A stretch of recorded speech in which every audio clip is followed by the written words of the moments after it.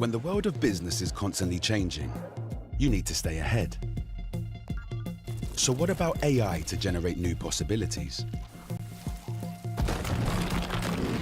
Machine learning to predict what customers will like. Or expand your business by forecasting delivery routes with real-time data. With the power of the cloud, imagine how AWS can transform your business.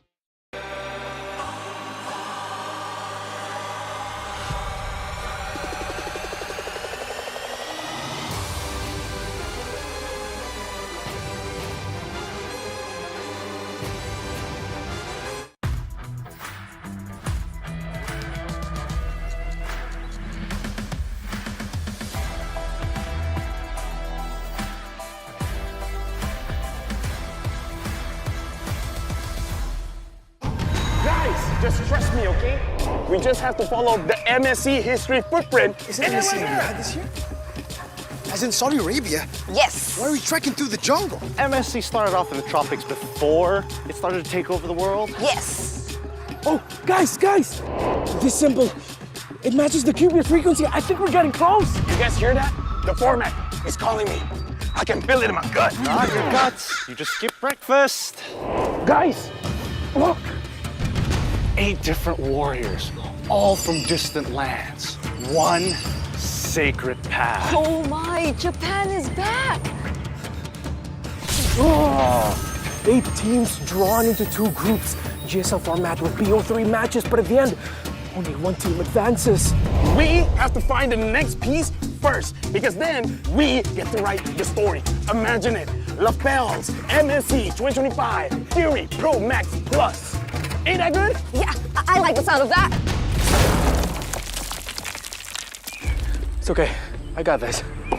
What's that? Great Scott! It's the group stage format! The MSC 2025 group stages is going to consist of 16 teams broken into 2 groups, each group balanced and regionally diverse. So all teams will be drawn into 2 seeds, and teams from the same region can't be drawn into the same group. Groups will then play a BO3 double elimination. Teams with a 2-0 record and teams that survive with a 2-1 record will then advance. 8 teams will then fight for the ultimate glory. Is it still a group stage or a group elim stage? Well, it's kind of both. It's the best of both worlds!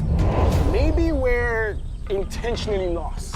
Oh, you mean like the time a strong team lost to a weaker team to claim it was a strategy to go down to the lower bracket for a more dramatic comeback?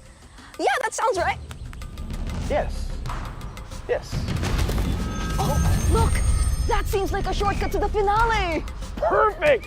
Now we can solve the final format before they even get here. Let's go. Brigida, let me teach you something. When you see something shining, you smash it. I found it!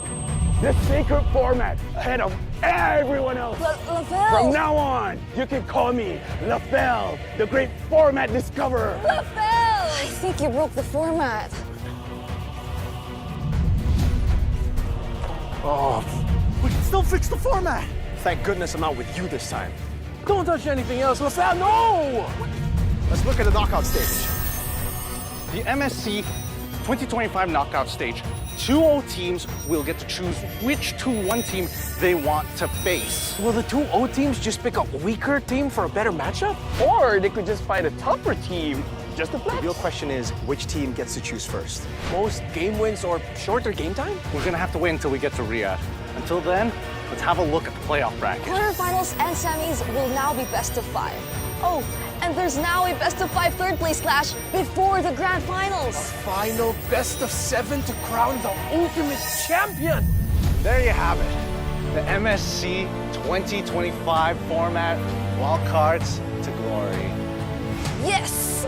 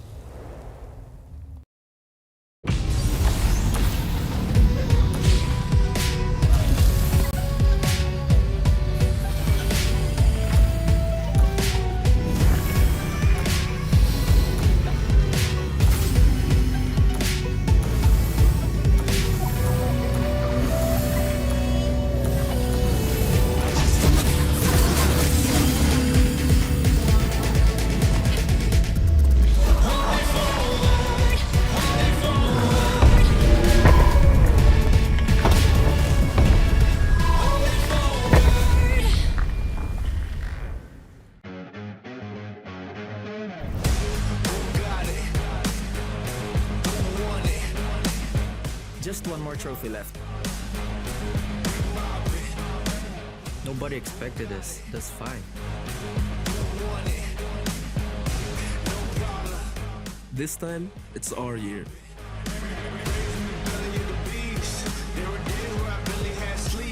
We're locked in. More than competition. I can't live like the opposition. Living everything I dreamed of. Doing everything you think of. The way I work, I'm on the brink of. Doing everything you dreamed of. Only aim for perfection. Ain't no half stepping. I'm gonna take you back. Spitting fact, you gotta live with that. Who got it? Who won it? No problem. Bring my city, plenty having coffee. Do or die, it's either all or nothing. Best believe I'm leaving out with something. Anytime I got the crowd jumping, throwing raves, you know they fist pumping. I'm the king of this function. It's comeback time! What you do if you have my life? Word like Everyone knows who will win MSC 2025. just to have that ice. Let them do stuff, trying to have that price. Even yo, cooking about to add that spice. Nowadays, you never had that fight. When the push boom, better burst your pipes.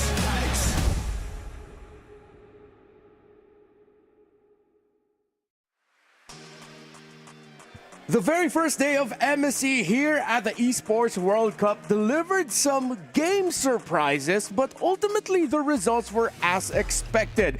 Now though, we go into day number 2 wherein we focus in on Group B and let's see if they can deliver banger after banger similar to day number 1. Welcome back to MSC here at the Esports World Cup. My name is Renmar. I'll be your host for today, joined by notorious Magic combo deck player Gideon and his lab-grown son, Miracle. How are you guys doing? Hey, doing great today. I mean, we've got a lot of interesting matches, and more importantly, once we get into it, I'll explain the face paint in just a little bit. But hey, Mirko, I mean, you saw half of yesterday. I got the first half of it. How did it all line up? Hey, we were actually able to cast 2 more full best of 3s, you know? I don't know if it's a Brigitte curse or if it's a... I think it's both Brigitte and Naveen working at the same time. But yeah, we got some absolute bangers, almost so close to upsets. Yeah, some very interesting storylines that we have in preparation for the second day featuring Group B. We have a good old Malaysia versus Singapore matchup coming on. Some powerhouses showing up. So I'm pretty sure Group B is going to deliver. Will it deliver more 3-game series? Ooh. Let's see. Before we talk on a little bit more further about what to expect, I just want to ask for, again, quick recap for yesterday. Are you guys surprised with some of the drafting decisions, the gameplay decisions? How are you feeling? Honestly, in terms of the raw drafting, I think that a lot of teams are, well, I don't want to say that they're hiding their drafts so far, but it definitely feels like they're trying to test each other a little bit more, you know? Try with a bit of a riskier draft, kind of test the waters, make sure that they can flex a little bit more on their opponents, just to see the power levels. Just like Sanford in the hero shot, right? But yeah, I feel like a lot of these teams are still trying to limit test, still trying to see what MSC is all about here. We saw Mythic Seal go for a very risky lineup with a Selena, and I think that was the only Selena we saw in day number 1 after... I think last time we saw it in the grand finals of MWI. Yeah, so we're clearly seeing that the creativity of teams in terms of their drafting and their final hero lineups heading into the matches are still being tested and are still being proven. We're still stretching the limits of what this meta can bring. And I mean, I couldn't ask for more when it comes to MSC here at the Esports World Cup. Yesterday, yes, we're full of surprises, so we're going to be seeing the top plays show up on your screen in just a moment. And there were a good amount because what I loved about yesterday is, despite the results with Team Liquid Philippines dominating Ultra Legends, Onyx surviving CFU, the matches of SRG against VP, and then Mythic Seal versus Corinthians, is that there were a fair share of highlights per series. Oh yeah, you can definitely see that the mechanics of these players, especially the champions, I mean the champion, I want to say league, but it's really the champions group here in Group A, it's very evident, right? Everybody is making sure that they minimize all of their mistakes all across the board, but we also saw a good amount of challengers, right? VP against SRG, being able to take down a game from SRG's side. To be fair, I do admit that the draft was a little funky from SRG's side, but hey, everybody loves a good game. Yeah, I think it was a little bit funky for VP too, as we got to game number 3. You could see that just the way that SRG were able to outdraft, VP outplay them in game number 3. And after that, we got to see a really, really hot matchup in Mythic Seal up against Corinthians 2. And that matchup in particular was just all about the drafts. Those risky moves that didn't really pay off as much. Yeah, outside of the drafts and in games, we've seen some really great reactions as well, brought to you by Crunchyroll. Yooms being vocal, even a little bit of a table slam there. Even Cram after the match against Virtus Pro, he stood up and pointed as if it was what's the name, like the attorney, the ace guy. Yeah. It's Yes. Ace Attorneys. Yes. Yeah. Stephen Bright, I think? Sure. No. Sure, we'll go with that. You even see some shrugs here and there from Virtus Pro. You know what that reminds me of? Who? Sunset Lover at M3, dude. Like the whole dance against Toda, and then same pattern. Like they won it, and then they lost the series ultimately to a point from Krem.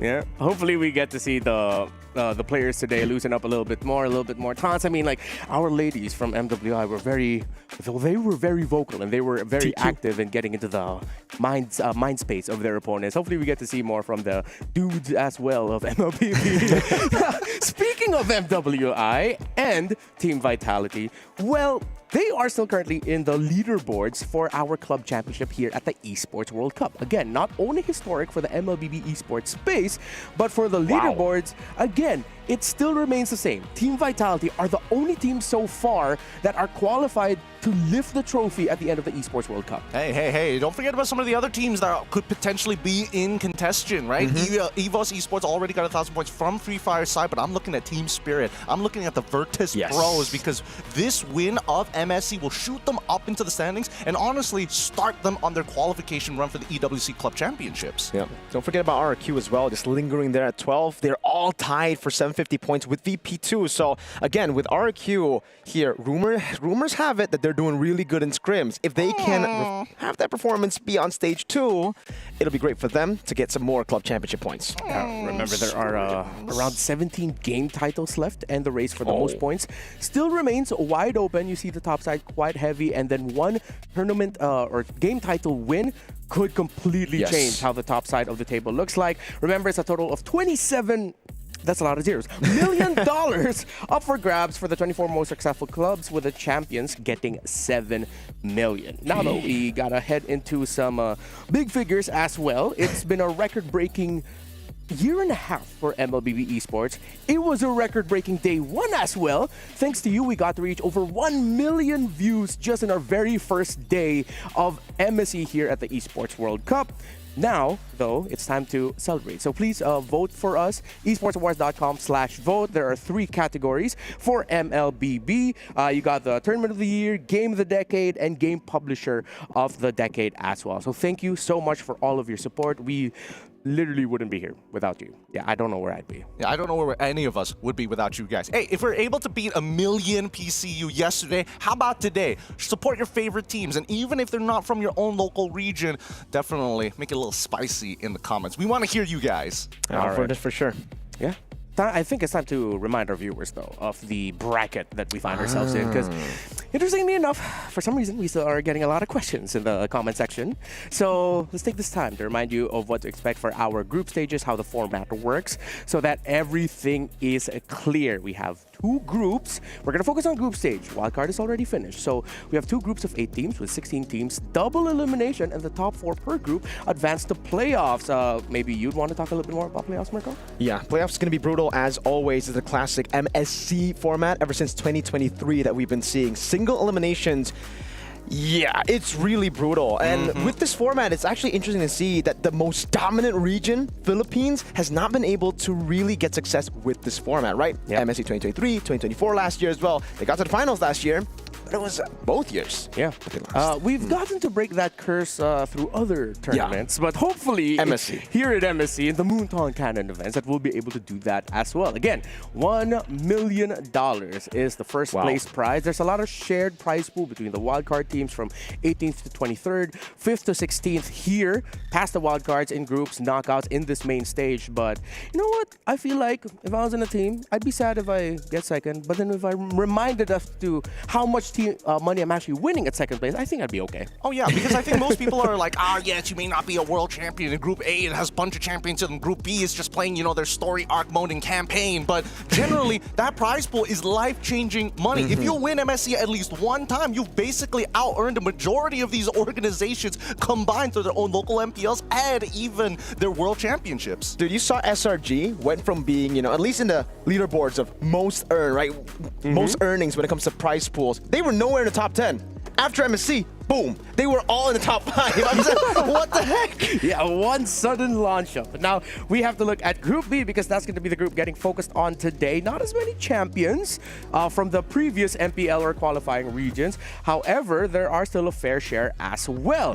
As champions from MCC in Team Spirit, MTC in Aurora Gaming, the China qualifier, it's Dianfeng Yaoguai, and the SGS9 champion in Team Flash. You're going to be seeing all of them match up today. I know you're already going to be looking forward for the Homeboys Flash SG matchup as Malaysia versus Singapore. But what's your matchup that you're looking out for, Mirko? TS versus DFYG. I'm a big fan of TS, massive fan of DFYG. And I really want to see another new region here pop off in MSC. We've been seeing back-to-back like non-Filipino region. I'm sorry, Renmar. It's all good. We've been winning a bit too much. Indonesia, MSC 2023. Malaysia winning their first major international. I would love to see China or ECA get their hands on. Get their job done. Yeah, and it's going to be a revenge match later on in the day for the final matchup between Team Spirit and Dianfeng Yaoguai as they met up in the Super Cup earlier this year, which delivered a very prolific win. DFYG do not want to remember it. Yeah, they don't want to remember it or carry it on their shoulders to see if they could win. But that's the final matchup of the day. And if you want to join us for MSC, if you haven't gotten your tickets yet, the tickets are still available. Just look for them on webook.com. And remember, we are here in Riyadh all the way until August 2nd, the very final day of the knockout stages. You won't be able to watch the group stages though because you're in a separate arena. But once we get to the knockouts, once we're in the big arena, then there will be a time. You could join us there, or just drop by the Boulevard and say hi to us. I guess I think we'll be very much okay with that. Now let's talk about the Saudi National Bank match of the day. We've had our own opinions of what it is, but our match of the day is Onyx PH versus Aurora Gaming from Turkey. Oh man, I wasn't expecting this. Maybe personal bias here, but honestly, Onyx PH versus Aurora Gaming, this is going to be interesting because every single time we've seen Aurora Gaming, we're like, these are the dark horses. They're going to be smashing so many teams, but then they always get paired up with some of the top seeds right at the very start. And based on what we've seen in history, every single time they start with a top team at the very beginning, it's just a long struggle through the lower brackets. It really depends, right? Because their first ever, their debut in the international stage in M4, Incendio Supremacy, they were able to beat Blacklist International, the top dog at the time, made it to the grand finals too. And it's unfortunate for Aurora. The narrative right now is you're only as good as your previous tournament result. And they were grouped in the Swiss stage of M6. So they're going up against the world champions here in Onyx Philippines. It is a tough matchup, but with the meta shaping up to be as it is right now, I think Aurora have a pretty good shot. Yeah, and considering the fact that their coaching staff is made up of 2 coaches from the Aurora Philippines squad, MTB. Meaning that they have 2 members of their team very, very familiar with how Onyx operate in the draft and how they operate in game. So it is an interesting matchup to watch out for, and I'm excited to see it as our match of the day later on. So at the very top of the show, we discussed a little bit about the drafts, and I think if we bring our viewers back to what happened in patch 1.9.90, if I'm correct, we can have a more in-depth discussion as to why we see the patch operate the way it does now. Yeah, again, big buffs to the EXP lane, significant changes. Arla and as well as Lapu Lapu plus Esmeralda has been the new additions. I wasn't expecting Esmeralda to be as good as she is in the current metagame. I would love to see a little bit more Yuzong, but I think a lot of it just comes down to siege minions and then the faster crab respawn time, giving you more incentive, or 15 seconds more incentive to fight back against your opponents in lane. Yeah, it's unfortunate we don't get to see Yuzong, but I think the big problem with Yuzong currently is the Petrify, dude. Like when you get tough boots, usually you go Furious that Petrify and it's an auto combo. You land that. With the Tenacity boots right now, it's just hard to get it. Even with the Petrify, you don't get the second part of the Furious Dive. But I think the biggest change in this patch is actually what was not highlighted there. I think the movement around the river has changed a lot in terms of the team dynamics and how many more team fights we're getting early on, plus the delayed jungle spawn, jungle creep spawn. As much as I love to talk about the patch and keep going for another few minutes, we have more chance later on, especially in the drafts and especially in game, to discuss what's happening in the meta and how it has affected the play. Now it's time to look at it from the tournament perspective, and let's look at our Aramco power ranking. So heading into day number 1, we got to rank our teams personally, and I think it still remains the same. We are now looking at, oh no, this is the same graphic from yesterday. So we're seeing a good amount of Group B teams actually in the Dark Horse and Fighters column. Yes, I think this is where it gets a little hard to kind of predict how Group E is going to go. I think everybody has like a rough idea of how Group A should quote unquote, should shape up, unless, you know, some of the bigger teams drop a couple of games here and there and dip down. But Group B is where a lot of the storylines are going to be built off from the MSC. It's a strong foundation, especially for regions outside of what we know in Southeast Asia. Yeah, I think Group B is filled with... I remember we discussed this yesterday. Group A, it's like a story that tells itself. Group B is... A lot of them have a lot of stories that go back years back. Tournament results. We see good amounts of that in Group A as well. But there's something about Group B that I look at. It's like, if there is going to be a team that you don't expect to make it into the finals, they might be coming from Group B, like with the roster that they have there, the stories that they have. So let's see if Group B will be the group that delivers surprises. And no, I did not get shocked just now. With hopefully you got to hear the battle cries, because if you didn't, then I'm just the dude who got surprised out of nowhere. So let's start talking about the two teams that are going to be fighting out for our very first series of the day. It's Homeboys from Malaysia, Team Flash from Singapore. You're the Malaysian of the table here, Gideon. So what can we expect from Homeboys? Look, Homeboys have had a completely new revamp of its roster. From what we used to know, the Flame Boys being really spicy, being in your faces with an aggressive playstyle, now they've kind of humbled down with a completely new roster built from the ground up. I'm not Singaporean, but I'll take this one. Flash SG. It's weird because you would expect this to be an upgrade on paper. Zace, a world champion coach coming in to coach an all-star SG lineup, but unfortunately this was literally their shakiest performance to making it to an international yet. Yes, they've had some changes in the XP lane, and I think that could have been what contributed much towards that shaky performance in Ken, because he is still inexperienced, he's still new compared to Diablo at least. That's going to have to change, right? Ken will need to improve really quick because they're up against Homeboys who are new too. A lot of them are making their international debut. But for some reason, it just feels different. The aura there, like they are confident with Airpong at the helm. I mean, in comparison, right, when you have Vel, Amal as their jungler, Izanami, You want to put the Yayo in? I didn't expect them to change it. MLQT. This roster is looking to try and shake things up, especially for the Malaysian representatives. These guys have definitely failed in making it far within their own groups, if not getting knocked out super early in internationals. This is where it all changes. Yeah, remember last year, it was Homeboys who was taken down by Team Flash at the top 8 portion of our knockout stage. They moved on forward and gave Singapore its highest placing in an international tournament in such a long time. They could declare themselves as one of the top 4 teams in the world at the end of MSC last year. This Homeboy squad, let's see if they can enact some vengeance for what happened to their previous counterparts in last year's MSC. I think for the Homeboys, at the very least, we're looking at that mid trio to work well. Amal, Izanami, and as well as Ivan. Their side laners are pretty stable overall, but they're not exactly the most lane dominant. I mean, sometimes it is, and when you see that lane dominance, that's when things start to shake up, and you can see the teams have way more options in playing the map. Yeah, so it's really more of team fighting for the side laners too. They just really, they want to shove in the lanes and go and rotate. And hey, this is what the patch is about. You just go, pick up ready to fight gold laners and fight for Turtle 1, where you can look for the snowball. And Homeboys have been doing a whole lot of that even before the patch. Yeah, let's see what Team Flash will bring to the table. It's a roster that you're very familiar with. Mirko touched on it earlier. The only difference is their EXP laner Ken, but you have the returning, we call him the Emperor Akihiro-san, JPL in the roam for Flash, who is now in his, excuse me, sixth MSC appearance? Yes, he has not missed an MSC just yet. JPL as a veteran, the Shogun, some may call him, our Emperor Akihiro-san is looking to guide this squad to their victories. But that's not the only people that we should worry about. Curtizi in particular. Last time, what shocked the world was with some of his stranger mid picks, right? We saw Martis in the mid facing off against Aloy certain times. 2v1ing teams who weren't expecting these options. And now, with Vanix kind of becoming his own man throughout the past year, they need to make sure that at least Hades has some support because he's always this big player, but he needs that little bit of oomph to get him over the edge. Yeah, but Mirko, they have an Indonesian coach in their squad now, Coach Zace. What can you fill in our viewers in about that? Technically, he's Singaporean, but he did win with Indonesia with Evo. So yeah, Zace.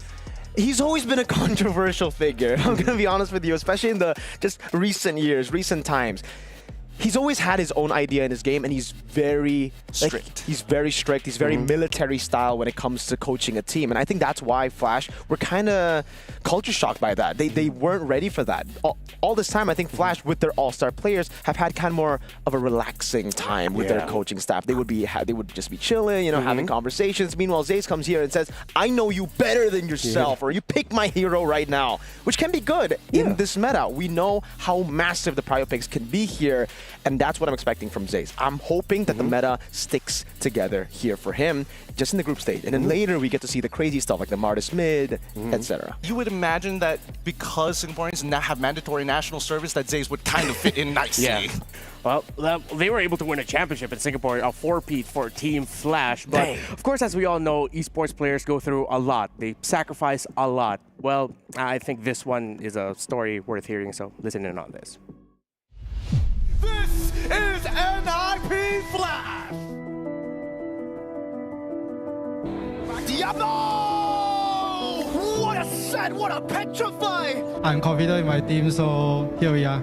It's quite a long story lah. So basically, before the start of MPL, some unfortunate things happened to my mom, so she passed on lah. Despite that, I did still try to perform for MPL stage, but I feel maybe my performance wasn't as good. You got Mondays with the triple, another maniac! What? As they wipe out Flash SG!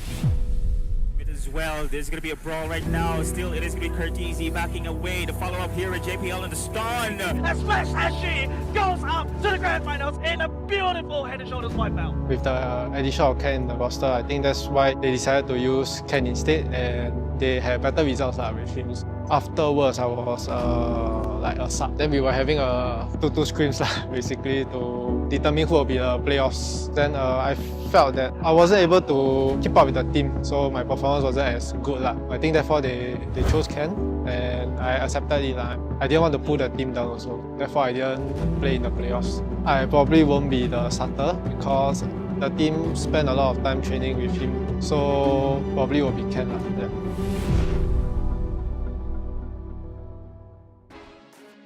Well, we got a chance to talk to Diablo earlier today. It seems like he's in good spirits to help support the team in what way he can, and no pun intended there, in what way he can. But it seems like he's very happy to be here as well. The team brought him out, and we might not see Diablo play, but know that he'll be backstage really supporting Team Flash. In just a moment, we are now going to be seeing the draft, and it's time to talk about the juicy picks that we can expect.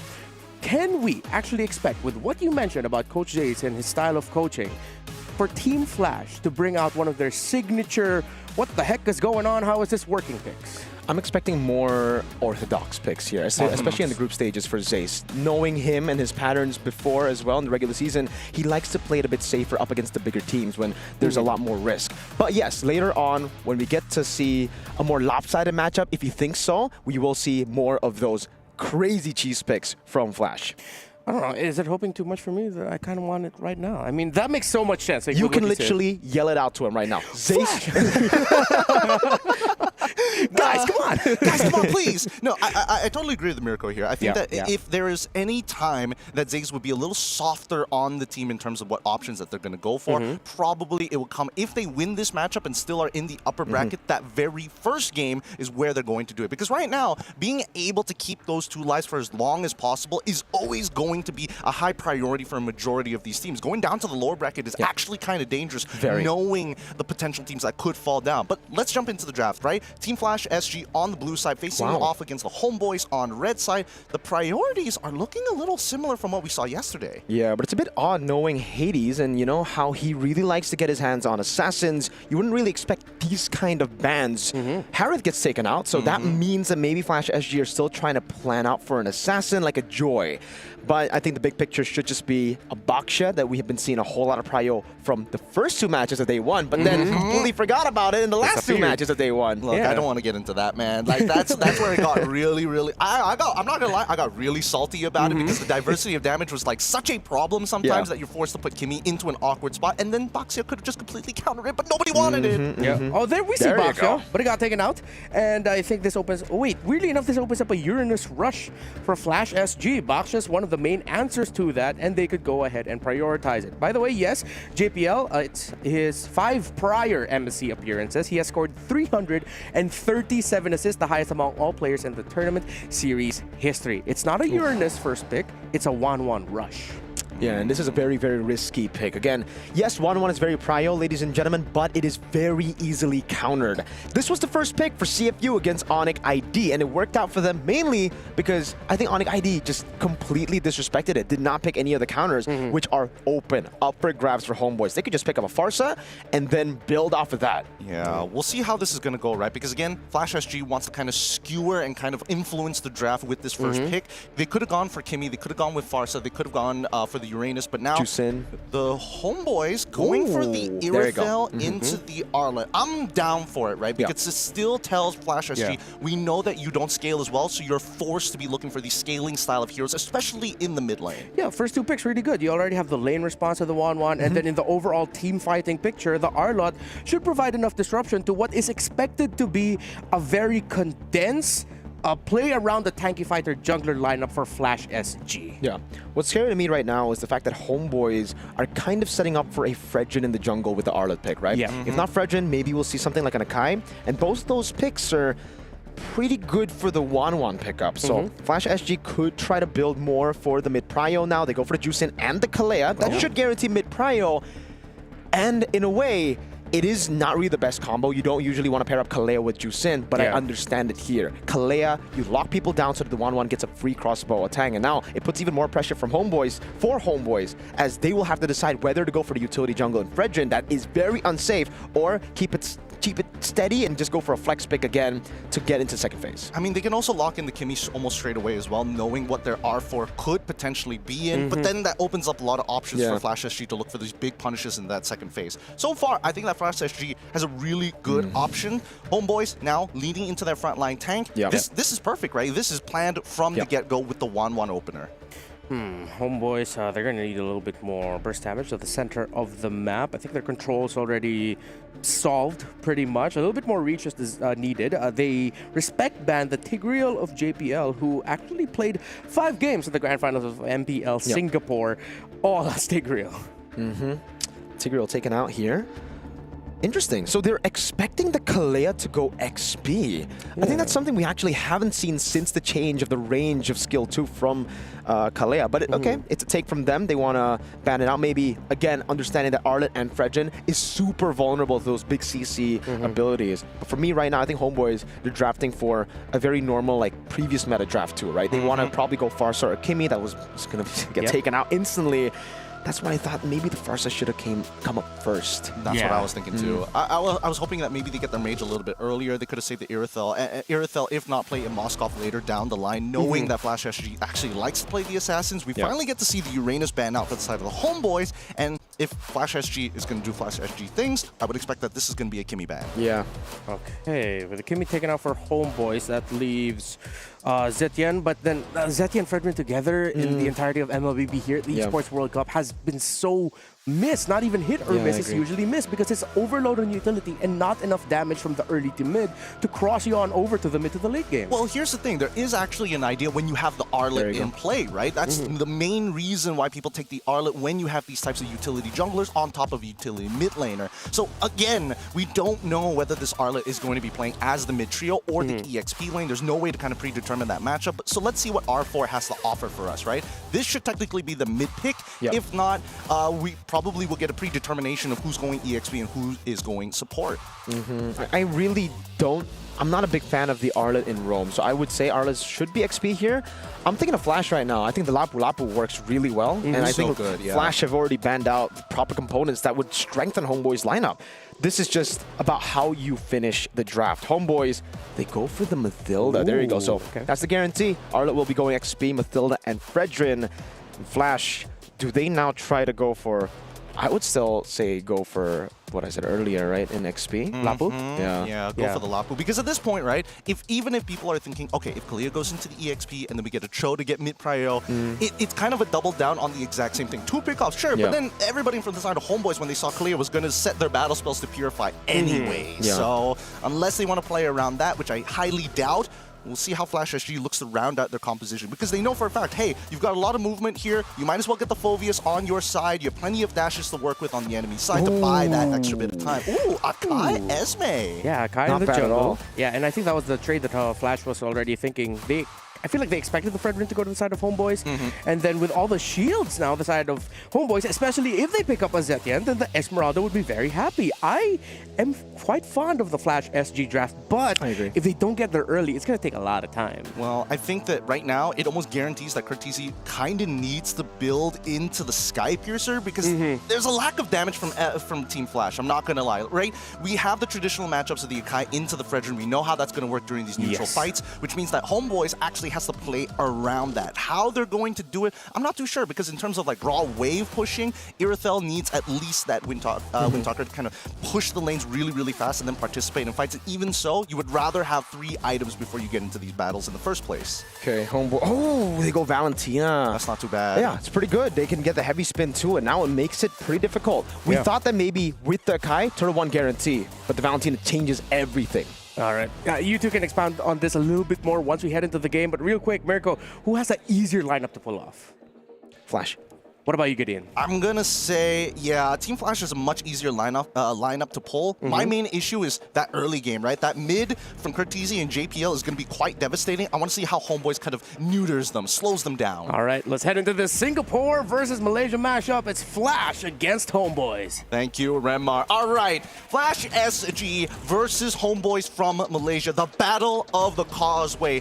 Years in the making, a rematch that we've been waiting for a very long time. Luckily, nobody is up for eliminations. Mirko, it's going to be you and me as we start making our way into the land of Dawn. How you feeling about this? Because even for me, I'm looking at the lineups. I'm worried for both sides because a single mistake could snowball out of control here for the Mid-Season Cup 2025 here at the Esports World Cup. Hey, a lot of questions, and we get to answer those questions here. We get to elaborate on our previous answers, and I think I might have to backtrack on what I said earlier. Flash having the easier comp. I forgot again of the combo with the Valentina taking the heavy spin to give the constant resets on Vengeance, right? It's Beyblade X, baby! Oh my lord, it's not just going to be the Fredrin. It's also the Akai that's going to literally let it rip on the hands of Alan. Yeah, I think that's why when I'm talking about like the later stages of the game, this Irithel is going to have quite a fun time, right? Being able to kind of run through everybody, especially when all the resources are down. It's really going to be a battle of management overall. How do we control the map while minimizing the amount of gold given to our opponents? Because if we're talking about like early invades as well, I would say that the early invades are looking really, really good, especially pre-level 4. If we're talking about like the traditional, Kimmy plus my support plus my jungler, we walk into the top side of the map. Since we already have an advantage there, we might as well just plow through and deny level 4 from Fredrin. Yeah. I'm thinking about it right now, and yeah, I think even in the individual lanes, it's just difficult for Flash SG to keep up with what Homeboys have already drafted. The Irithel matchup is ridiculous for the 1-1. Like, you don't win those. Maybe level 1 with the Inspire, but that's about it. I don't think they're taking Inspire. I mean, Kalia's on the other side, so we didn't get to see battle spells just yet. 1-1 Inspire. 1-1 took Inspire. Okay, that's fair enough. But even so, right, that's, again, a mistake that most gold laners tend to make, right? They walk up instantly, try to go for that level 1 initiate. If that Inspire doesn't get mega value, or at least get, sorry, not revitalize, rejuvenate out of their laner, then, you gotta play a little safer. You don't want to trade as often. I think that's why they covered their weaknesses in the gold lane by picking up a crazy mid duo with prio-wise, right? Like the Juicin and the Kalia should be able to clear faster than what Homeboys have already picked up for themselves in the Mathilda and the Valentina. For sure, with Concussive Blast, assuming. With Concussive Blast, and then they'll just rotate into the bottom lane, give the 1-1 a bit more space, then as expected, I think both these teams will be sending their gold laners into the fight, which should be the big gamble. That's what we're going to be pointing our fingers at, guys. And for you guys, watch Turtle 1. Big contestation point, especially considering now we have 2 heavy spins, a Fredrin, 2 utility jungles. They both need the Turtle. Yeah, no, it's a 50-50, right? It's either we go down to the gold lane or we have to fight for Lethal Wanderer, and then we'll see what happens there. Either or, I don't think Homeboys is going to like even walk up. Where they're like, hey, you can take it, boys. And there's more pressure on Flash because they can't really play the weak side of the map. The Irithel is just too safe and is a winning matchup already up against the 1-1. So you either win Turtle 1 or you wait and scale. And I don't think you want to do that with a 1-1 in your composition. This is a pick that wants to snowball, wants to get those mid-game team fights rolling, and you want to end the game before people get Winter Crown. For sure. Yeah, the Winter Crown is going to be a bit of an issue here. As we look through the players, you can definitely see that this is a high gamble from the side of Flash SG because, again, it's not dependent on the team play. It's more dependent on that first minute of the game. How do we play this lane? If we can get an advantage, that advantage will slowly increment itself to something bigger coming into minute 2, minute 3. And that's what I'm worried about for the Homeboys. If Homeboys are able to kind of survive that first 3 minutes, go into that turtle, they don't necessarily even have to contest the turtle. They can just walk away. Yeah, exactly. So there's no pressure for Flash to fight. They have ridiculous disengage with Mathilda. And yeah, as expected, purifies across the board. Also for Izanami. All right, we're finally getting into this. Oh, wait, hold on. Hades is walking up. Is he going for an opposite purple start? He's going to the orange buff to try and steal this away. Is there any information whatsoever? I don't think so. Nobody knows that he snuck through. Hey, I've seen a whole lot of things in MLBB, but one thing I would never expect is for an Akai to invade level 1. Yes. He's gonna get it too, and there's no punish. Yeah, Homeboys are just playing it classic. Hades going for more. He's playing like a Nolan on this Akai. It's so smart. It's so smart Amal's because gonna find out. I mean, he's gonna find out fairly quickly, but it's so smart because he knows, hey, Irithel has to make sure that, you know, she has lane prio, and now the first Little Wanderer is gonna come up, and Hades, he's like, haha, who wants to fight? He's gonna get it. Oh, it's Amal who secures it, but it is a big retro use. So Hades gets level 3. Amal is stuck on 2 with a Fredrin, and it's Impure Rage Gideon. We have to talk about that. Usually you go Concussive Blast just to clear a bit faster. Amal has gone the sustain route. You lose out a bit of that clear pressure, but now it is a big advantage to Team Flash. Akai is gonna hit level 4 without even going full camps. And the worst part is that Homeboys can't even try and look for a camp of their own. They can't go for the counter invade, especially since Esmeralda is controlling the wave and already confirmed the position of Amal. Now, looking at the emblem set so far, everything looks pretty standard all across the board. A lot of Wilderness Blessings coming in from the side of Izanami and Ivan, knowing that they're not going to have priority, but they want to be able to keep up.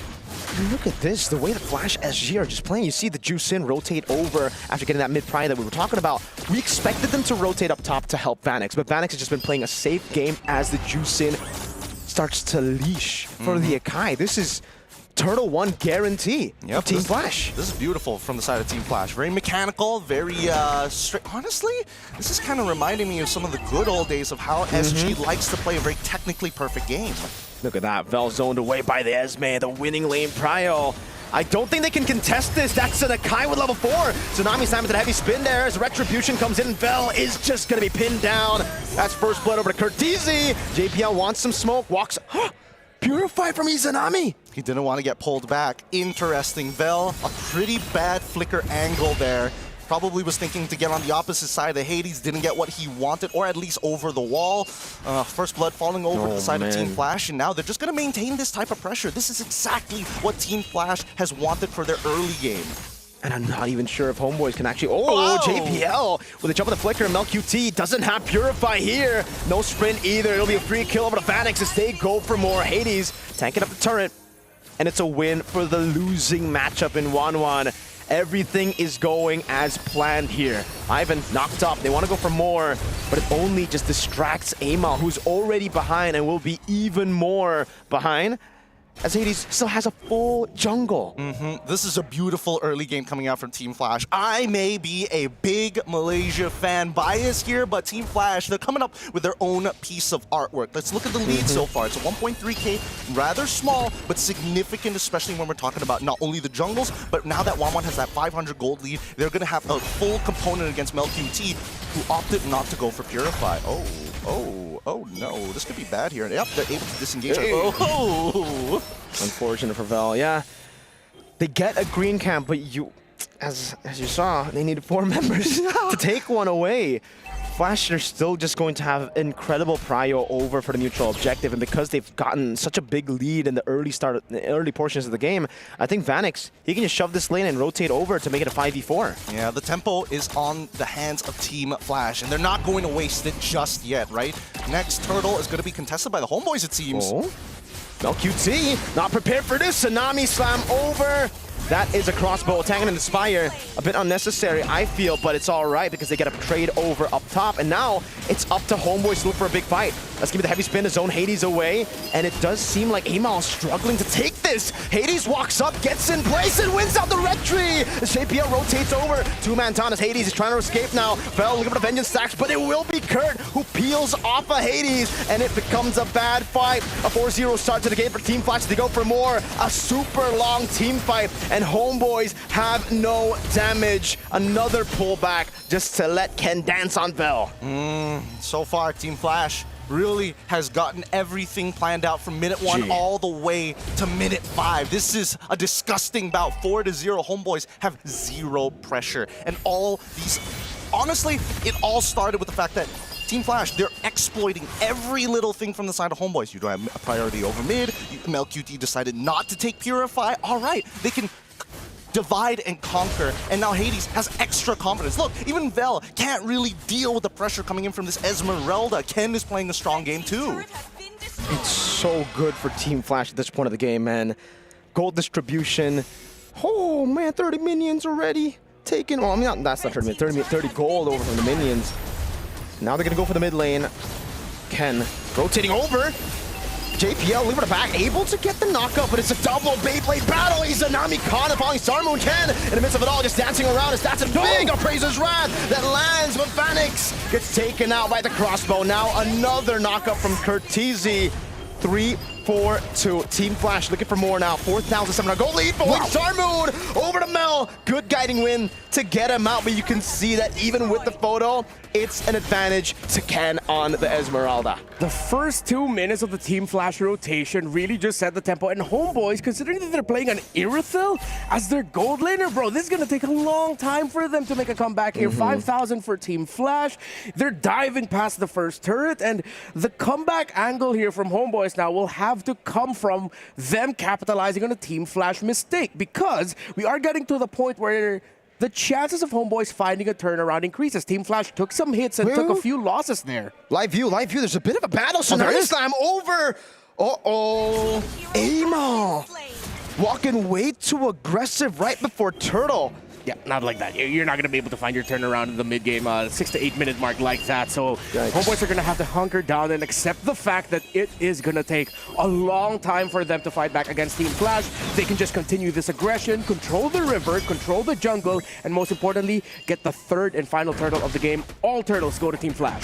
It's one thing being behind in the jungle on a Fredgen, but against an Akai, it's a rare sight, man. It really is unusual. JPL will get caught. They finally get something here of a trade when it comes to the turtle fights, but it's a roamer too. I think Team Flash are all right with that.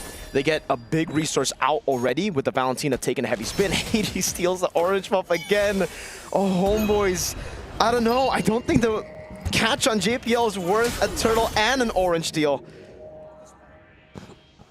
At this point, it's really difficult for Homeboys to actually push back into it, right? The lead is very, very clear. The timers are running out. And worse yet, Team Flash has almost hit that checkmate angle, right? 6.4k so far. And look at them. Homeboys are forced to stay together, forced to fight for every little objective, every little buff. So what we've been already talking about, the fact that Homeboys will already struggle to get back into the game through laning. Now, because they're sticking together, they're going to get less and less gold. It's going to be dispersed amount. Oh my lord, that's almost a 3,000 gold lead between the gold laners. And it's supposed to be the counter match of JPL with the conceal. Able to play, able to go for a Tsunami Slam Vanix with the lockdown as well. That should be a free crossbow. Tang into the backline too. Ivan melting down. Has the Purify, but you cannot purify damage.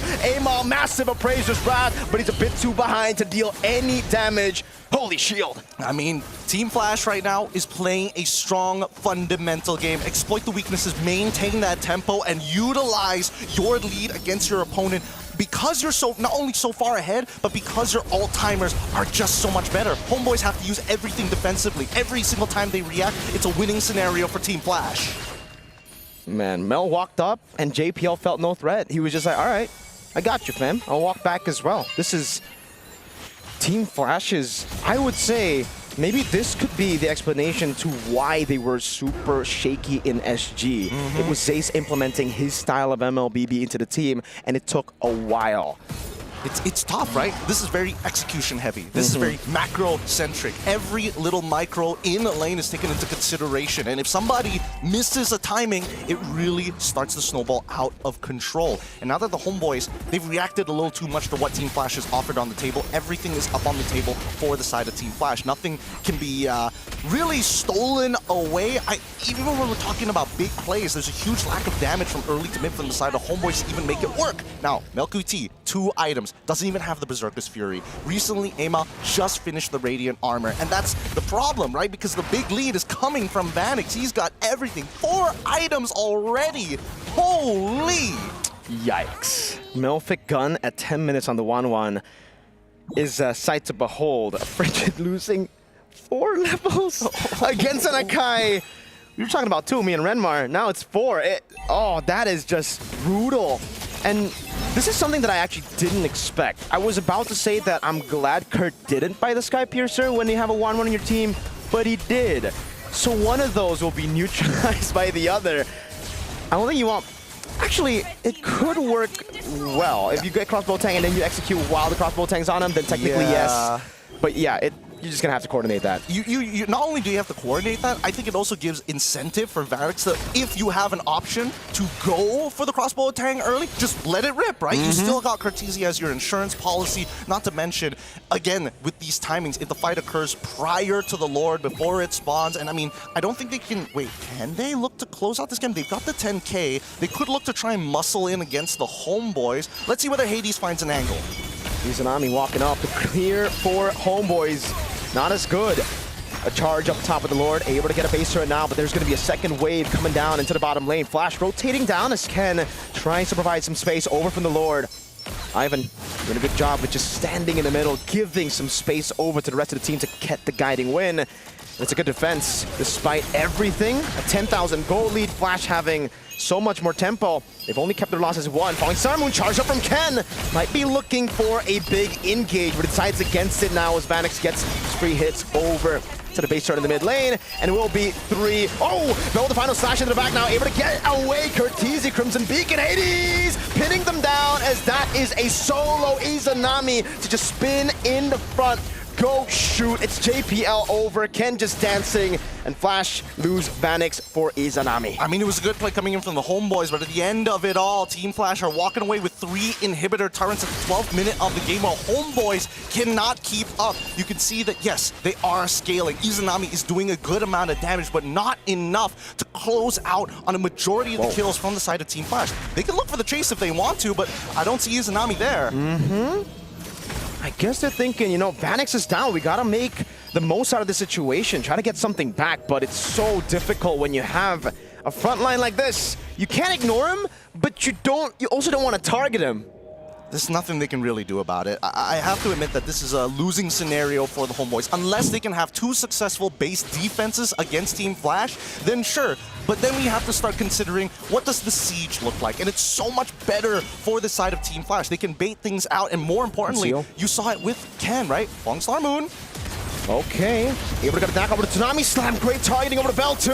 Crossbow Tang ready, and it will be cancelled just for a bit until it gets unleashed onto Amal. Praise Strat landing. Good read. Falling Star Moon from Ken on 3 as they collapse on him. One more shot. Vanix gets another. It's a double for Vanix as Ivan gets swooped back into the base. Curtizi with 3 of the Sky Piercer stacks, executing the members of Homeboys with a wipeout and a stomp in game 1. And this is what I'm worried about every single time we see Singapore versus Malaysia, and especially with this lineup from Team Flash. The higher the prize pool, the probability of them winning just skyrockets. My goodness, Team Flash look incredibly sharp. I think both of you said it, they are so systematic. There is a scary formula to how they operate in the early game that within just like what, the first 2 to 3 minutes, it looked like next game, Team Flash already has this. I think it's it is bringing back the SG of old. Last year when we saw Team Flash, they were like, oh, it's a meta where we need big playmakers, and that's why Diablo was such a huge integral part. And also, let's not forget about Cortese with his crazy picks. But now they're going back to the good old, we take small exploits and see if we can chain them together to make a huge lead come through in the mid game. And I love this version of Flash better than the previous one. They've literally just traded out those crazy picks in the draft to crazy plays in the game. There's just those little movements like invading early on the Akai, a subversion of Homeboys' expectations, took them out. Yeah, that subversion, I feel like, shocked not only Homeboys, but all of us here. There's always an asterisk when you talk about Singaporean teams and international tournaments, when you talk about Team Flash and international tournaments. Here this time, it feels like in their first appearance, it's a very loud statement right away. It's like, this isn't the SG or Team Flash of old anymore. Of recent old. It's more of like the classic Singapore teams of old. It's the guard, you know? It's the guard. JPL's been here for six MSCs. He's been here for a very long time. But the fact is, now, what is the adjustment coming out from Homeboys, right? Because Team Flash, they planned it from the very start. With a 1-1 opener on their side, the fact that they didn't pick their mid lane super early as well, they waited to see what Homeboys was willing to drop onto the table. And then, I think all of this could have been prevented had Homeboys figured out straight away, wait a minute, this Akai Hades has just stolen away our orange buff. Now we have to force vertical jungling. And they can't really do it. That vertical jungle was non-existent, right? Because he rotated over the top, and they decided to fight for a few camps instead of trying to look for other trades.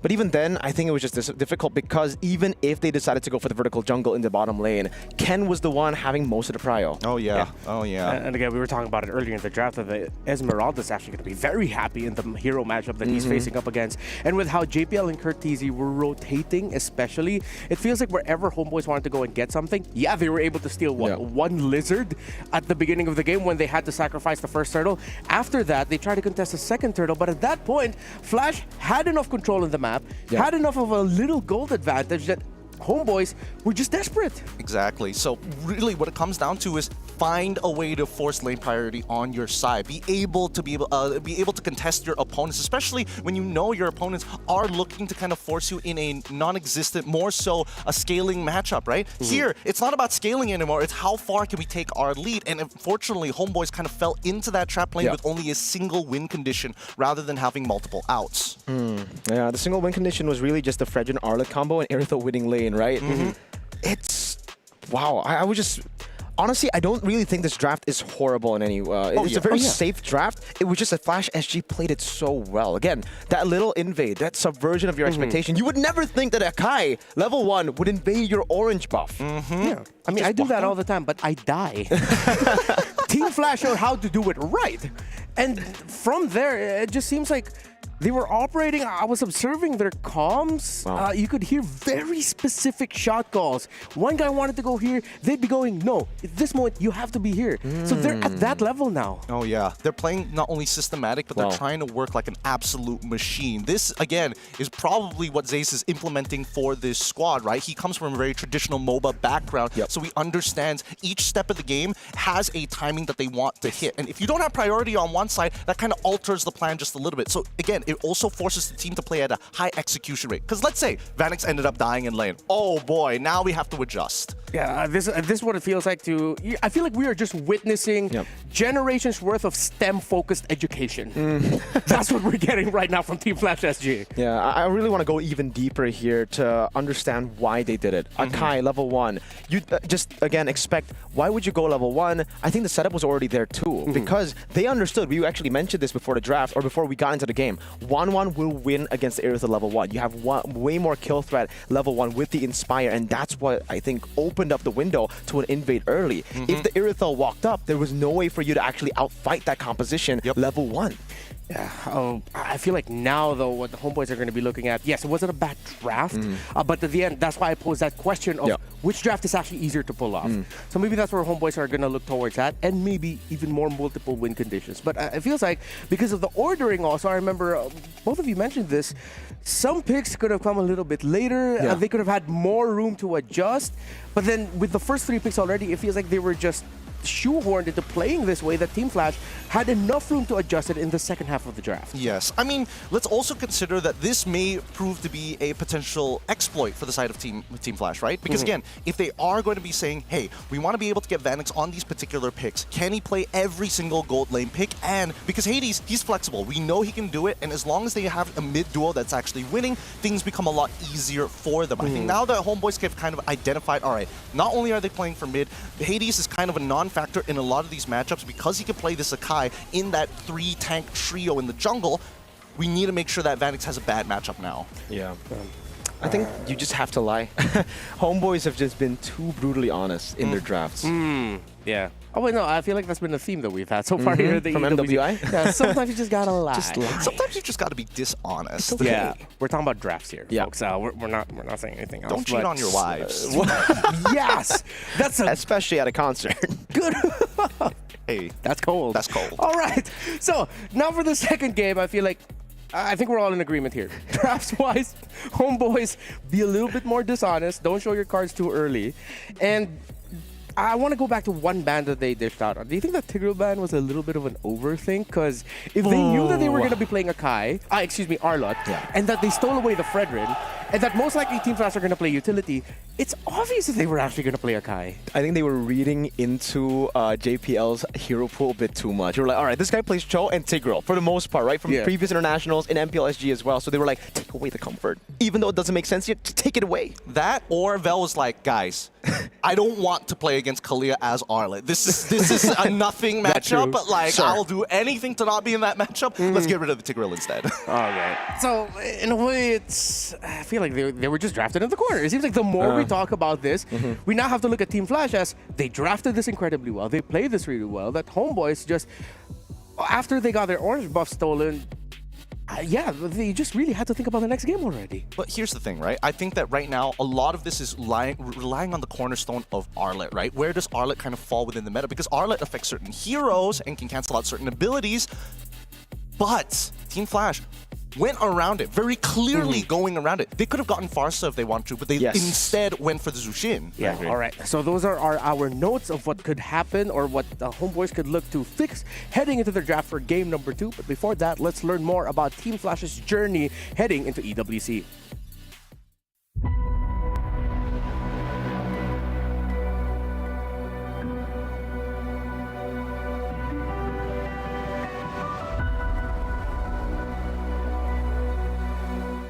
Definitely feel grateful that I get to play EWC the second time. It wasn't a smooth journey we had. We were struggling quite a bit in our league. King's Vanguard! Oh my goodness! By the face of Team Flash, almost being able to bring up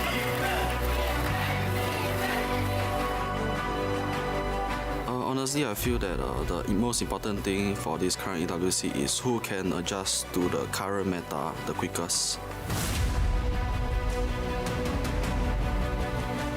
Teams from Singapore, especially Flash, are notorious for doing good when the prize pool is big. Coincidence? I think not. Captain JPL now extending down. Vanix shows up. Vanix finds the kill. I feel like Team Flash is such an absolute wild card every time, and they always seem to perform in international tournaments. Last year, no one expected them to make it into the top 4, go on that deep run, and they did. They put Singapore back on the map. NIP Flash. Simon picking Big Bird's first blood. The NIP Flash win out the best of 5. They send the Homeboys home. We are hungry for more.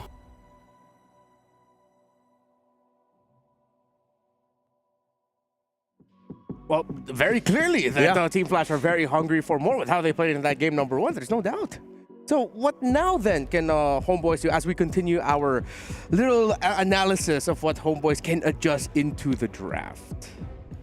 I'm saying, I'm throwing it out there. Okay. Take blue side. First, take blue side, see how they respond on red side. And I think the order of bans need to change just a little bit more. Because again, Uranus could have been taken there. They could have a non-off lane. They prioritized that combo a little too much. And I think teams need to kind of, need to flex it a little differently. If they show Fredrin early, okay, sure. But then, at least then, the signals aren't as clear. Yeah, I think I'm pretty okay with staying on red side. I understand why you want to go for blue side, but even staying on red side here, I would just say get more, just lie a bit more, be dishonest in the draft. Because again, when they picked up the Arla Irithel, we knew what was coming, and Flash knew what was coming a few moments away. Like, they knew the Fredrin was coming and it was already countered by the 1-1. So they picked up the Irithel, which was going to be a counter to the 1-1, but then they gave more value to the 1-1 in the end. Like, if you want to go for the counter, I would just say go for the Farsa then. If you want to play that kind of composition where you can at least outrange and burst the 1-1 before the Fredrin gives a free crossbow tank over.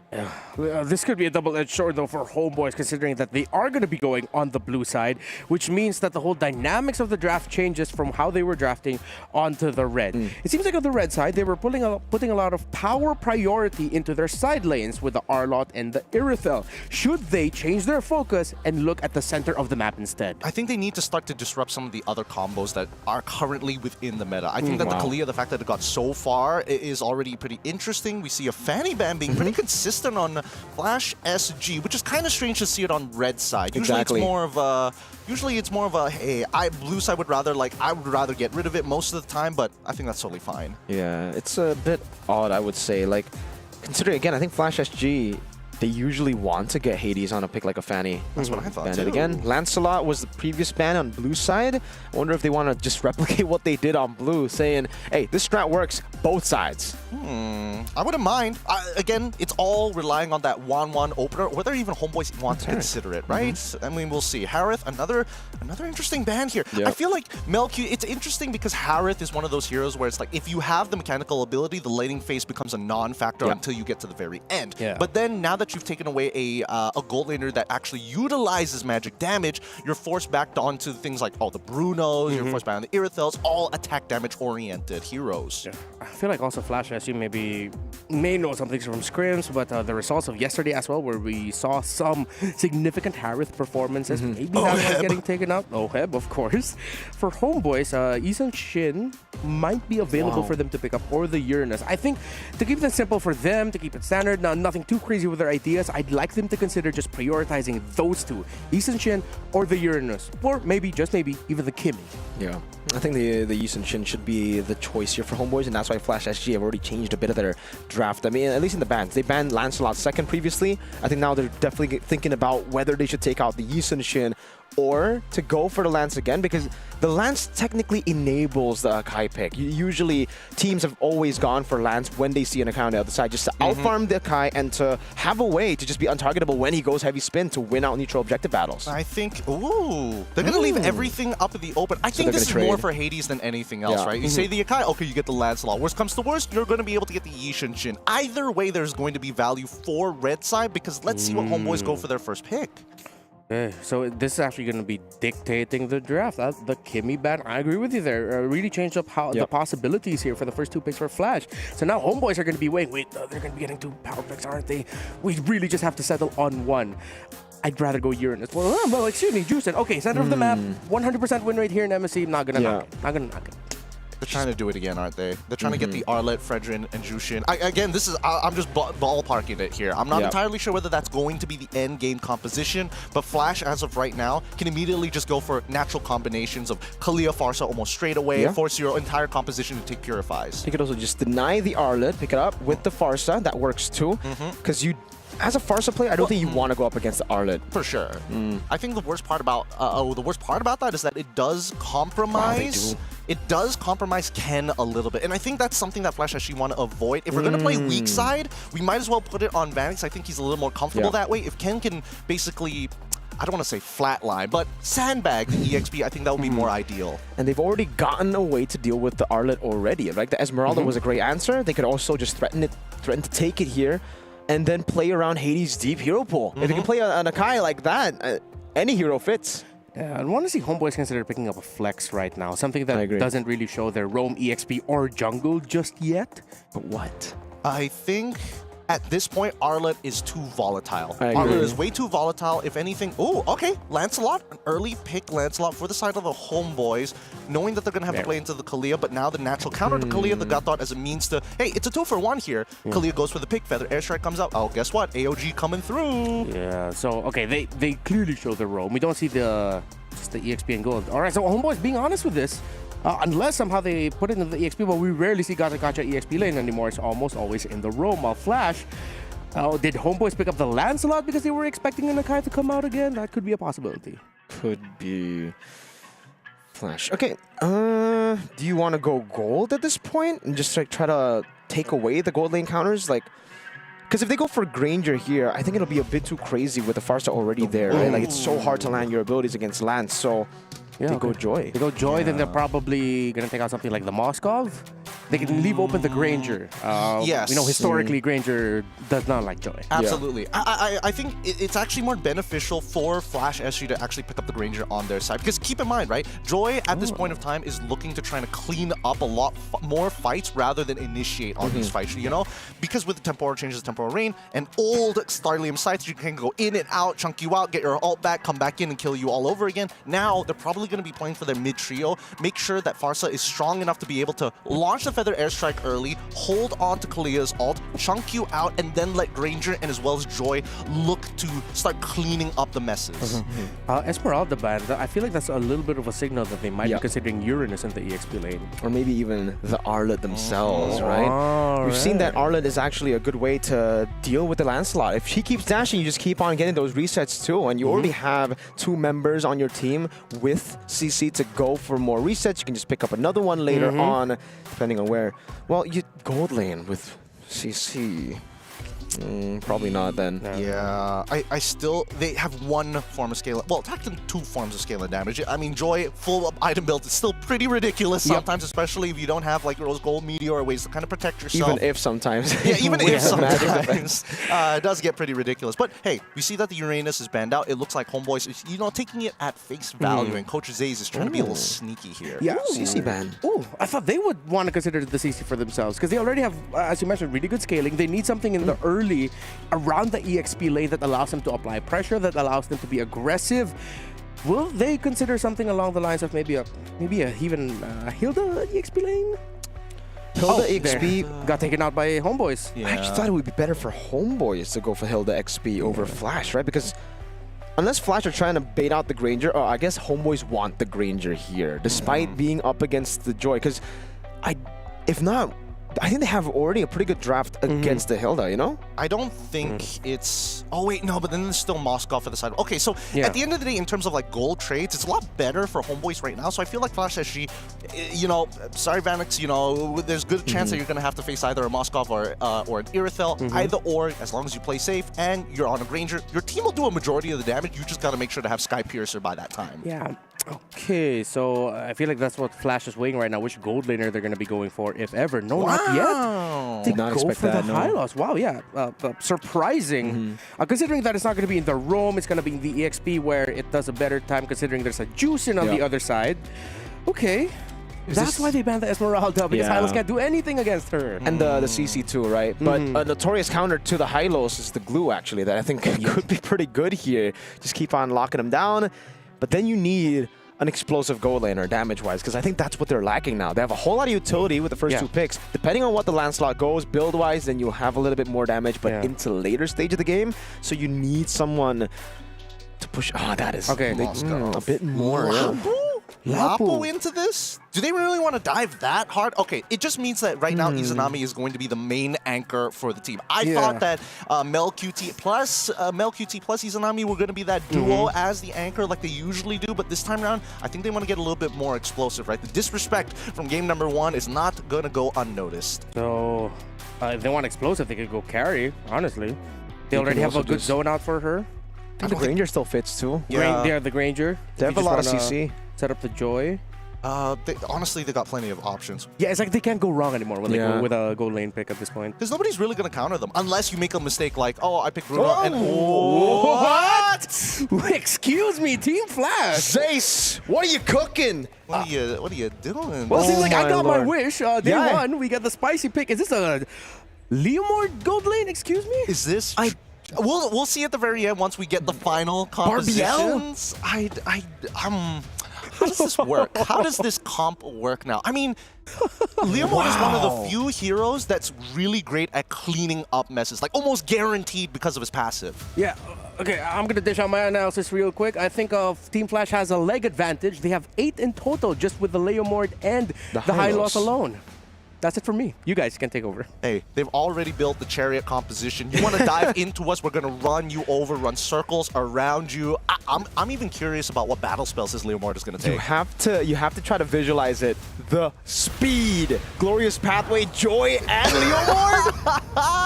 It's literally supercharged. The fastest comp you might ever see as we head on in to the second match of our very first series here. Homeboys on the blue side, Flash SG on the red side. Let's get this show on the road. I thought the Cavalry played yesterday, but I guess we're gonna see it today too.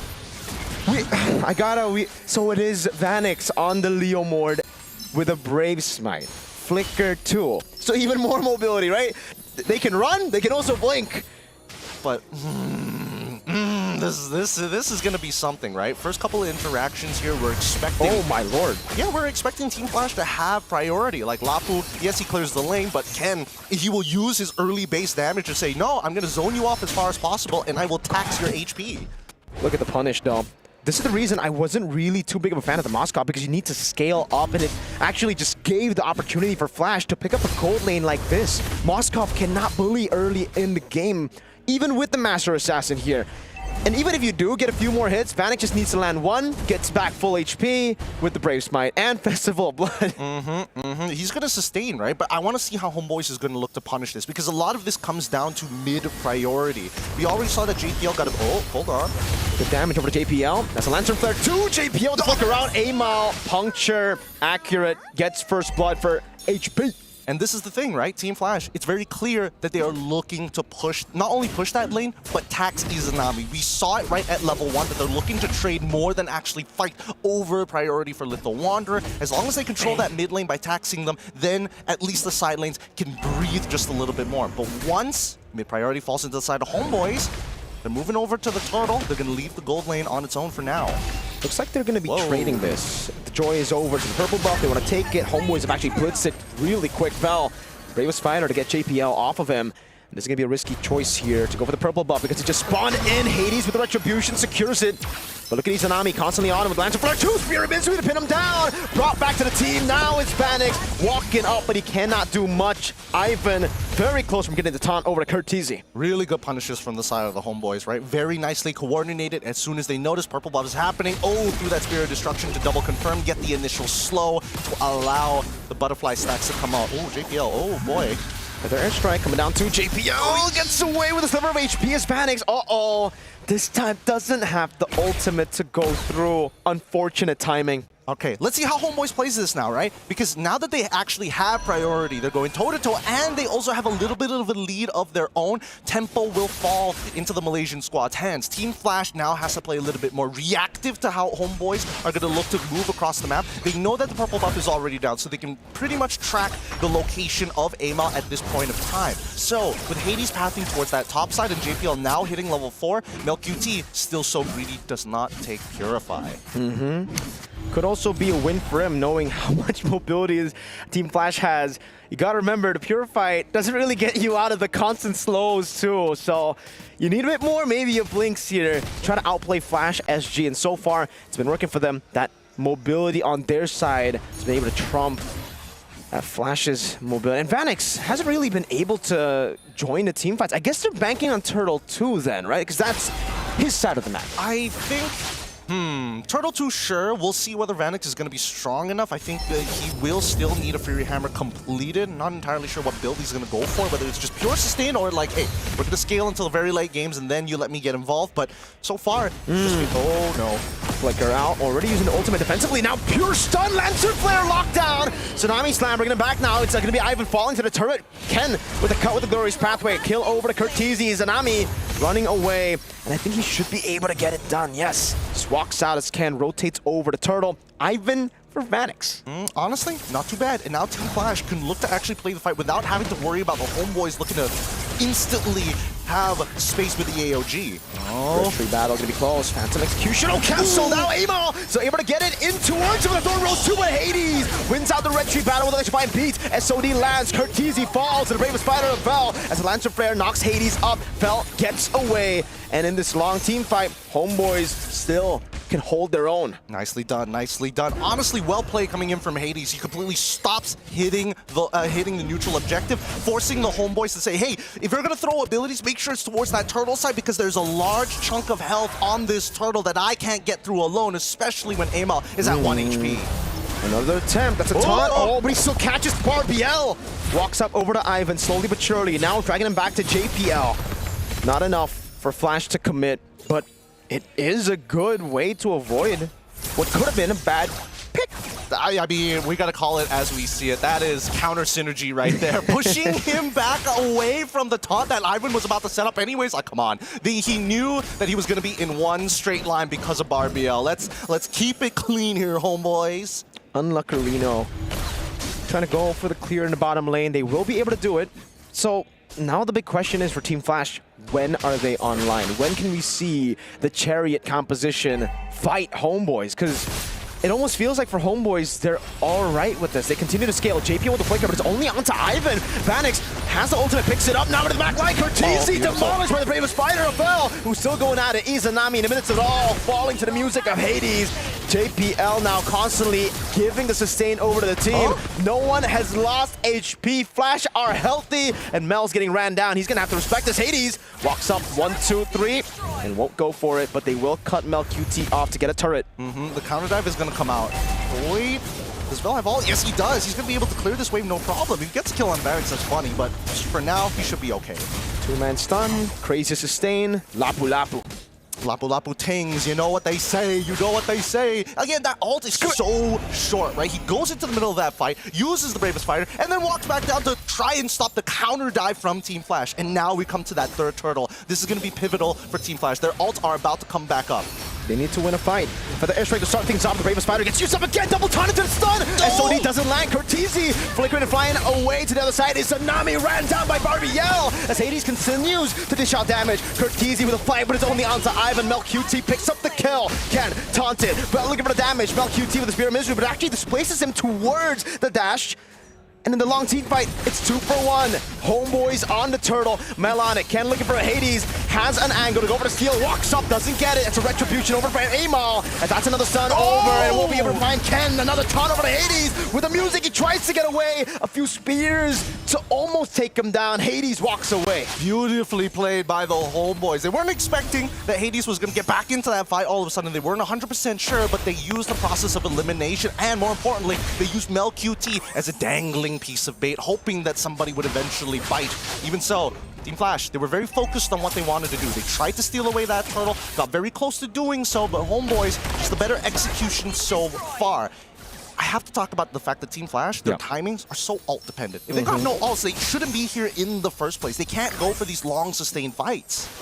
Team Flash are kind of like, they're kind of a mix where they want to go for some, yeah, they really want to win out instantly, but it's just tough because like you want Hades to come in last, but you need the damage from Hades too, because the Feather Airstrike and just Vanix won't be enough. I think it really boils down to the HP difference. If somebody's put down to 50%, that's when Vanix is more confident to walk in. So they're allowing Hades and Curtizi to just rip their ult as soon as possible to see how much they can get from it. But even so, I mean, that's when the value from Ivan's Revitalize comes into play as well.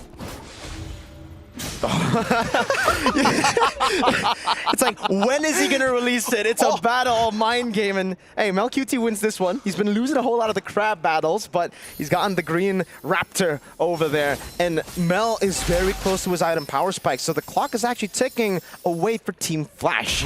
Once that DHS is available, Vanix is going to struggle, even when you're on top of Barbiel. I am curious what he's eventually building up to, but here we go.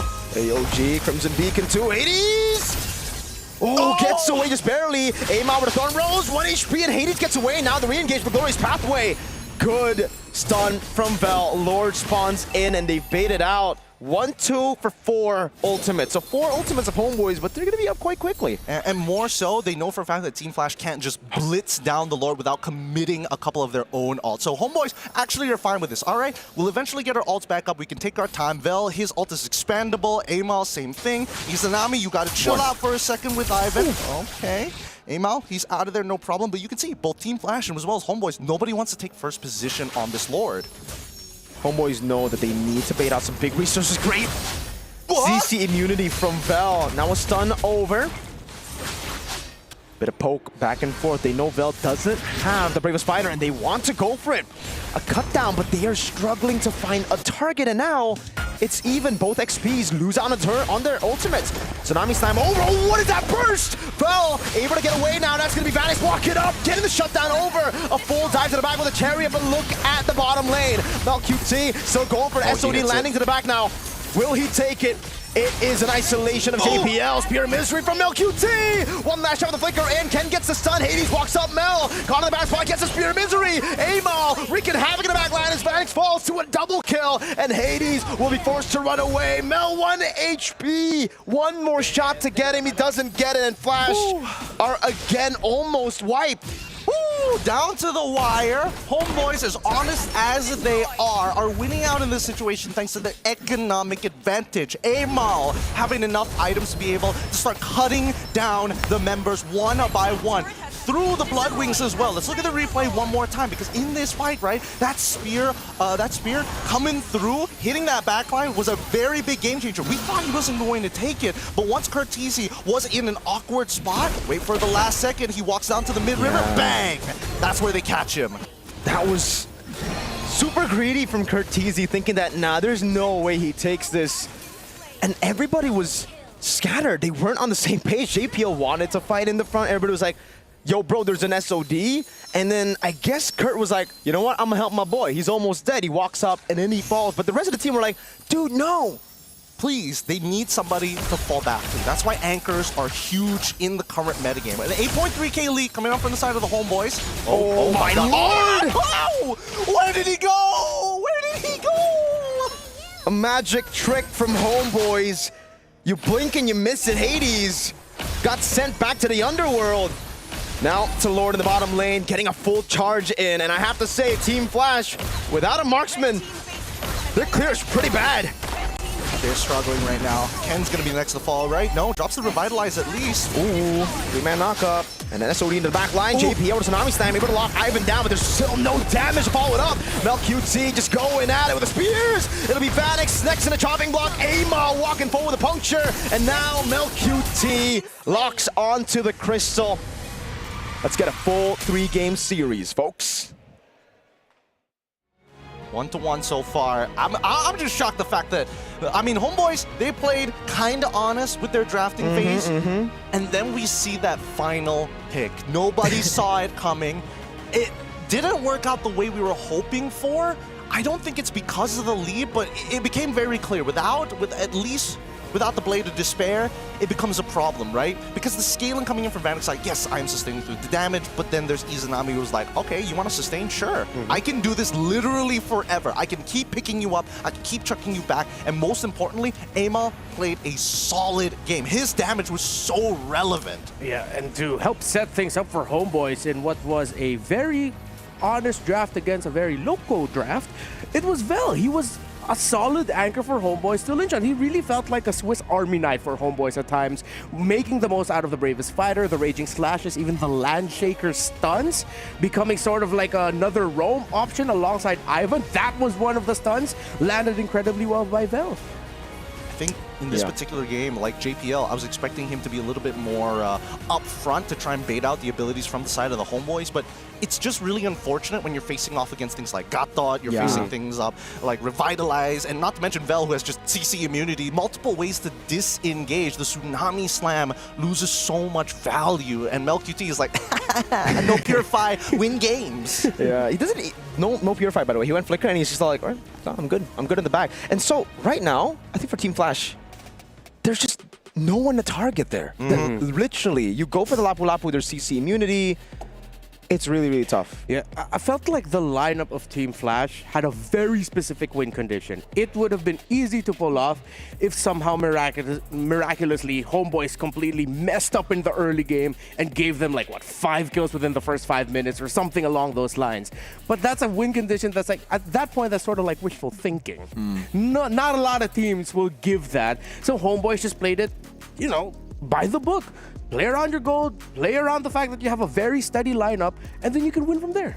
Yeah, I think the first blood was what changed a lot of things here. The tempo shifted towards Homeboys almost instantly. And I really feel like for Flash SG, they needed to get Vanix online quick. Like I thought Turtle 1 was an angle for Vanix to join, but because they gave Amal such an early lead with first blood, it was difficult for them to rotate over. I think the plan was Farsa clear out mid with the Kalea, rotate up top, get the Prio, help Vanix clear to get level 4, and then rotate together into Turtle. Here's the thing. I think that Vanix, most people are going to imagine that like, oh, you know, leaderboard is absolutely non-existent for like at least the first 8 minutes of the game. But the truth is, I think really it boils down to, could JPL as well as Curtisi find the big chunks first? And even if Vanix decided to quick clear, you know, he's never going to be able to clear as fast as MelQT, but especially in the early game, get him out of that lane quick. Go for that 5-man rotation. Go for those big assists. Get as much gold as possible and put Curtisi in a better spot, because by the end of this game, he was the one taking the most amount of punishment. Yeah, I think one way to help contextualize a lot of this is to also look at the matchup between the Lapu-Lapu and the High Loss. The High Loss, of course, very utility, great slow, great healing, but he doesn't really do much. He stands there, deals a little bit of damage, but the impact of Vel with the skills that he can drop and use, and if he hits them, significantly outweigh what the High Loss brings to the table. So everything that you guys mentioned, plus that factor with the EXP lane matchup, just equal to Homeboys running away with this, even though they had less legs, literally. Let's visualize it again. I would say for Flash, right? They decided to take on a lot of weird 4v4s without Vanix, because Vanix was like holding on in the gold lane or even in the XP lane when they traded. But it's just bad for Flash SG to take those 4v4s because Hades wants to come in last. He doesn't want to be in first. And so you're just left with a Farsa like getting feather airstrikes that is very easily dodged by this composition. That's a Juicin and Lancelot. Like, none of them are going to take those shots. And then Vel is just going to jump on you every time he gets the chance to. So there was literally just no damage. A lot of sustain with the Revitalize and the Kalea constantly getting the procs of the passive, but no damage. Yeah, not only no damage, right? I think the big, as you mentioned, Renmar, this Lapu-Lapu coming in from Vel definitely was the glue that kind of makes his composition sort of sustain, even if things go bad. We saw the Brave Fire used as a disengage tool sometimes. You saw that even Hades, he jumps in and it's like, oh boy, one more dash into Electrify and beats. Whoa, that's a big stun. I'm gonna step back from that one. Let's calm down for a second. It's funny because we were looking for a glue in the draft. We got a glue, but not the glue. If you know, you know. I'm not going to spell it out for you. But yeah, Vel did a fantastic job, helped Anchored. But yeah, looking at the center of the map, the fact that Homeboys were able to read the very early counter jungle rotation of Hades after they gave up the first turtle, catching him out there just meant that Homeboys ran away with it. They didn't slip on their footing. I mean, at least they didn't slip over a banana peel at this point, right? I think that in terms of mechanics, we definitely saw a couple of like counter synergy moments of like, hey, Barbiel, we know he's going to come in a straight line. The taunt, you just have to taunt him away from Barbiel. Gets pushed into the awkward direction. But besides that, I think for the most part, at least Homeboys are kind of like now, all right, get a bit of confidence back. It's really just boiling down to the draft more than anything else. Yeah. And it seems like the early rotations as well of how they're going to be handling what their opponents want to do in the jungle. More highlights all throughout there for you. So do you feel like this draft by Team Flash, similar to what I mentioned earlier, was it a little bit too local? Was it a little bit too specific in their conditions? Or was there something that they could have done to make this easier, easier for themselves? Excuse me. I think it is. I think it just is a bit too one-dimensional. You're just banking on the fact that you win turtle fights, right? Like, you're utilizing the river changes to get mobility from your gold lane over to the turtle, and then you fight. It is straightforward in a sense. But yeah, things could have changed had the first blood not happened. I think they could have recovered from the first blood, right? I think that the second turtle was the interesting decision coming in from Team Flash. They knew they could potentially contest, but then Barbiel comes up super early and Homeboys forces it out of them. I think that's where you needed to make the call of like, this is not happening at this point, right? Turtle 1, we see the initial invade. It was pretty close. Like, if assuming that Hades made it out alive, it would have been worth his time. But coming into it, I think they need to adjust their decisions, especially if the plan isn't going exactly the way they want it. All right. Maybe for Team Flash, go a little bit more textbook yet again. I appreciate and I love that we got to see a crazy attempt of a new hero, new strategy for the group stages. But now, considering that you really do not want to head down to the lower bracket, based off of what we saw in Game 1, Team Flash, when they're going for the textbook, it goes very well. It seems like the rotations are good. Meanwhile, for maybe that is what they can decide to continue to push Homeboy towards and try to put them backs against the wall. Again, if you're just joining us here now, it is heading into a game number 3 for our very first series of the day between Homeboys and Team Flash. Flash got to take game number 1. Homeboys taking game number 2 confidently after Team Flash was able to, pick up the Leomord. Hopefully you did get to see that. Yeah. If not, watch it again. Yeah, if not, you can go back real quickly and watch it again. So, seems like our teams are just about ready. We are going to be heading into the draft in just a little bit. What can we expect? That can be the question left up in the air. For now, let's look at the journey of Homeboys heading into MSC at the Esports World Cup.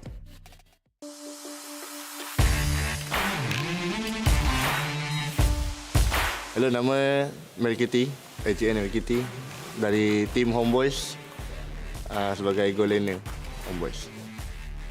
Bila kita orang kalah dengan SRG 4-0 and tu memang macam orang cakap yang kita orang memang tak ready, yang kita orang just nak pergi MSC, tak nak lawan, tak prepare lah nak lawan SRG, and cara kita orang overcome mungkin dekat kita orang tengok balik game and improve.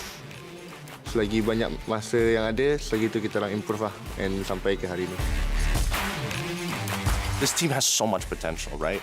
With a meta that is shifting into a more diverse style of play. That's the back line! But he's still going! The Lord is still alive! But the dancing! Homeboys! This is a completely different Homeboy squad compared to MSC 2024.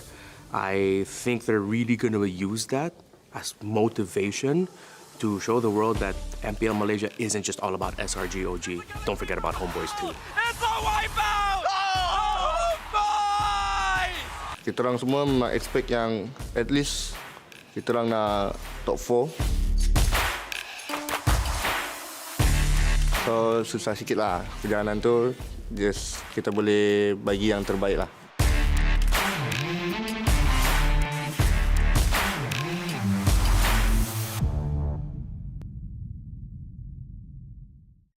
A little bit of an understatement there by Homeboys that it was a bit difficult, their journey here. Their journey was incredibly difficult. And if you haven't seen what they had to go through in the MPL Malaysia playoffs, multiple 5-game series against DXOL, against Selangor Red Giants, even almost being the first team to qualify here for MSC is a fantastic story indeed. So let's see if this series is enough. Everything that they've experienced is enough for them to take the win over Team Flash. Because we're working for... This is like the difficult part about analyzing a game number 3, wherein you're working from two very opposite sides of the drafting and execution spectrum, that you're just trying to find that in-between for both teams. So what is that in-between that we can focus on? Let's start on first with Homeboys. Okay, I think all of it boils down to, put on your tinfoil hats here, the fact that I have taken off my face makeup here. Without the mask, think about it, Homeboys were losing the game. As soon as the face paint came off, they started winning. Coincidence? I think not. All right. I heard that phrase before. I think it's from a guy who looks like you. I think my tinfoil hat. Esports Reptar? Yeah, that guy. Yes, getting you at Esports Reptar Fatal 5-Way. Full name, government name over there. Government name. Well, now, for Flash. Yeah, for Flash. Back to blue. That's the way to go. I think stick to the orthodox draft. Maybe save those little cheese strats for a bit later. Yeah. I like that they tried in game 2. They had a lead, so they were like, all right, if we get this done, we're going to shatter the expectations of everyone in the tournament. And then they're going to be looking at Flash and being like, what do we need to prepare? Like, what is that? Do we counter Leo? See, it makes it very difficult for the later matches. But now, I think stay chill. It's about impact, and I think now we need to talk about adjustments, right? Because Homeboy saw what that first game draft looked like, and now we're seeing a couple of similarities, except this time, or maybe, possibly, 1-1 ban, Raina's gonna get let through, Kalia might not gonna get let through. The power picks are substantial for blue side if we follow the exact same pattern from game 1. So far, it is the exact same pattern with the Family Lancelot bans, the Yushin Phovius ban. So maybe Team Flash, if they change things up and it's not a Harith ban this time around, okay, it is a Harith ban. So it's up to Homeboys to decide whether or not we're going to be playing with a similar drafting field as game number 1, and we are not, as they take out the 1-1 right away. There we go. That's what we wanted to see.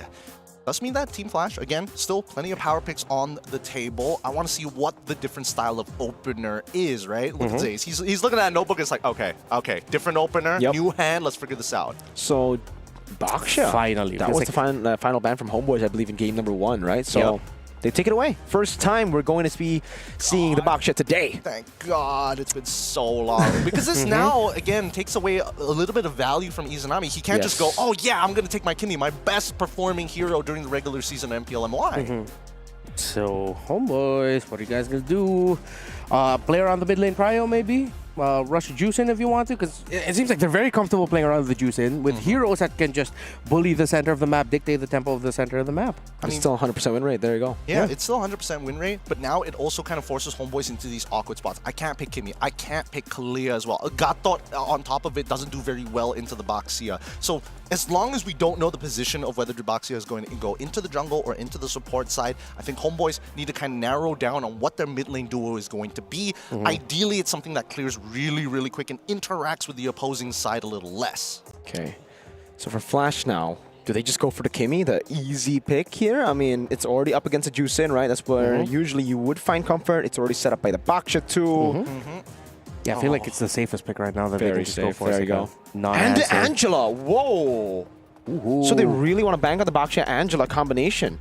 Yeah. Okay. But then at the same time, they have enough room for flexibility in their draft that if they ever put up a different, like for example, the Baksha goes roam, you get a CC in the EXP. That's also another classic combo with the Angela. So there's a lot of options and flexibility for Flash SG heading into the second phase of the draft.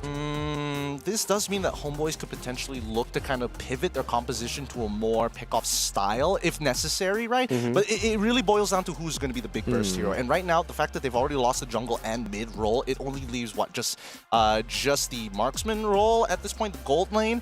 And I don't think, and with Granger as well, unless Granger has like an absurdly winning lead or a huge lead, then sure, that makes sense. But I don't see it because all of their cores have basically been revealed. And Homeboy's got to ban Irithel now. We know the combo, the Baksha, Angela, Irithel, to be very lethal, and it's a composition that would that will give the Irithel a lot of value right now. If you look at it, right, the Juicin, this combat, everyone gets punished hard. Oh yeah, I mean, and they still need the front line. They really need the front line. So I'm hoping Homeboys just please ban out the There we Irithel. go. Get that out of the way. Make sure again, now that Irithel's out of the way, you don't have to worry about the household domestic abuse that's going to be applied by Flash SG. But now let's look at Flash SG's side, right? What are they genuinely worried about? They've got one of the strongest heroes in the meta so far, on top of like the ultra sustain and the early game from Kimi. Like things are shaping up to be well for Flash. I think CC, a good choice to go for Homeboys right now. They need a bit of shred.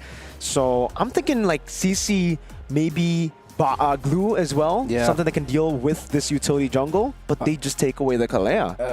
Homeboys need something active here, because looking at the lineup of Homeboys, it's so dependent again on, similar to Flash in game number 2, Homeboys needs to get a really good early game going here. If they don't, if they can't keep it close, if they lose considerably within the first 5 minutes of the game, the comeback is going to be so hard just through the 3 picks that we already see on the side of Flash alone. So they definitely need a early game facilitator for their lineup.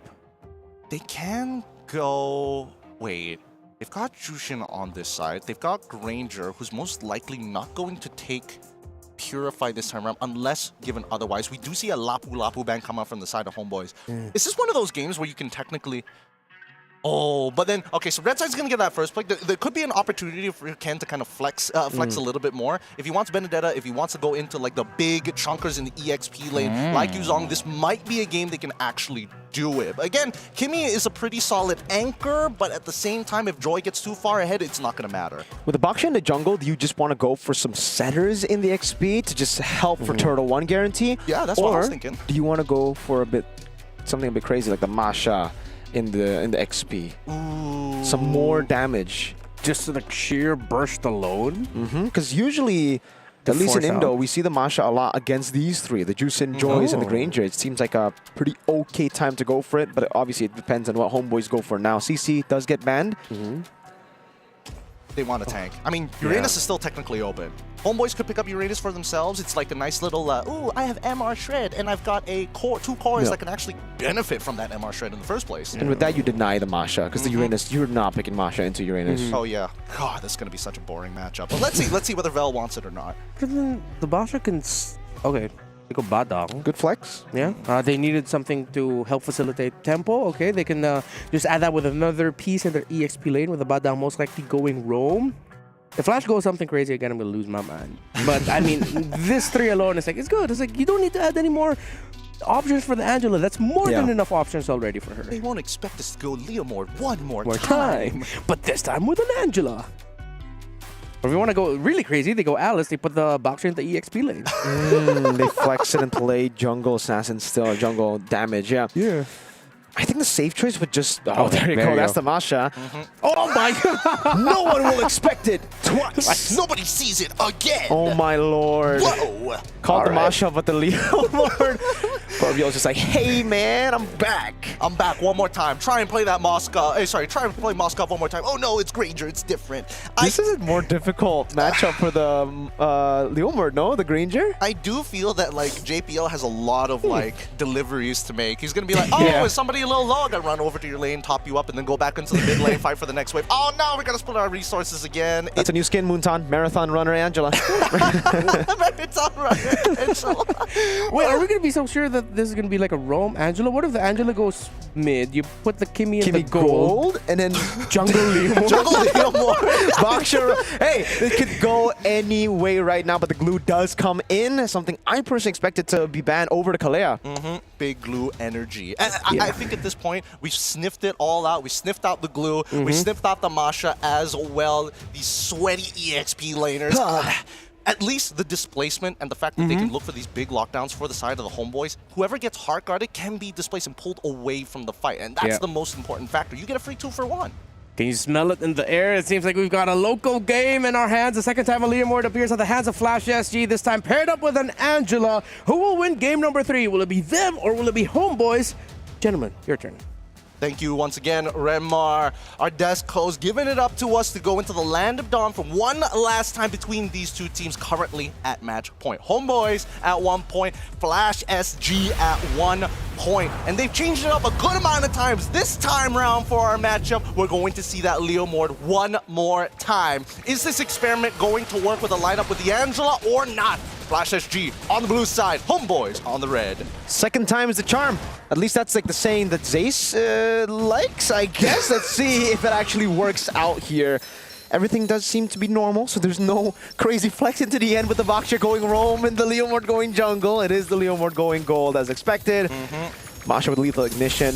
Oh, yeah. Oh, man. Look at that damage from Ama already. Mid-prio coming down early. Ivan with a flicker forward, forcing JP with a flicker to Curtizi. Forced to run back.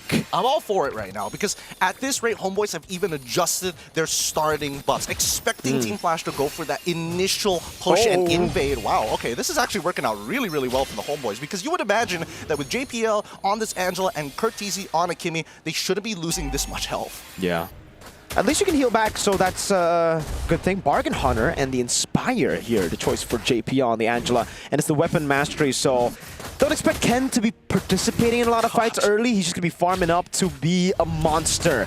So Team Flash now, I think they might be playing more to mid to late with the emblems alone.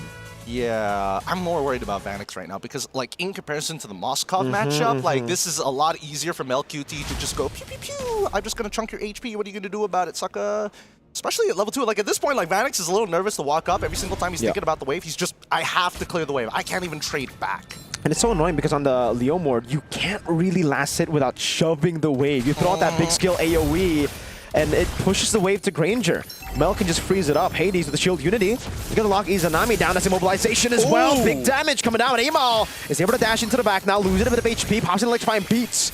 Big resource Let's see what Flash can do with it. Wow, they didn't. Okay, I mean, Amel definitely didn't want to die early there. He could have looked. Oh, hold on, another opportunity. Yup, this is the glue. Over to the back, actually able to find Curtizi. Knows he has Purify, goes to the back. Now Vanix rotating over. Something we expected from game 1, or sorry, game 2, shows up here to Purify out from Curtizi over the mountain. Now Vanek still able to push him back into the mobilization, and now it's Ken who rotates forward, gets the Thunderclap, enables the kill. Hades gets away barely, and Ken Thunderclaps Amel. And that's why Baxia is so nasty in the meta so far. Rapid Boots being purchased by Ken, going to be useful, especially after he loses a bit of HP off of the wave and can rotate and still maintain a healthy amount going into these neutral fights. Either way, this is, whew, what a game. It's so crazy, Gideon, because we were talking about the lane matchup for the Granger that should have been better. I think we're going to have to hold on that thought because both teams... Okay, we can talk about it. So, Granger should be the better matchup, but because it's so much of a better matchup, Mel decided to shove the wave and rotate mid for the double lane, I think, right? So that's what enabled Vanix to rotate? Actually, it's Mel looking to trade against Vanix a little too heavily. Because keep in mind, right, when you are using that Rhapsody, the waves are a big proponent to it. So you gotta move away from the wave to find these angles, and Vanix allows Vanix to kind of walk up and clear quickly, which is why we saw him move first. So that's kind of on Mel, I'm not gonna lie, but the communication should have been there. Like the flicker coming in from Vel in the mid lane, that should have been a completely different direction. Because the idea right now, I think, is for Homeboys to have Vel, or to have Mel constantly hold Vanix down in the lane. You don't want Vanix to rotate. You saw what he did with one rotation, but Flash SG are making it hard. They're already on the turtle. Oh, he's not going to be able to do this again. Let's see. I will lock down to the pin down already, but Ken is dealing a lot of damage with Thunderclap over to Amo! Oh! And he gets the last one! The electrifying beats enabled the reset. Curtizi mounted. This time they'll Purify, but look at the boys. Shield Unity. Hades is rolling over. Vel gonna be stunned up. Ken has 3 more health bars to go for 3 more big Thunderclaps, but he doesn't even need it. Curtizi gets a Sky Piercer stack off of that kill. Wait, look at the response. Izanami getting right on top of Vanix. Bang. Into the Shooty McShooties. Vanix, oh my lord! Just flickers out to safety now under the turret. Mel QT doesn't have the bullets. Not enough to take Vanix down. Hey, Ma, whoa, Vanix. Hey, JPL's here. Does he have the hard gun? He doesn't have the hard gun, but he will top up Vanix. Oh, he's playing with fire here, but at least he's able to heal up back up. I'm pretty sure that the items... The War Axe? I think he's got the War Axe. He's healed up a little too much there. Let's look at the items. Yeah, War Axe first item. That's crazy, dude. He got like half HP worth of health. Just boom into the minions. It's a fat wave. It's a fat wave. But can we talk about Curtizi and the fact that he's a little greedy boy? He's like, ooh, I'm gonna go for the Sky Piercer. I'm a little dirty here. He saw the early game. He knows that he and his team are very much in the lead. So, and he actually isn't the main damage dealer. It's actually the 2 side lanes. So he's like, you know what? You do damage, I'll rack up kills, and later I'll do the damage and execute everybody. All right, so Barbiel has already been thrown out here to try and get some, not only control over the lane, but an opportunity onto Mel QT. It has been nullified because both JPL on top of Ivan very nearby. Wait, Baxia. Uh-oh, Mel QT, you can dish out damage, but can you sustain? Oh my lord, Hades is a walking rock right now. No one can crack him. You can knock him up, you can punch him in the face, you can do whatever you want, but Hades just chills there as he pops in the poison. Oh no. Up top, this is what I was talking about, Gideon. The Masha into Joy, it's so good. Yeah, that Thunderclap is a little too strong. But the anti-synergy here, at any time, Ivan could have just dropped down that wall, and I think it would have been enough space to collide into the turret. I mean, to be fair, Melkuti probably could have communicated. He got no dash. No, at least his flicker is back up, but let's see how they play this next scenario, right? Because ults are available. Look at Vanix. He's setting up for a proper flank here. If Homeboys takes control of mid-bush, that's actually going to be good for Team Flash. Turret up top means that's more prio for Flash, and Hades will utilize it. Shield Unity cancelled. Have to look at the position of Vanix. This could be massive. He goes back into the mid lane now. He has the ultimate. Hades on the neutral objective. Gets it for free. Now Traction Pulse. Okay, Homeboys just give it. Yeah, I mean, you might as well give it at this point, right? A 2.5k lead, honestly, you need your team to actually scale a little bit more into this game before they're actually relevant, and most core items haven't been built in the first place, and I think that's what they need the most, right? Amel has already taken 2 deaths. Hades has a full level lead on top of having 5 assists plus a kill. Oh my lord, again the Thunderclap, this time not enough damage to get the reset over, Fel. Looking for a possible pick, but he knows better than to go in. They know there's an Angela on the other side just waiting for a hard guard. Yeah, it's just not worth their time, especially with resources on the table still for Team Flash. Right now, in terms of like resource trading and alt economy, it's so much better for Team Flash rather than the Homeboys. A lot of these fights aren't without much commitment, because Ken, he doesn't really care, right? Just take my HP bar, give me my resets on my Thunderclap. I will take you on every single time, and Amal, he's really struggling with it. Very much so. Right now, I think the big concern isn't really... It's just Pen. They need Pen, dude. They need to get through the healing and the sustain. Plus, obviously, how tanky Hades is. Yeah, it's... I don't think we're going to see Homeboys actually threaten the front line of Team Flash, which is the Baksha, up until we get like to 10 minutes, maybe. I'm thinking 12, considering how Team Flash likes to eventually, when they have a clearer lead. Like, let's see when they get to the 5K mark, right? Oh, hold on. Yeah, Ken is kind of cooked here. Has to flicker out, but will just be initiated on now. He does a lot of damage over to Izanami, at least. It'll be Amar to pick up the kill. Now Fist Crack over JPL! Flickering out just in time. Homeboys pushing the pace. Excuse me? How much? Yeah, I would like to see the items. What is Ivan building right now?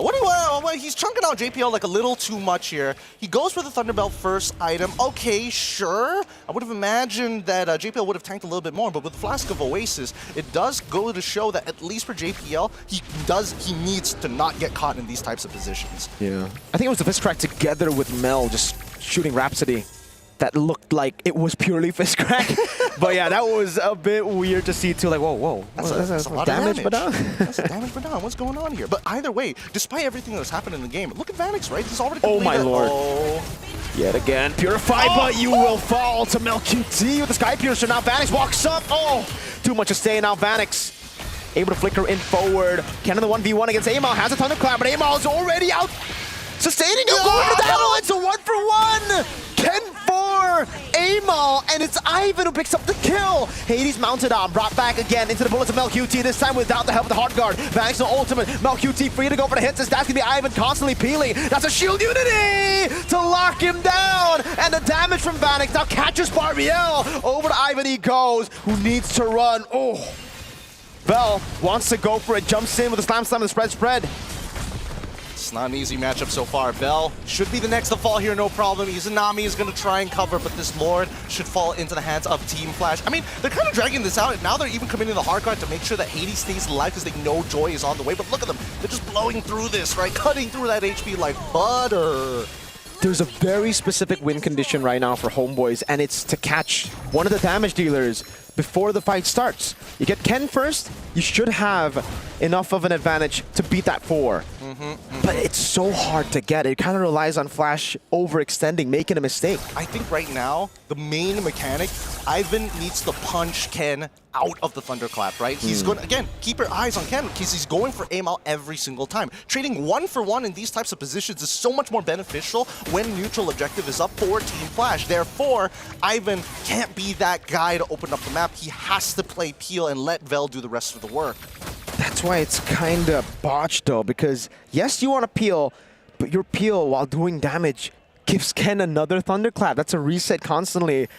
So I think it comes down to Vel. Like, Vel needs to be the one to just hold Masha down. Hades gets the hard guard. I don't know if that's a bit too early though. Poissons and hard guard. I mean, you know, at the end of the day, they just need to get that mid-tier 1. If they get an inhibitor, that's always a plus point, but they don't have enough of a lead, right? We were talking about that 5K lead earlier. They're nowhere near it. It came down to 1.7. Oh my god. That's a pin down over to Kurtizi. That's a win condition mounted on as well. A free kill over to Izanami. As Ken might be next, has to run away and does get out.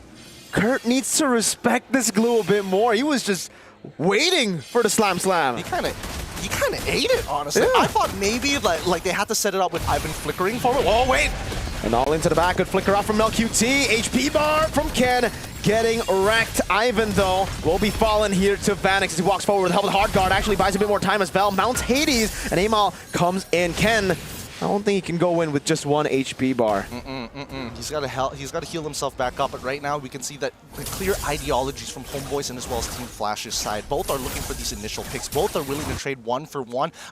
They got to punch above their weights for whoever they are trading for. And I think so far in terms of like the raw lead, finally we are seeing Vanix in an unbelievable position. He may be 5-0-2, but he only has an 837 gold lead, which arguably isn't that much, considering that, you know, MelQT, he's only died twice. He should be way further behind, but he's been farming well. That's the Granger for you, man. You could die solo kill 3 times and still be ahead just because of the gold crab control and the minions that your team will technically always have to funnel into you just so that you have more stacks to play with, more bullets to play with in the fight. And that's also considering Homeboys with Granger, comeback potential is at an all-time high. All he needs is, I think, 2-3 more stacks, and then he'll be online for sure. Yeah, look at this, right? Because if we're talking about gold distribution, the slight minion advantage for the side of Team Flash, but like pretty significant when it comes down to the jungle creeps. Other than that, passive gold exactly the same. Kills and assists, huge for the side of Team Flash, but it's being distributed rather awkwardly, right? I would have imagined that Vanix would be so much further, but that's really coming down to an EXP lead more than it is a gold. At this point, with 3.2k, let's see how they roll the dice. This 50-50 is all about map control. You see the hard guard being pointed over. Hades walking up, Ken, losing half of his HP already, and Vanix is the one who gets the hard guard. It means Hades is up for grabs for the rest of the team. Now it's a pin down over. Vanix no ult, Hades no ult. 3, 4 big ultimates down, and Vel capitalizes. 3-man slam pass there as Ken walks up, but will just be peeled off. Ivan gets a fist crack down. Ken's very low. Almost a Sky Piercer stack for free. Vanix flickers out of the mount that could have brought him back to the team. Wow. And Homeboys have just baited out all the resources, getting tier 1 mid. Yep. Very powerful position that Homeboys is currently in. And more importantly so, they played that so patiently. Even Vel, he could have quickly just hopped onto any of the 3 targets that he pushed back into Team Flash's own jungle, but waited until the very end and got battle spells for it. So the value that we see from Homeboys right now currently is within this next minute and a half. Vanix, though, he has his ult ready. Everybody's got their ult ready, but without those flickers, they can't make significant plays. They need Homeboys to initiate. It's about the small windows for Team Flash. When their abilities are up, when they can actually go for a fight, a winning one, they need to be very clean with their engage. They can't just randomly go in because Homeboys, I mean, it's visible earlier. They can disengage and engage back so quickly. Curtizi has to respect. Oh man, the poke from Mel. He can get topped up from the side of JPL, and I think that Curtizi, the only thing that's making him confident is the fact that he has his Purify available, right? And for now, he wants to walk up, he wants to try and get a reaction, or at least a flicker out of the side of Homeboys, thinking that he may be able to outplay it. Vanix and as well as MelQT, honestly, pretty close when it comes down to the damage ranking. Not too surprised that MelQT has more, but now, Lord already put down to 1/3 of its HP. It's going to be a retry battle. Hades forced to go in with a shield unity. That's going to be the hard guard as well, but that means Vanix is actually pretty free. Ivan, 3-man pin down now as Amal was forced back there in the back line. McCann fell and Amal out of the fight as now is giving the fist crack desperately. Vanix picks up a monster kill. 2 members have to recall. This is a green light for Flash to take the Lord. And they can't slow it down either. Team Flash really, literally bulldoze their way to break the battle formations from the side of the Homeboys. They need to kite together. They cannot allow to get split in half. Flash are not going to go for the Lord. What? Amal goes in, finds the kill. Izanami gets wiped down as well. MelQT kiting, able to flicker around. The attraction pulse not landing. Now Vanix will flicker forward. Mel pops into nature. Vel, can he peel for the marksman? No, he cannot. Curtizi with the Sky Piercer kiting away. Vel with the flicker forward. That's a Purify to get rid of the stacks and to put Vel in a tough spot now. It's a mount over to Hades, but Hades just bringing him over towards the base. Another way to roll in. Vel, good night, buddy. Wow. I did not expect Vanix to have so much value, but once again, break through those battle lines, have an Angela on top of you, win some nature, trade your flickers, doesn't matter. Vanix, full item build, and unfortunately for MelQT, no matter how many shots he's landing, the heart guard just tanks so much. The sustain, too good. But now the big question for Flash is, can they siege? I think they put, well, I think they can, assuming that Cartesia hits a mega ult. He needs to hit a traction pulse of a lifetime. We'll see, right? Because now this Lord almost guarantees them at least one inhibitor turret. I don't know how much more they can get after that. 1 is guaranteed, 2 is really, really good. 3 is how did they do it? But let's look at this fight one more time, right? Because as you can see, right, the anchors from the side of the homeboys get kicked in the chest, and once the wind is knocked out of them, the whole team disperses into multiple different directions. Amal is the only one who's flexible enough to weave in and out, but the peel is just not good enough, right? Ivan ends up dying. Vel, yes, he can displace one person at a time, and that's the big problem. He can't control multiple people. You can see, I mean, at this point, Vel was like, all right, take me. Just take me. You've already won that fight. Homeboys, just have to defend. They just have to try to bait out some of these big resources over, because really for Team Flash, it's all about those big ultimates. It's all about utilizing one cycle of skills to win out the battle and then to capitalize with objectives. In terms of the raw item power builds here, no Wishing Lantern actually purchased from Izanami. Looks for raw sustainability, right? Even a brute force breastplate to try and keep him alive. No force to flicker out already. Lord charging down, able to get the damage onto the base turret as Cartesia constantly goes in. Can't really go on Ivan. Base turret number 1 falling down to the bottom lane as Hades pops into Poissons, and the hard guard comes through as well. Crimson Beacon now the pin down over to Hades with MLQT just shooting him down, but Hades is healing off of those shots, my lord! What is that sustain? God, just, my goodness. Just too much. There's too much to get through. And when you think he's about to go down, oh, hey, Flask of the Oasis starts kicking in. Oh, hey, Favor is starting to kick in from JPL as well. Oh, whoa! Ken with a flicker forward. MelQT had him in nature, and that's going to be one man down. Amal! Diving to the back, finding JPL as well. Amal with a big play. That should be a free triple. No flicker for JPL. He jumps back in just to give another to homeboys. And now it's Team Flash on the back foot. One man. And it's the Leo Mord. Hey, somebody's got to go back. They got to clear those waves. 2 huge waves are starting to collapse from top and bottom into homeboys' space. While Team Flash, if they can just get rid of that wave, that'd be great. Barbiel coming through. That's a Lantern Flare over to Vanix. It's a cannon minion. 10 seconds on Ken. Hey, whoa. Look at the small caster minion coming down as well. Vanix able to clear 1. Look at the caster minion. That could have win them the game. They need to tank this up. They will be able to. No one gets cleared up. 2 seconds for Kurt. Ken, can he walk up and clear? No, he cannot. Homeboys pull off the 1 straight push against Flash SG. No way. Look, as much as I am a Malaysian fan, that was too close to the wire. Team Flash had full control over the game. They were winning at least 80% of these team fights in these 5v5s. Remar, get into this. Chime in on this. What was that? Oh no, not like that. Ken was just too hungry to force a reaction.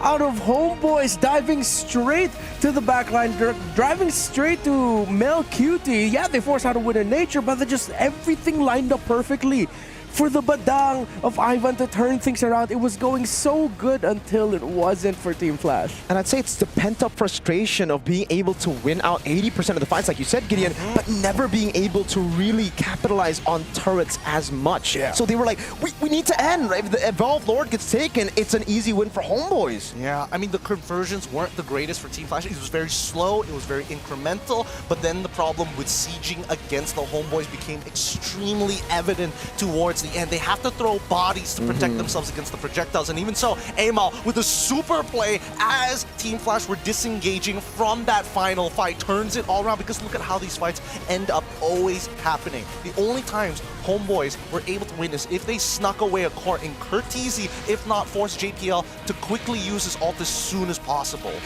What a win by homeboys. A lot of things that Team Flash needs to learn from that one, especially with trying to end and win the series. But congratulations, of course, to homeboys. A prolific win against a prolific combination now for Team Flash. We're going to toss you on over to Eterna at the stage for an interview with the winning team.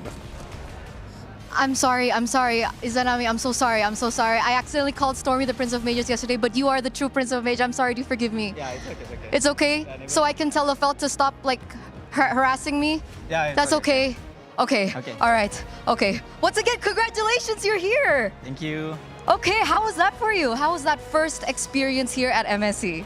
I think it's kind of hard because this is my first international after long time not playing in international. So I think a bit nervous, and yeah, Team Flash also they use their like cheese threat. So yeah, it's a bit hard for our first match.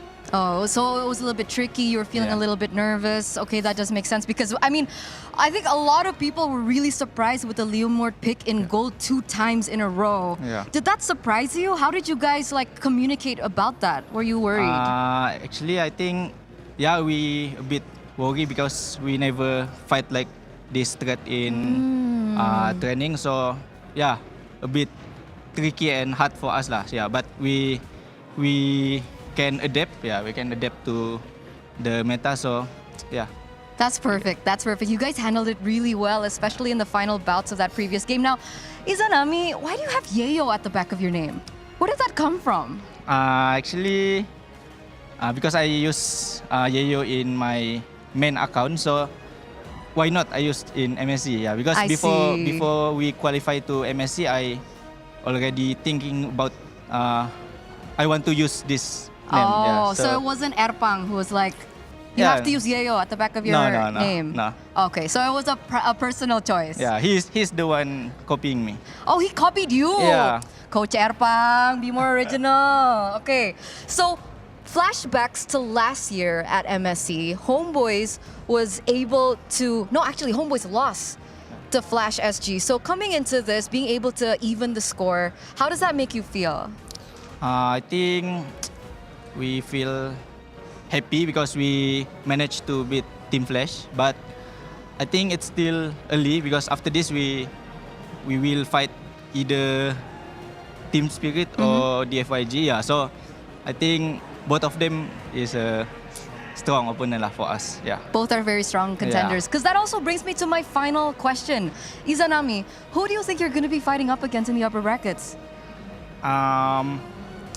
Actually, I think both of them is strong, but I think we will fight Team Spirit. Team Spirit. Because they got like so many experience in international, and they also have a very good player lah. So yeah, I think maybe we will fight them.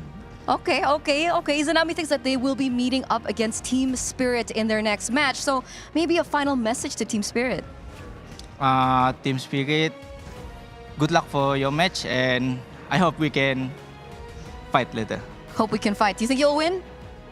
I don't know. I don't know. Okay, that's fine. It's okay. Confidence boosts later backstage. So thank you so much, Prince of Mages, Izanami Yayo. There you go.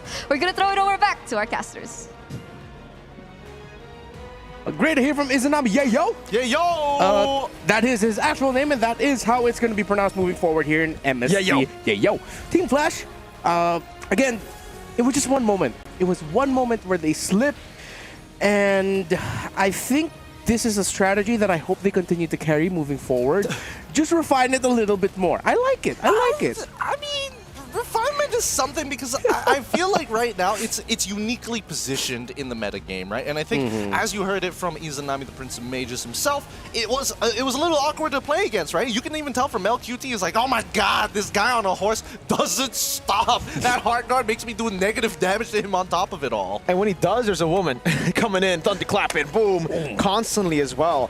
Luckily for him, well, not luckily, he was just really locked in because look at the reaction. MelQT with Wind of Nature instantly, right as he saw the thunderclap, because that could have been really bad. Had he panicked just a bit, with him dying, could actually have turned into a big win for Team Flash. Yeah. To be fair, we got to give that to Ken, that if MelQT died in that engagement, that would have been a big win. A really good trade. XP for gold laner. Hell yeah. You'll take that any day if you're Team Flash. But they didn't get that. No. And eventually, Homeboys just wrote it out. Again, when you're going up against a Badang, I feel like this is always the thing you really have to think about, especially if the Badang is in a team that that defends siege scenarios very well. When are you diving the turret, and where is the Badak? Because if you line up at the wrong time, we've seen this so many times in Malaysia, Indonesia, and in the Philippines, you will get punished. I mean, hey, at the end of it all, I would say, the big one who saved the day, Amal, right? Sick mechanics, right? Go in, get those 4 stacks, press 1 button, run at your opponent, and just take him out. I mean, Curtizi, once again, he got disrespectful. One with the glue. He's like, that was kind of funny. Gets pulled, dies. He's like, all right, I learned my lesson. Then finally, the one time that Ken doesn't actually eliminate the Joy, that's when he goes down. And honestly, he could have gotten a double kill on top of JPL. So again, the plan started to crumble once the pieces started to be rearranged. Yeah, I think it was just tough because, again, that was the big question for us too. You can win the team fights, you can get the Lords, but how do you siege in? It was, especially because here, we're talking about Curtizi, how he disrespected the range and the engage potential of the other side, but it's also just like, you have to walk forward to get the shots on the turret. In the end, it's a lose-lose because you also needed Purify. You can't go Flicker. Maybe he was just waiting. At this point, we need 2 battle spells. We do need 2 battle spells. That would be an incredible change. And I think the only way that Flash SG is able to kind of overcome that sieging potential is if they have a whopping lead, which Homeboys did a very good job at kind of mitigating for throughout the game. Yeah, that's what surprised me. Were moments where I would be thinking, hey, Flash should have like around 5,000, 6,000 gold lead. Yeah, it's only like 2,000. It's like, where's Homeboys getting this farm? How are they still somehow supplementing their gold laner and their jungler? So gotta give credit to Homeboys for that. For Flash SG though, with the lineup that they brought up and what Homeboys brought up, like, was the early game expected?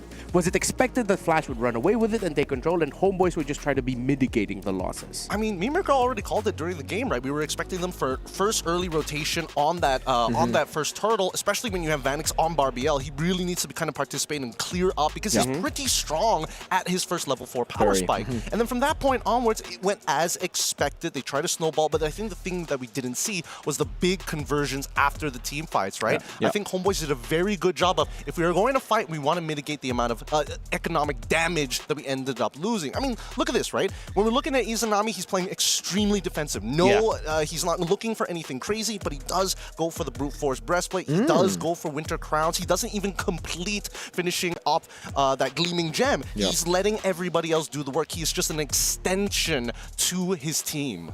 Yeah, I like it when I see Juices, especially against with the lineup that Flash brought up to the table, building Brute Force Breastplate.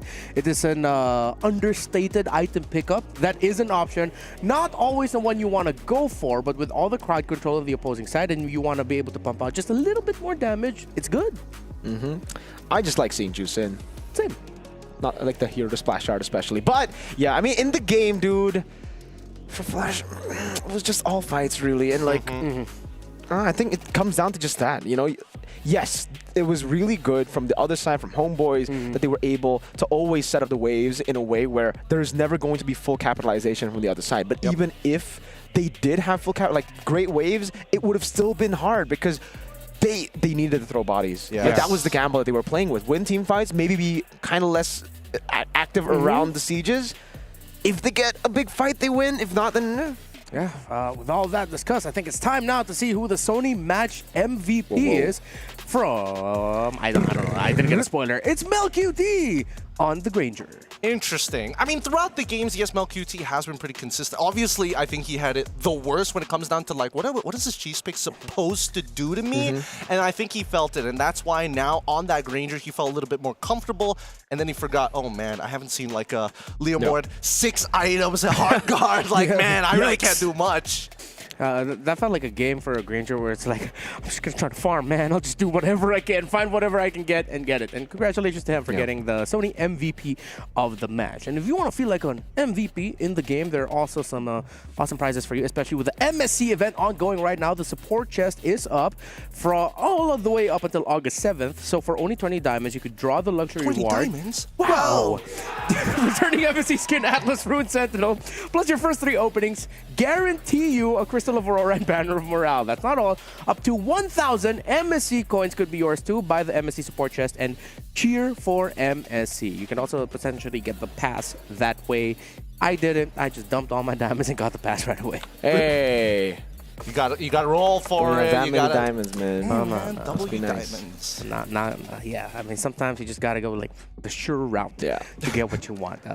So that is it for our first match. Once again, this is Group B Day, the second day of the MSC 2025 group stages here at the Esports World Cup. Coming up next, we got another banger match for you. So don't go anywhere. We'll be right back. We'll see you in a bit.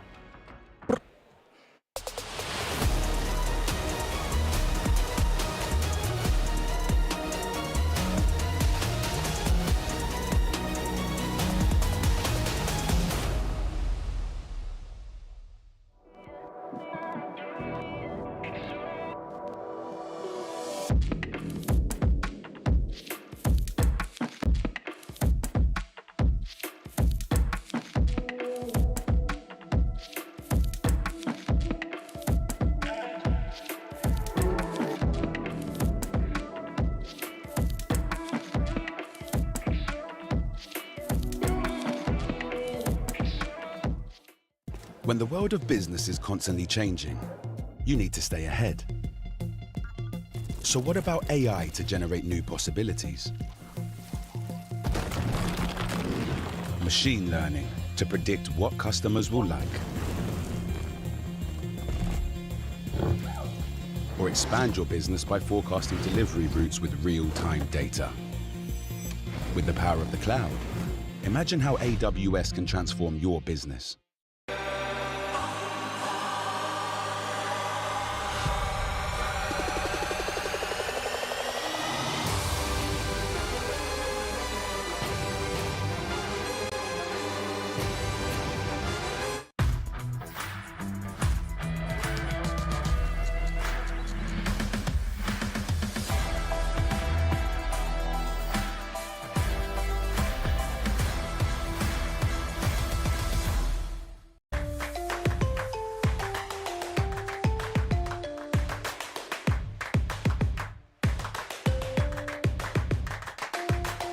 Level up your gaming experience with over 8 billion playlists, only on Spotify, the official audio streaming partner for the 2025 Esports World Cup.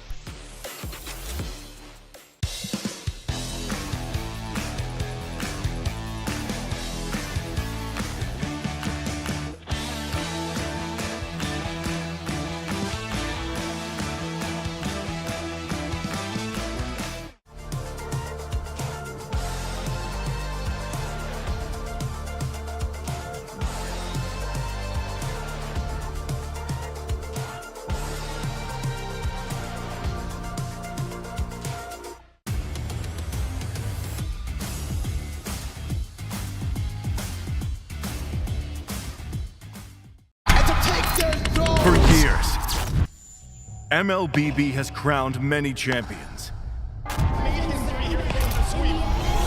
But this year, what if we start the story into the unknown? The unknown call, the brave answer. This will be one wild ride to Riyadh. For these warriors, the battleground starts long before the draft. 4-time MPL PH champions, 2 world titles, multiple MVPs, the GOAT.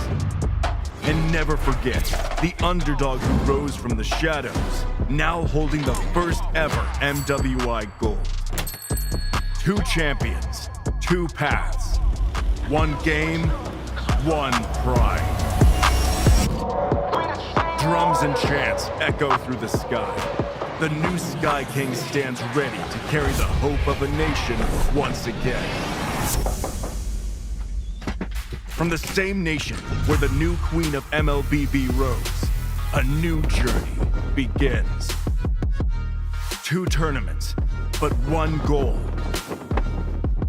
From the land of the sleeping dragon, it awakens, and long leads the charge.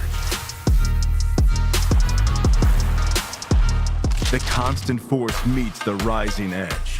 Together, they carry the pride of the West. When Cubia calls, the world answers. The odds never favored them, but they made history anyway. Every journey, like the game itself, unpredictable. A leap into the unknown. From the very edge of the world, drawn by 1 game. At MSC x MWI, their journeys collide. Sometimes it's the unexpected that opens the way. 1 game, 2 champions. The wild ride begins.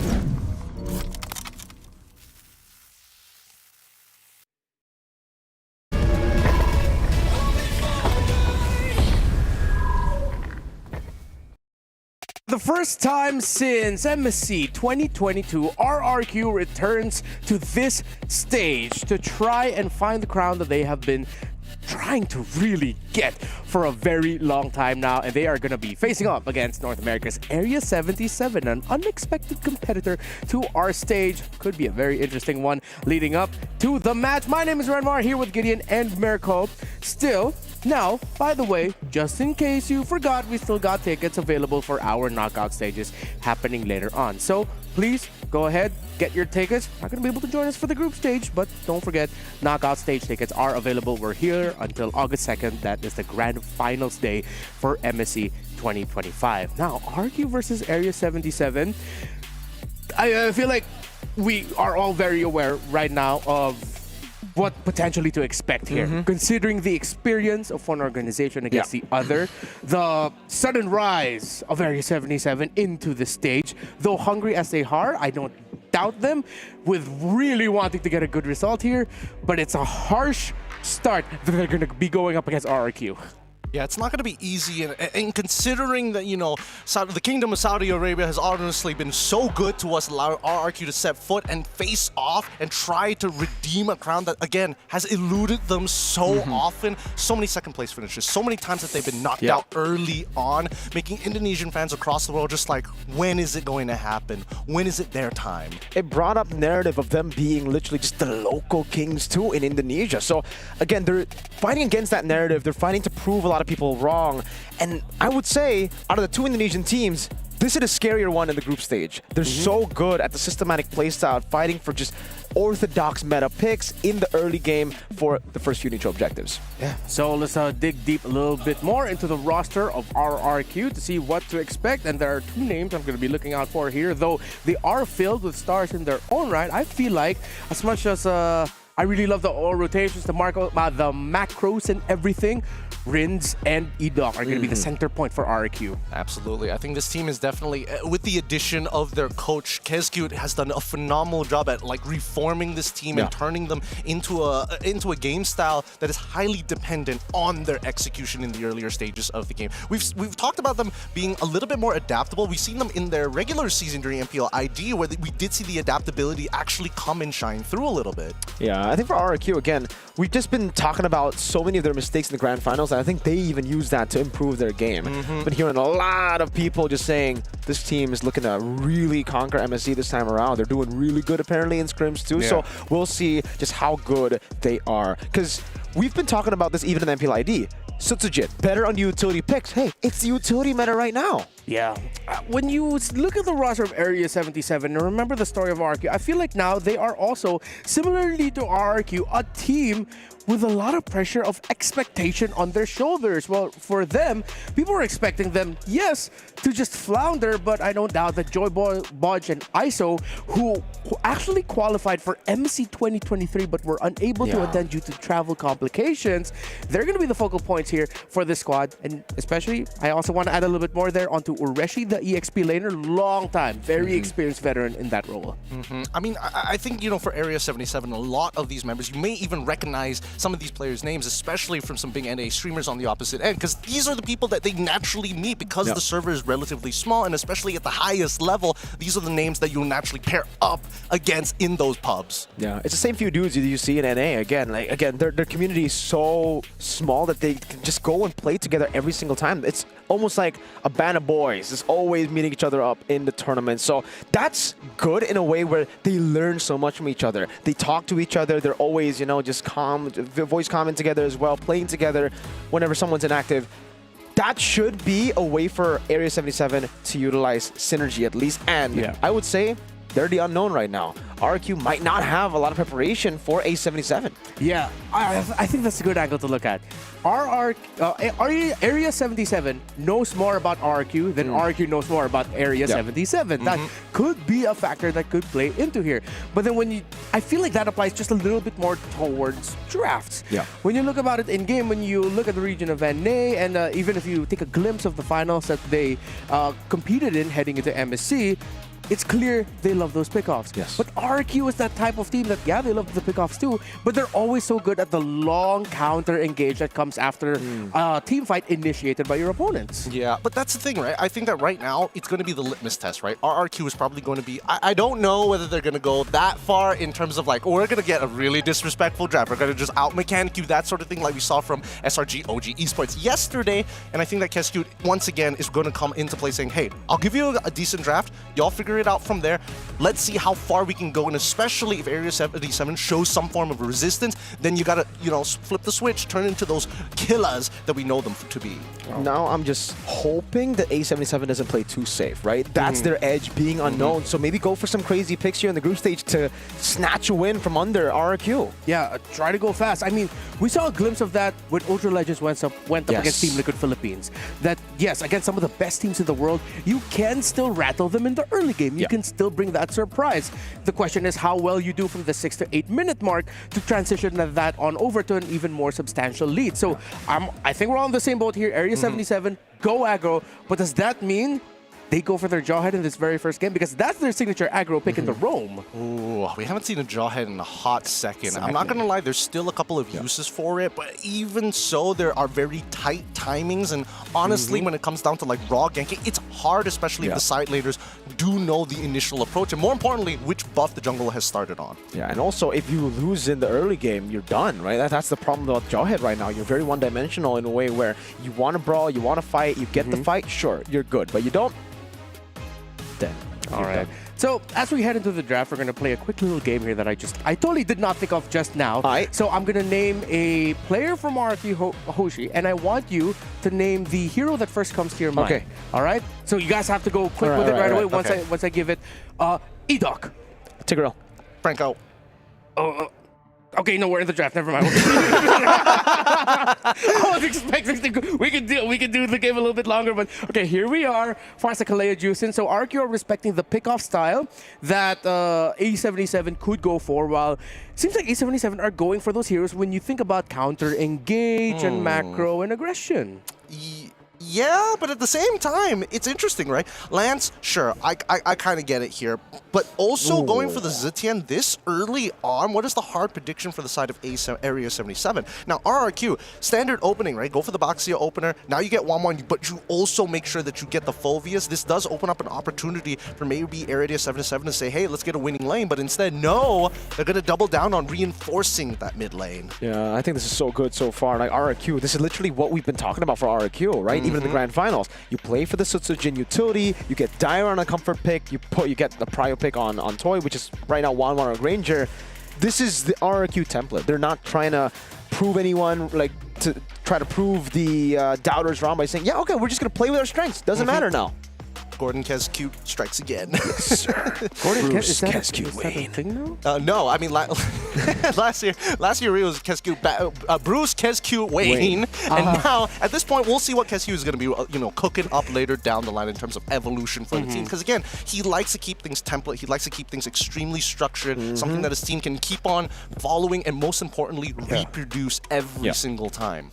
Yeah, you can see that A77 is a little bit quicker on the draw here, while RRQ, I think with what we discussed earlier with A77 knowing more about RRQ compared to vice versa, yeah, they're really taking their time, but they are basing it off of like the template answers that you could go for. So I like how RRQ, they're not trying anything too spicy here. They're just going with the flow, while A77, they have their work cut out for them, but I feel like I'm okay so far with what I'm seeing with the bans and the drafting picks.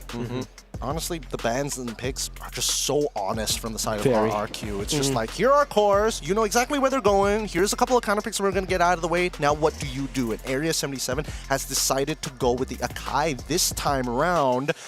Akai EXP, I would assume, into the Phobias? Yeah. I think it is going to be the Akai XP. So RRQ, they already have the Phobias, and that should be a winning lane. Before level 4 should be pretty good, so they could just go. I would say no. There's no Valentina, no Farsa. Yeah, at this point, the Akai EXP lane is just like a lane manager. You don't win that. Wait, what's up in mid? Everything's banned. Novaria. Oh, that's actually a really good pick against the Akai. Yep. That vision. Whoa, You said Franco, I said Tigreal. No one said Cho. Yeah, nobody said Cho here this time around. Interesting why they want to go for the pickoff, especially when there's like a Kai on top of the AOG from the gut thought. We finally get the final pick being in the gold lane is going to be Granger for Area 77. Interesting sight of the composition. RRQ seems very standard, with the only thing that's lacking being like a consistent amount of damage from their mid lane. But hey, it's big burst, and more importantly, it opens up the map. So that way, Area 77 might not be able to go for those big flanks that we're looking for with the Akai. Yeah, same thing for Area 77. I feel like their lineup actually puts an insane amount of pressure on the Lancelot and Granger to get a good game here. So let's see how it fares out for them. It's RRQ versus Area 77 for this game number 1. Who's going to take it? Well, right now, Gideon and Mirko are taking away from me. Thank you, Ranmar. All right, this is the very first time we're seeing a new representative from North America, and they must fight against the faithful, some may say the strong, but the most consistent team making it into the internationals, RRQ. It's not going to be difficult to try and knock down the pillar here of MSC 2025 here at the Esports World Cup. Live from Riyadh, RRQ will be facing off against Area 77. RRQ on blue, Area 77 on the red. RRQ playing the orthodox draft, just going for what works with their own playstyle. Except, I would say, the Cho. This is a bit new. We've seen it, I believe, in SPS in the group stage as well. But even in ID, this is a rare sight to see EDOC on a pick like this. Usually, he does go pick off sometimes, but it's more Francos. And whoa, good steal from Rins. And already RRQ just making it known to Area 77 that this is their territory. But I do agree with you. It's kind of strange to see EDOC on this Cho. He definitely prefers like safer pickoffs, but so far Area 77 are playing their lanes well as of this time. Now, I am curious about the EXP because it looks like Ureshi is kind of beating down on Dairon up on that top side, trying to use that base damage early on top of the timings of his concussive blast to try and generate an advantage. No, but Dairon, you can see that he's just going to freeze this wave. Shiro walks up, able to get the XP crab, but won't be level 4, so he has to rotate all the way down below now. He can't invade as well. He knows that Cho is lingering somewhere in the river. And I think that so far, so good, right? Area 77 have to take their time a little bit. I am curious of how this composition is going to try and break down the battle lines of RRQ. Again, it's highly dependent on whether Shiro is able to find a pickoff, and more importantly, so Ureshi gets that huge flank. We'll see, because again, Hunter is still possible to use the Fury of the Phoenix, not only for utility, but more so just for raw vision before they make a choice. So it's all about mid-prio now. Shiro rotating into the mid lane. Rins getting level 4 first. The Hunter follows through pretty quickly as well. Battle for Turtle. Sutsujin is the one to start things off first, holding on to it. Dairon level 4, rotating as well. That's a massive Astral Echo landing on 3. Phantom Execution over to Shiro there. Joybot getting taunt now. It's a 4-man stun. But EDOC now is going to be brought back with a heavy spin. Dairon constantly jumping in front of pursuit now over to Hunter. Looking for more. Dark Wave landing. But it's only onto Ureshi. Dairon taking down Ureshi with first blood. RQ with a turtle. Nicely done from Area 77. Honestly, I think that Shiro played it extremely well, adjusted on the fly, noticed the immediate disengage from that turtle from RRQ's side, but still managing his stacks well so we can dash out of there. Toy and as well as ISO, definitely this match has been played multiple times, whether you're in pubs or even in screams or scrims. It's pretty straightforward, but then we start to need to look as RRQ needs to find bigger conversions, right? Sutsujin does find the first advantage in that turtle. He does have a slight EXP lead, but even so, Shiro is losing basically nothing. An attempt from EDOC, trying to go for the way to Dragon there, but won't be able to get the second part. That's Shenpu over. Good taunt from Joybot. But yeah, right now for RQ, it comes down to the same thing that we've been seeing from them in the majority of MPLID games. It's just playing for neutral objectives, then going back, getting prio from EDOC, rotating for Toy.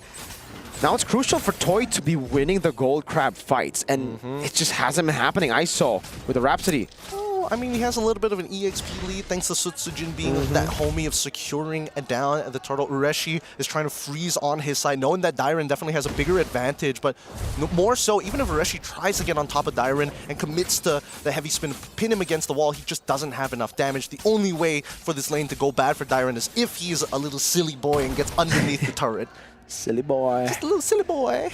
Maybe he doesn't even need to be a silly boy. What if Ureshi pushes him in, right? Because sometimes that could happen too. I mean, that's what's happening right now. He's getting the pushback on that wave, and Area 77 right now playing. Whoa, how deep is EDOC in enemy territory? Wow, very deep. Great angle of attack. ISO, wow. He waited away the dragon so long that ISO was waiting for the Purify, and he just never got the opportunity to tap it. He died before that. Sutsujin now all baits away the retry, and it is going to be a free turtle. At this point, should RRQ say, we don't actually need this turtle, we can actually go and look to, hurt the economy of Area 77 by putting Shiro behind even further, but no, they're so objective-oriented, they're not moving away from KezCute's plan, secure those neutrals, move, and make sure they're playing for their strong side. Because look at this, right? They're trying to position themselves in a way that tells Area 77, hey, we could potentially be diving ISO. So Hunter and as well as Joybotch have to reactively move there, and now, once again, the holes in the defense show, and Edok sneaks in a little bit deeper. Oh my god, it's so deep in there. Yeah, this is not a 1v1 you win, Shiro. Maybe in late game, but in the early to mid, it is all Phobius to win this one. And man, I mean, Shiro's trying his best to just take that farm. Edok able to get Jikundo out, now Astral Echo landing on 3. Good shot over with the Star Shatter. Okay, no ults being committed from the side of Area 77. They chunked out Edok without having to commit too much to it, which is actually great. They got to make sure that they're constantly clearing out their jungle, because this is starting to become a very obvious pattern. They see the initial movement, and then they place Edok in one of the open holes in Area 77's defense, and mostly in their jungle. For now, Rins, he's starting to run out of mana. At some point, he's going to have to recall, especially if he consistently is getting into these fights from afar. But look at the position, right? They're even getting Ureshi here, knowing that ISO is going to be the main target. Respect from Toy. Very, very good there. Even though he's going to lose a cannon minion, he knows that something was up. The fact that ISO is shooting out the Windtalker out. Oh, way the dragon. Baited out the heavy spin. That's what you want. Now the purple buff should be open to contest for Sutsujin. Joybotch walks out. It's Champu onto the wall, but it's okay. Red Tree battle. It's Shiro who secures the purple. But RRQ are not pushing the pace in the bottom lane. Whoa! Almost a solo! AOG from Joybotch to provide the peel, the cover necessary for ISO to recall. All right, battle spell for battle spell being traded out, but the level lead from Toy is definitely going to make it evident that ISO has to be very, very careful, especially if Toy has that Inspire available. Now, we can see Sutsujin has been trying to invade so many times at this point. He's only keeping up with Shiro. It's actually Shiro who actually has a little bit of EXP tempo on him because of the movements that we've seen across the map. Now, Dairen should be able to walk down towards, with the help of the river buff, to go down and quickly join this potential fight from Turtle's side. However, Ureshi has shown himself. Oh, great taunt over to Edok now. Also, a stun over. That's going to be the knockup from Ureshi to get the kill over to Edok. Now Toy walking up. The crossbow tank going to be ready. And it translates over with the help of the rest of the team. Ureshi taken low. He gets away. It's another 1-for-1 in the low action game.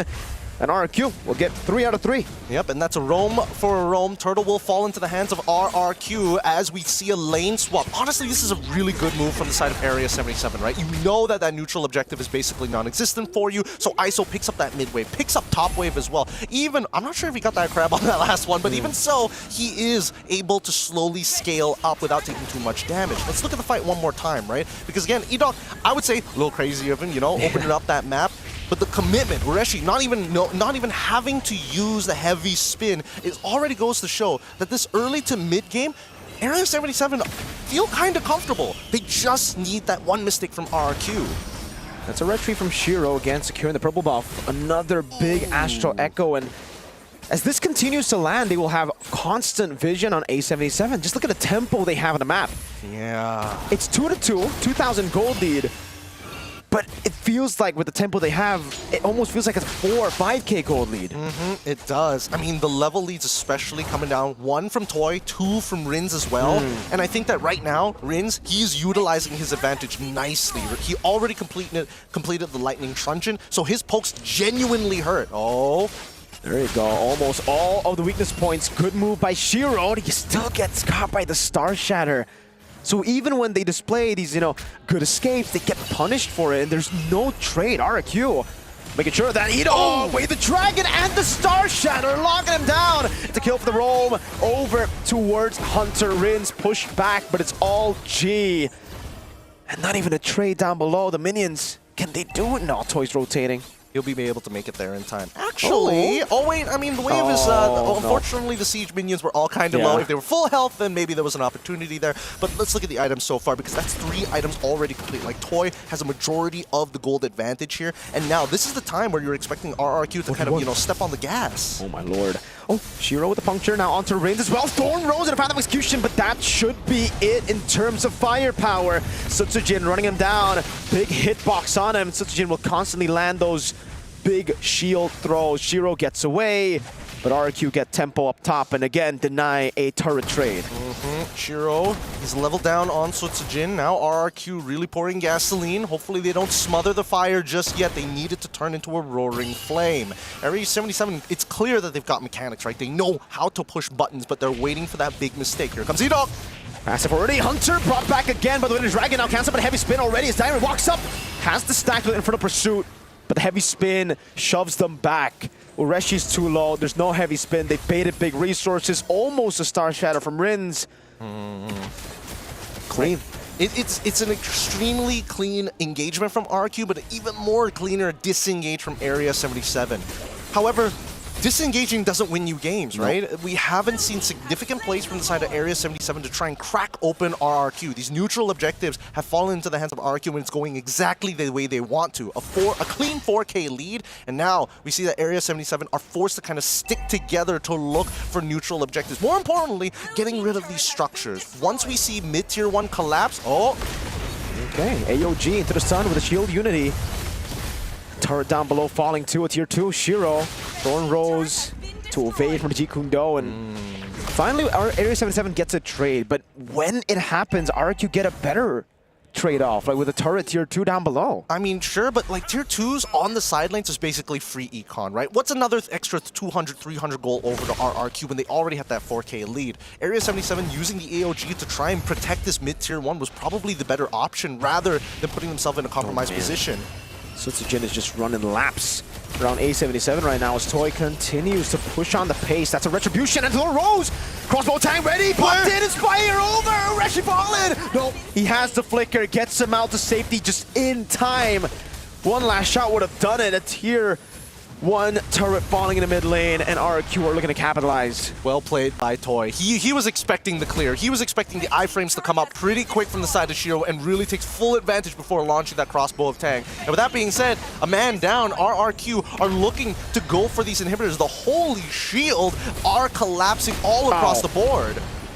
Fury of the Phoenix over, Tyrant taken low, but there's really just no more threat. That's another big structure taken down by RRQ, and it's a big one because, folks, that's the far lane for the next neutral objective. A77 were already struggling to contest. Now it's going to be even tougher. Yeah, no, I think right now the only way that Area 77 is looking to win this game is if RRQ make a mistake when it comes down to these neutral fights, right? That's why we're seeing that. Oh my god, the damage. Half HP, brother man. Oh! Walks up, somehow Sutsujin gets the kill with a shield thrown his way. Ureshi falling for the first time this game. Oh, he got melted down. There's too much percentage damage. Look at Ritz's damage! He's literally tripling the lobby in terms of just raw damage. 54,000, and now the siege. Here we go. Look at that. Again, Fury of the Phoenix coming down to try to defend Hunter. Almost caught by the Star Shatter there. Toy gets another base turret. Oh man, RQ. If we're talking about medieval warfare, the traditional sieges, RRQ top tier when they've got the right tools. They've got a trebuchet in Rins, a strong arm to throw Area 77 underneath the bus if they walk up too closely. And even if they're not close to the bus comes to them. Oh my lord, that damage from Rins. We haven't seen Novaria at all this tournament. The one time we see it, it's a nuke Varia. Oh my goodness. They're going through the medieval ages really fast. Dark ages are collapsing. No more trebuchets. Give him a hand cannon. They're gonna fight again. Again, trying to go for the way to Dragon. Ureshi taken out by the Star Shatter. Dairen taking a few shots in. Sutsujin walks up with the help of the conceal from E-Dog and will be there to body block in case it's necessary. Free Lord to RRQ. Look at this, just perfect macro coming in from the side of RRQ. They understand they've set the line in the sand, and Area 77 must not disrespect it. Jiro's gonna try here. He's got the mechanics and he's gotten out of really tight positions before, but a single shot from a max range Star Shadow from Rins really makes all the difference. Not to mention that if they stand too close together, unfortunately the AoE plus an extra from the Lightning Truncheon makes all the difference. 50% gone just like that. Man, 2,500 gold lead for Toy. Full items almost. Has a Magic Blade, very close to a Rose Gold Meteor. There's a Sea Halberd, and he's gonna shred. Like, even without the crossbow attack. Actually, I'll be surprised if he gets a crossbow attack. He might actually melt people before he can get the crossbow attack done. Yeah, he is pretty far ahead in the game right now. It's kind of ridiculous, but... Oh! Both the carries. Talk about targeting now. Shiro walks up, Rins. Would flicker out. That's a big AOG that lands. Oh, no. That's Shiro in the front. Diamond is holding it alone. Toy looking for the damage just with the basic attacks again. No crossbow attack, no problem.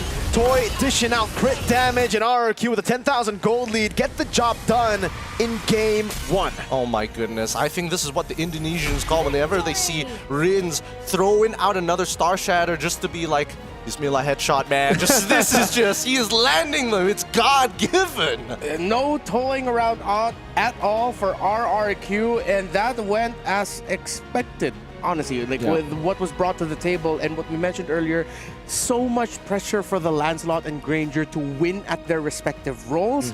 But when you're up against a mid laner who can nuke you from afar, see where you are, empowered by a jungler who will like, I'm here, there's like literally nothing much you can do to me right now. I'm a Baksha.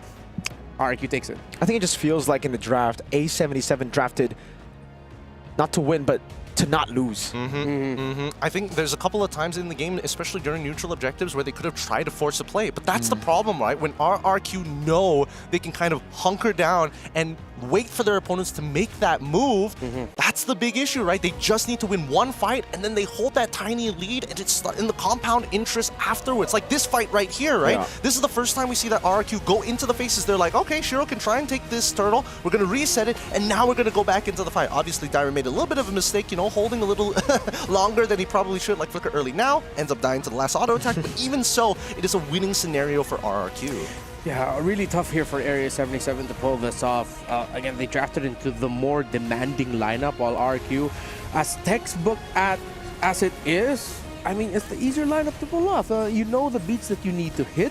There isn't some clear, obvious conditions you can afford to mess up within the first 5 minutes. While for Area 77, it was like a very precise, you cannot mess this up or it's over for us. Yeah. I'm actually surprised that Toy didn't go for the attack speed build this game, knowing that he would have just gotten free crossbow tanks across the board that would have just blew over to maybe a triple kill every time he gets a crossbow tank. Yep, as we look at the emblems right now, RRQ really just played this as it should have been. The fact that 3 of them are pack and tank emblems, that delays even more what damage Area 77 can dish out. Again, simple as they needed to somehow find massive wins early on. RRQ didn't give it to them. Yeah, they didn't give it at all, which is why like this is one of the worst matchups for newer teams to face up, because RRQ is just so...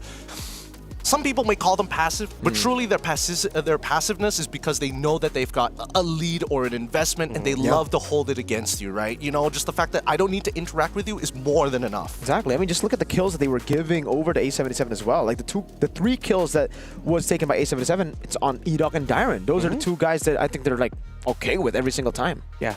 There was something also about how RRQ played that I liked that they didn't try to rush anything. You could clearly see it's like still respecting the, this still might turn around. All right, let's just go back. All right, let's fight again. Slow. It was like just a slow battle of attrition that Area 77 just tried absolutely everything they can to get farm, to find wins. But if your opponent is not giving you any opening and they're respecting you as if the gold was close, yeah, you're not going to get anything from that. Yeah, I mean, it also reflects in their builds. Like, Dyron initially didn't go for the War Axe straight away. He was actually building components into the Anti-Cuirass as well as the Radiant Armor. Then after he finished his second item, they realized, like, wait, hold on, we just have to sustain, and then Rins is already getting, like, a gigantic lead. I just need to live. I don't even need to be that tanky in the first place. So that's when he decides to get the War Axe. Yeah, it's really like not the build that people go for nowadays. Even in ranked, people just go for Thunderbolt. But if you're winning that hard and you can just sustain, and the game was like 3 turtles to RRQ, a 4,000 gold lead with that looked more like an 8K gold lead. There was not much you could do wrong in the item builds. Yeah, and looking at what Area 77 eventually drafted into after seeing the fact that there's a Baksha on the other side, I think more now, I see what you were trying to get at, Mirko, where Area 77, as if they were trying to draft not to lose, because there wasn't like a direct answer to the Baksha in terms of disrupting his flow. It was more of just like, see what we can draft to make sure that ISO, Shiro, and maybe even Hunter doesn't die. It was just like, let's see if we can just hold on long enough to hit our power spikes and whatnot. It's more reactive than it is proactive. It is, and more importantly, so in terms of like raw execution, in terms of like high mechanics, it's really down to like Shiro on this Lancelot and as well as Ureshi to try and make these plays. Everybody else just presses one button to try and either disengage or really punish the mistakes that RRQ are going to show. But that's why it's such a big difference in philosophy, because KSQ is so high on, hey, we gotta play to the structure, you have to execute perfectly, here are the things that you have to worry about from Area 77. So far, it's so clear that this opposing philosophies work so much better for RRQ. Yeah, they were literally just playing for PL. 4 heroes out of 5, except Lancelot, were just PL heroes. They wanted to kite back, they wanted to punish on mistakes, but expecting RRQ, such a systematic team, you'd actually have a better chance of hoping for Onyx ID to make a mistake. Like, they're the ones that actually push forward when they have a lead. RRQ, they're like, no, it's okay. We're fine with 2K. We'll just build off more minions, cutting you off, blah, yada, yada. And for Area 77, it wasn't what we expected. Like, they need to just go in game number 2. Get rid of the safety. It's all right. They got nothing to lose. Yeah, I think a lot of more people are going to be able to see the pros of your gameplay if you're just aggressive. Even though people would say, oh, it's a little bit throwy. At least we saw you try to be proactive instead of just trying to react to everything that RQ throws at you. And because of all of that, Toy was left to just farm, get gold, deal damage. Nothing could stop this 1-1 from just being able to get up in the air. Yeah, and I mean, not to mention that these, again, against RRQ, they're very good at taking small incremental leads and really squeezing a lot of value out of it, like really milking it. Like Rins was getting so much value. You could see that his lead against Hunter eventually ended up being a 2-level lead on top of a whopping amount of gold. And Toy, I think that he could honestly try to make solo plays of his own, but he just remembers what's if he makes a mistake, KSQ is just like, hey, you know what happens here? Big backhand. Well, we're not going to be seeing that after the result of game number 1, and I think right now, unless we see some absolutely massive changes from the side of Area 77, that we might just be walking out of this matchup and this series with a sweep. And I think the second game, again, if nothing too crazy happens in terms of the draft and the strategy changes, then it's just going to be more of the same. It's just like a slow whittling down and realization of Area 77 where the map is getting smaller.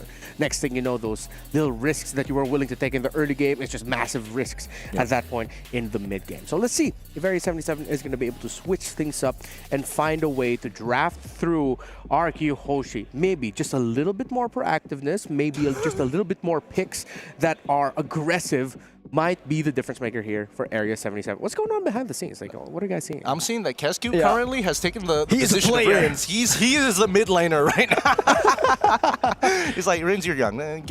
Come on, just stand up for a second. Yeah, all right. So if you want us to understand RQ a little bit more, well, we have a story on their journey here heading into MSC at EWC.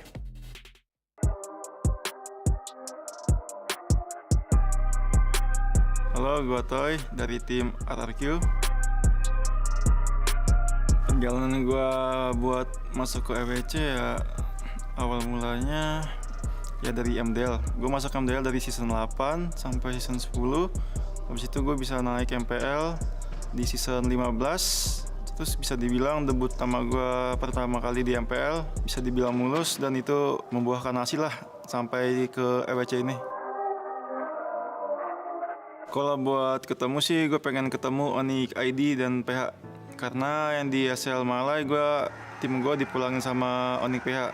Dan di SL Indo, Tim gue juga dikalahin sama Onyx PHN di Grand Final Season 15. Tim gue kalah juga lawan Onyx ID. Perasaan gue main di EWC tentu senang. Untuk pelajaran yang gue ambil dari lawan Onyx di Grand Final itu udah pasti mental. Karena kalau misalnya mental kita nggak kuat ya gamenya nggak bakal bisa berjalan mulus lah. Jadi mental yang paling penting.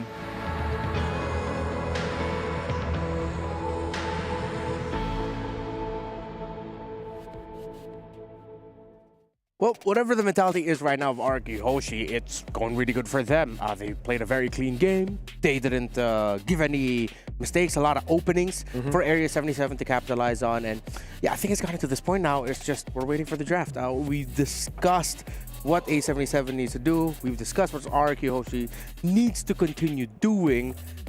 At the end of the day, the only question is if Area 77 is going to change it. It's all on the balls on their court at this point. It really is, but I think, tinfoil hats back on, boys and girls, because I think that RRQ, if we're going to, conspiracy theory, they like to play a little bit slower. But every time they have lost in the most important games, they have to deal with hedgehogs, otherwise known as.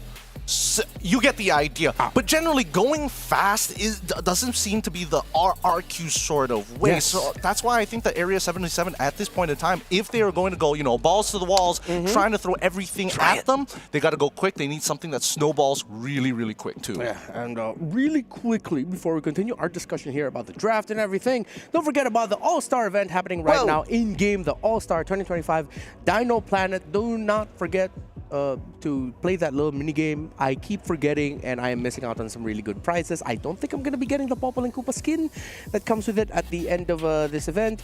That makes me very sad. So don't be like me. Don't forget to play our mini games, and of course, enjoy everything that the Dino Planet has to offer for everyone playing MLBB right now. That event goes all the way up until August 5th. Yes, draft starting in just a bit. Let's look at Area 77. Let's get specific. What picks do you think they could go for? Jawhead. That would Jawhead. Yeah, I think that's it. I like it. I was setting you up as like, okay, Jawhead right away. Yeah. We all know what we want to see from the side of Area 77. We want them to go back into their playstyle that they are not only comfortable with, but something that they can really show the world what they are all about. We need to see NA's playstyle right now as we see them actually on the blue side up against RQ on the red. Okay, they banned the Kimmy. So does that mean... I feel like they might be trying to consider So they don't want Kalea. Baksha. They don't want Baksha first pick is basically what it means, right? Yeah. But RQ still decided to ban out the Baksha. Yeah, I definitely think that Kimmy was one of the few picks that would have made a lot of sense for Area 77 because it's just one of those heroes. It's like, how do you contest with that type of damage that early on? And they ban the Uranus, so they're not going for the Uranus. I think it just might end up being Kaleo first pick. If it's not the Jawhead, I mean, if they want to play around pickoff, map presence, going around fast, Kaleo is a good substitute for that. Yeah, but I really am not a fan of giving Dyren a Phobius. Dude, that guy is a monster. Like in Indonesia, we call him the half purple man. The half purple man. Yeah. Manusia setengah ungu. Okay, it sounds half better purple in man. Bahasa. It sounds way better in Bahasa Indonesia. Okay. It sounds kind of weird here in English. Half purple man. I think that, especially if we're talking about Dyren, another thing that they need to be worried about is like the Indonesian style of Hilda. We've seen so many EXP laners. You give him that Hilda, you're on an assassin. It's like, it feels like you can't breathe half the time. He's right up in your face like, what you doing? Oh, you taking your purple buff, sir? Is that your purple? It's mine now? It's mine, not yours. Not your purple buff. He's a typical bully in a high school like TV show, just like, hey, give me your lunch money, aka your purple buff, nerd. Lock him in a locker, your purple buff. Just That's literally what happened in game one. They were locked in their base, locked in their lockers, and they try to get out, but then the bully's just stronger. They ride away in their convertibles, they laugh at you, they make you cry, you go home, you tell your parents. I'm not talking about personal experience here. I was talking about drafts. Yeah, totally. Oddly specific with the convertible. Do you still remember their number plates? Look, Jushin gets picked up here. 100%, bro. Tinfoil hats. tinfoil hats. 100% win rate. Jusin. 100%. Okay, Look, okay. hey, it could be a conspiracy, but I think at this point, the Zushin kind of makes sense, right? If you're not going to get the Kimmy, the other lane bully that we are expecting is that Zushin. And now they need a mid duo that actually looks to play in their favor. Now, Zushin is interesting because it's not only about mid prio, it's if they get pushed in, we tax your HP whenever you walk up, especially if the opposing duo has a melee range style hero that uses Concussive Blast. Oh, RQ getting the Harith right away. It's been months since Harith has been a top 2 priority on the red side. And even Hylos to go to boot. Yeah, this is a little bit more of a ego aggro RRQ first 2 pick rush. Yeah, they're one away from going Triple H here. Harith, Hylos, and Esmeralda. Oh, hey, look, it's not the game. It's not the game just yet, boys. Just give it some time because the Kalea, Lancelot there is going to get locked in on top of the Kalea. All right, a decent amount of burst damage, but not enough to really convince me about this potential pick-off composition just yet. Harith, Hylos, Hodged. Really forcing it in here. Oh, RRQ at this point against the Lancelot. Oh, they go for it. The Zetian. 0% versus the 100% that Jusin. Now, this feels a bit more like RRQ saying, let's change those numbers. Yeah, right? A little bit more shoulder checks coming in from RRQ right now. Like, come on, boy. Come on. For sure. The Zetian is interesting, right? Because does that mean they're going to omit picking up the Gatot into the Kalea this time around now that they have the Fury of the Phoenix to work to kind of work with? Oh, you Tsunami Slam. Guess what? I press one button and then we'll see whether or not we actually have to commit to the fight or whether or not we can just be like, oh, this one button is enough to get us out of here. Yeah. Okay. Oh, Beatrix, good ban. Yeah, with Kalea. Could be it. Usually what RRQ does, I'll explain the Hylos a bit more for them. They go Harith, right? Harith usually gets countered by like the Phoveus who gets the dashes, and Hylos is usually already a win against the Phoveus. So the Hylos is a way to deny the Phoveus. That's what they like to do, and it's also really good flex. So it's like a KESQ template to deal with something like a Phoveus if they don't ban it. Very traditional. Okay. Very traditional. So honestly, I would have liked to see KESQ kind of go out of the template and be like, here you go. Here's an Arlet Diamond. Well, I mean, considering the tendencies of the draft so far here at MLBB at EWC, this is sort of out of the template, but it's still within his personal template. Yeah. So I guess we can only get like one thing. Okay, Fredrin gets taken out. Considering that they are just, it looks like RQ has already told Area 77, okay, we're literally telling you Harith is our main dude. It's up to you to try and answer it, guys. We're giving you a little bit of give here. This still could be a Phoveus for RQ, dude. Like the Hylos many times, again, goes to Rome when Phoveus is up for grabs, and it's a Lancelot that just was... Oh, RQ, they can set up for the Phoveus now. They don't really need to flex it all the way to the end anymore. They really don't. And they can pick it up for themselves, worst comes to worst, right? As much as... They're going for Arlet, no? That's like last pick Arlet, no? Yeah, that's what I'm saying. That's what I'm thinking of. They're like, okay, you can go either way. Guess which one it's going to be? Let's see. Because they're giving the onus to Area 77 and picking the Akai on R4. It's just so safe. Yeah. Because like now for RQ, they are waiting for A77. If they don't go Phoveus, that's an easy Arlet XP. If they do go Phoveus, the Hylos will be placed into the XP to beat the Phoveus, and they'll just pick another Rome. Yeah, at this point though, if Area 77 even goes Phoveus, there's an Akai on the other side. Exactly, You're just like, what are we going to do now? So like, it's Hylos and Akai. Yeah. In chess terms, this is what we call a fork. It's honestly, it's pretty difficult to deal with. Oh, they go for the CC instead. All right. Either in both of those matchups doesn't really matter to the CC, but it does compromise their overall 5v5. So like, you know what? Another one. Another new way. Wait, no. 2 debuts in 2 games. Navaria and now Paquito. That's kind of hot. Yeah, I like that. I think this is RQ really just going with a little bit more. The template's there, but the ego's there too. I like it a little bit more. Showing Area 77. Now we got you. This is checkmate. And what is this, blue lock or something? Yeah, I can see Dyron's ego juice just oozing out of him. I'm just a fan, dude. Like I've been talking about how Dyron needs the carries in MPLID, and now that he's getting it, I'm just here for the show because back when he was in Rebellion, this was his prio pick. This was him, his favorite, with Benedetta. Yeah, with Benedetta, of Let's see if Dyron can pop off with the Paquito in the EXP lane, if RK Hoshi will close out this series as expected with a 2-0 victory, or will Area 77 surprise us all? Thanks, Renmar. All right, we're getting right into this straight away. Match point currently for RRQ Hoshi. MSC 2025 can't be just this, especially with North American representatives on the blue side looking to pull this back against the Kingdom. Now, let's jump right into it, right? Because I think we need to figure out ways and maybe potential holes in RRQ's defenses, or maybe Area 77 to kind of push back, because again, they go for that initial leash, which is, again, we don't see very often, but so far, Dyron is very comfortable to take on Ureshi in this 1v1. Yeah, it's because of the wave clear. You get, like, if you angle your skill 2 properly, you get the damage and the clear. So there you have it. Bargain Hunter here with the Inspire. I think the emblems are pretty normal, so I'll try to answer your question. What are the weaknesses? I think for A77, they have an easy way to pick 1 or 2 members off straight off the team fight. I mean, Edok is very vulnerable. Dyron and Rin's also no Purify. Yeah, both don't have Purify here. Although the mid duo is actually kind of struggling here because, as you can see, Joybotch, he needs to be able to kind of walk up and punch something to get the initial heals, right? But it's so far, it's clear that Edok and as well as Rins are timing their abilities to make sure that he's not getting the maximum amount of heal while still making sure that Hunter has to walk up in a very awkward manner. Focus on clearing those waves, focus on getting an early recall, or at least force away Joybotch in a more compromising position. Interesting. Both sides positioning himself for the very first objective. Okay, just playing around it now. Yeah, they're really trying to put or set Dyron for success here in game number 2. They want Dyron to snowball because once you do, you get a heavy spin, say on anyone, it's an easy one-shot for Dyron on the Bakito. We'll see whether Dyron actually goes for the full damage, right? It would be fun if he did, but, whoa, hold on. Knockout strike not landing. Goes back to the safety of Sutsujin, who's walking on the turtle. Really taking their time here, but here comes, as the Glorious Pathway comes through. Oh.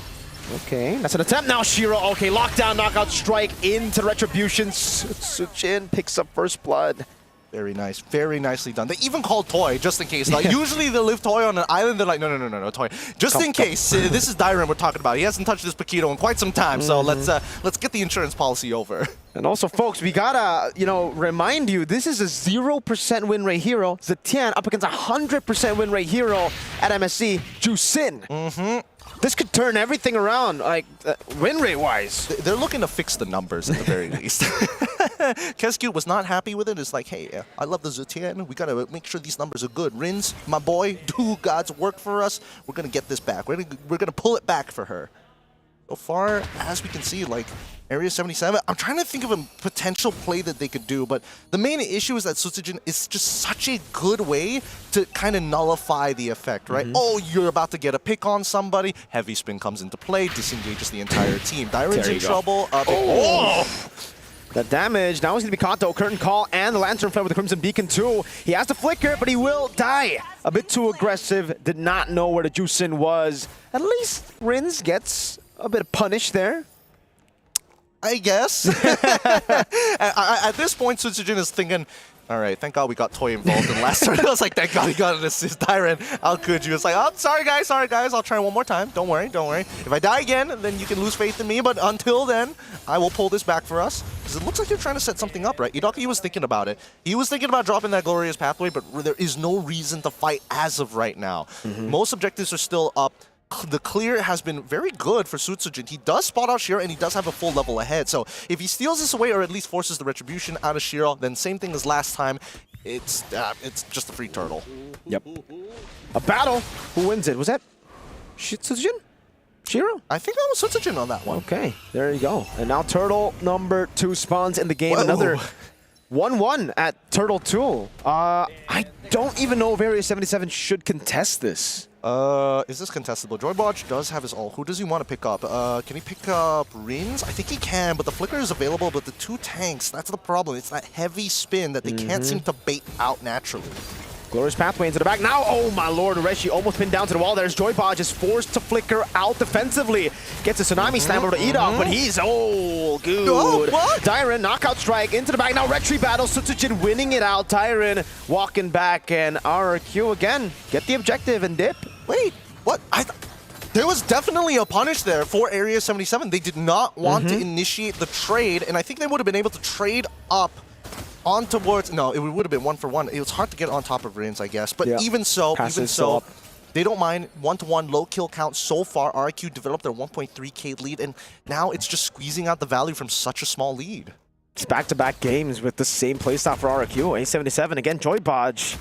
Without the flicker, you're passive on the Kalea. You have to understand now, after the changes on Kalea in the previous patch, that range on skill 2 is so short. You need flicker to be able to get like a crazy pick-off, especially on a mobile pick like Dyron. Unless Dyron walks up, then I guess that's free knockout strike over to Rins right there too with the turret up top for free.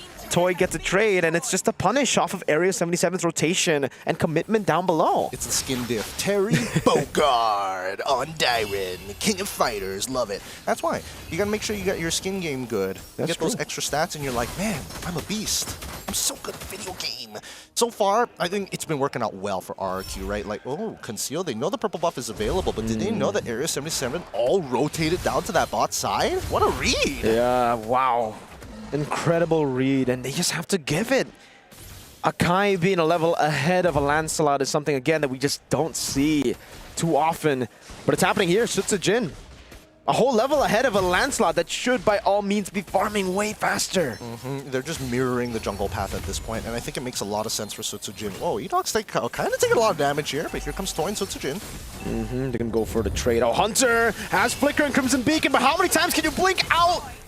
Toy walks up, Zaman Force over, Unli dashes, and it's Rins who picks up the kill. Joy Bodge walking up, unable to get into range. You see that range? Pretty short.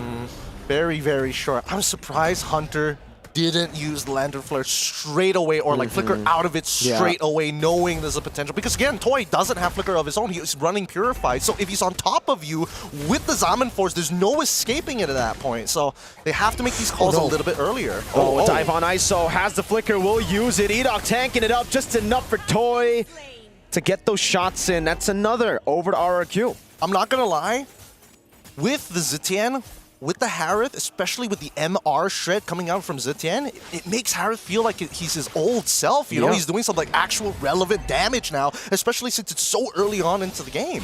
I'd love to see the take. Oh, Shira gets the orange buff. The take on items for Toy, because we saw Innocent go for the book Enchanted Talisman yesterday.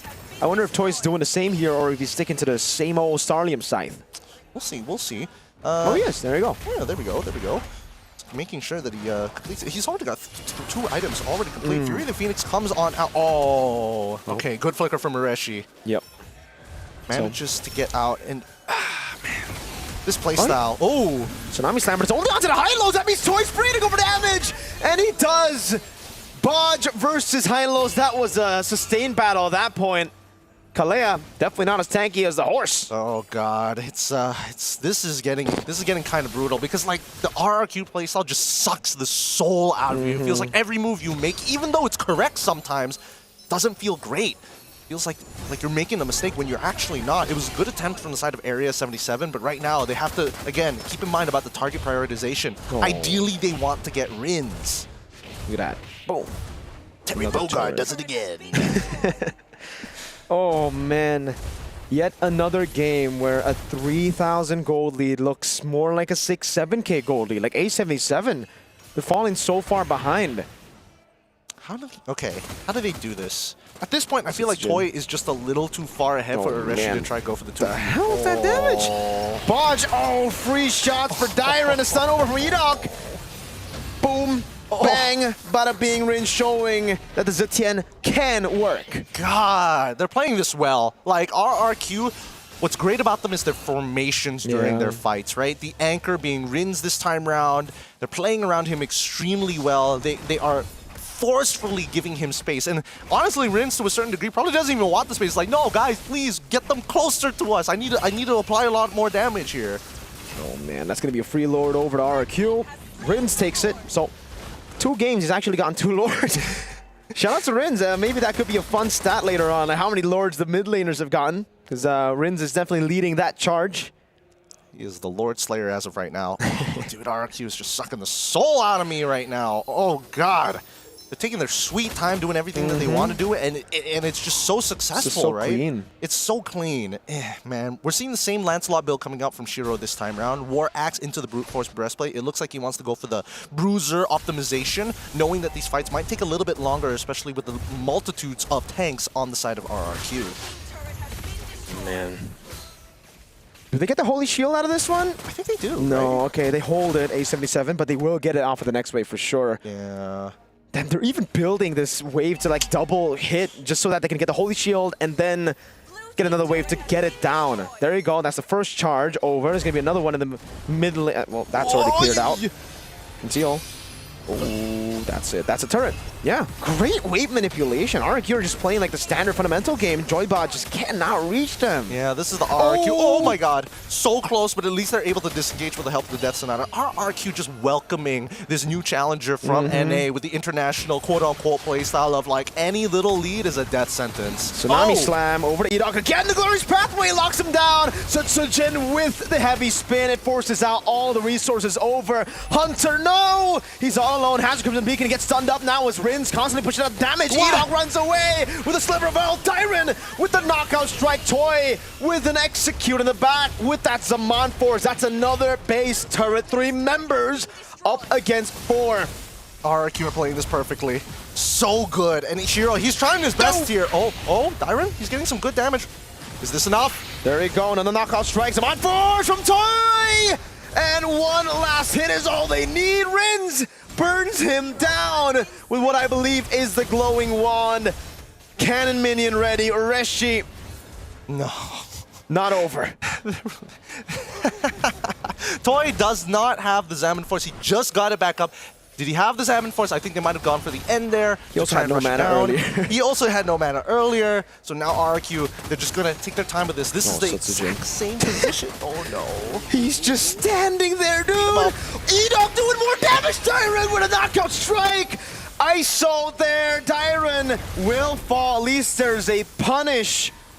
But my lord, was that just soul crushing? The RRQ playstyle.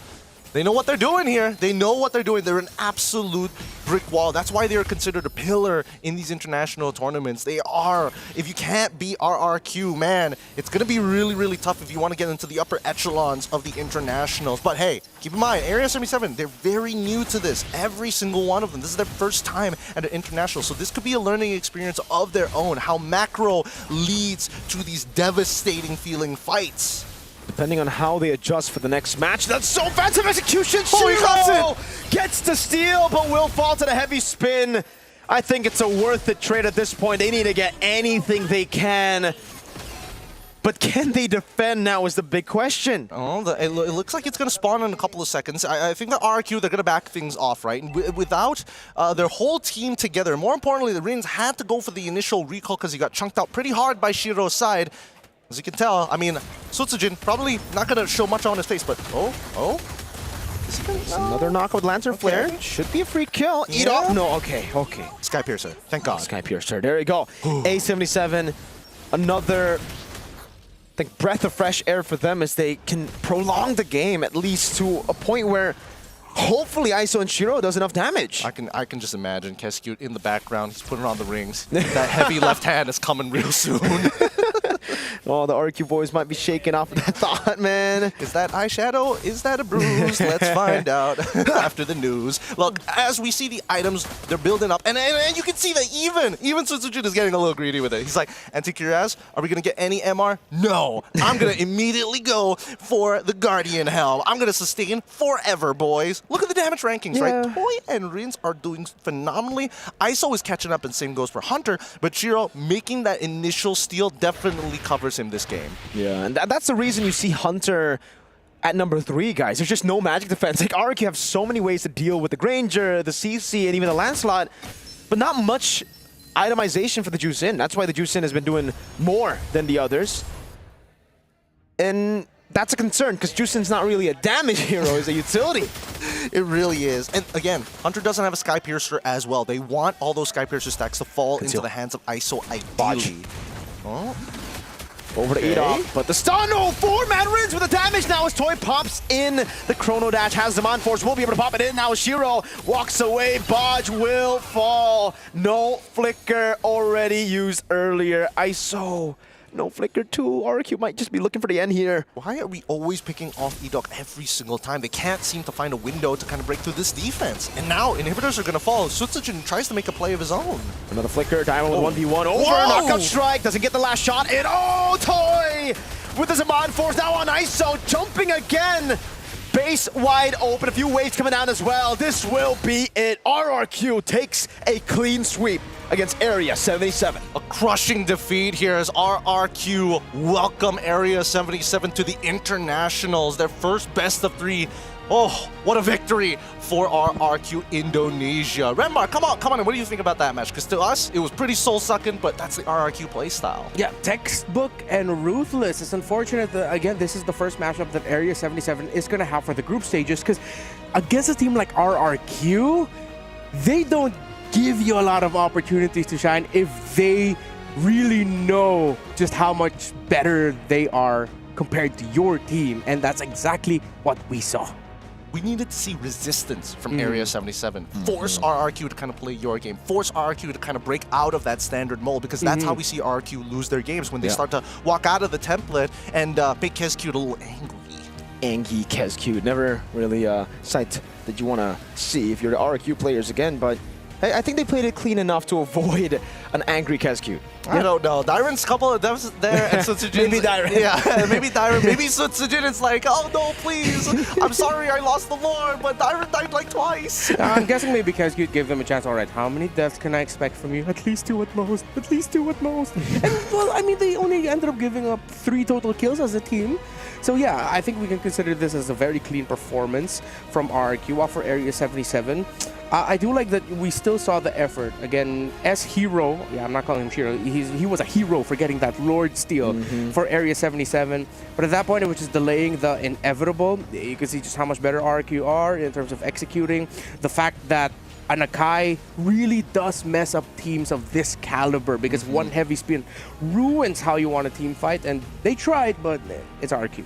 And again, fun fact for you guys back at home, this means that there is no longer 100% win rate for Jusin anymore. Let's go! And no 0% for the Zetian. Let's go! All the Zetian mains and Jusin mains very happy right now with this result and outcome. Exactly what they sound like right now all over the world. But yeah, I feel like this is one of those series, one of those games that there's not much a lot to say, because again, we didn't see enough of Area 77 here. We can say they tried, we saw the moments, but again, it's RRQ. They're just so smothering in their gameplay. They really are. And I think at this point, it's clear that they want to do what they have to. But it looks like Sutsujin seems to be ready. Yeah. All right. Yeah, it's time for the interview with Eterna. Thank you, casters. It's Eterna now with Le Mercenaria. We have Sutsujin from RRQ. Once again, congratulations, Sutsujin. Thank you.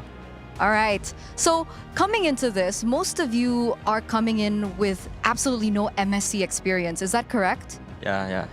So how does it feel to finally come here for EWC to represent RRQ?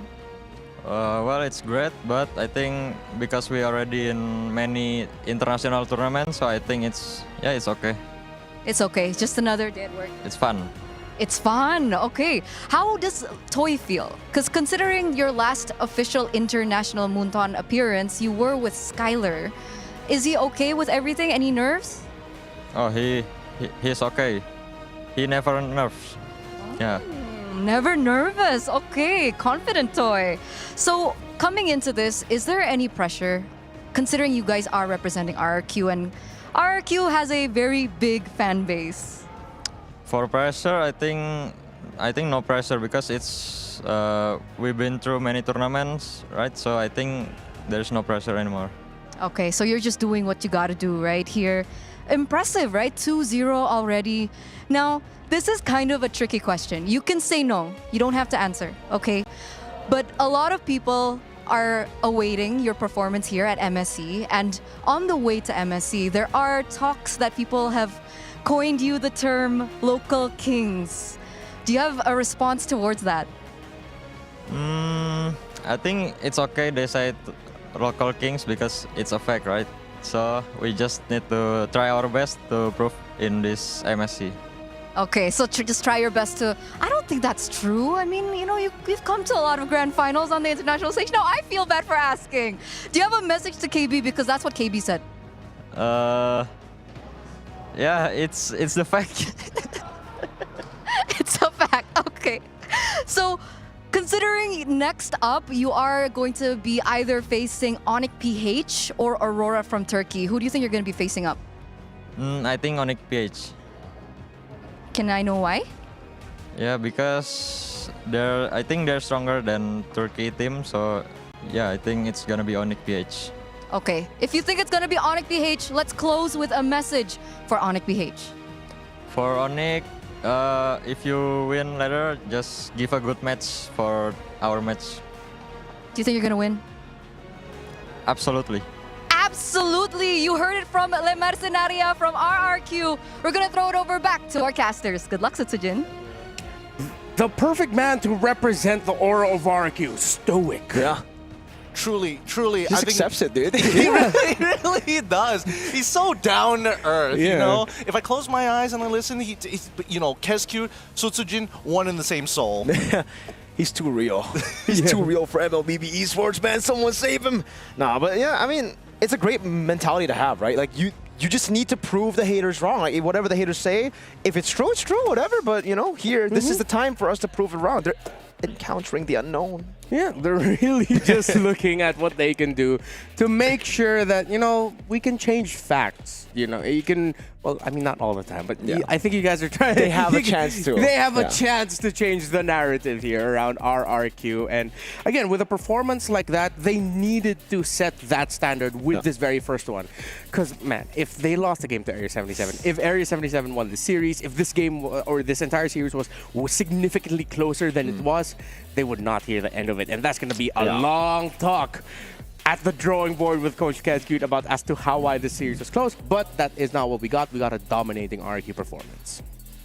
I mean, no surprises here, honestly, throughout the board. I just wish that RRQ were able to kind of, try and push and extend their leads. Because a lot of it just comes down to a matter of inches. They're just, a bit of maximizing values, maximizing a couple of gold leads, but nothing really flashy. And I think the only person who got to have fun was Dyron. And I think, that's where the 2 deaths came in, where it was just like, okay, I guess fun has a price. Yeah, all right. Now it's time to find out who the Sony MVP of the match is. I believe it's going to be from RRQ, and it is none other than... And Toy on this Harith. Well, yeah, he played a perfect game.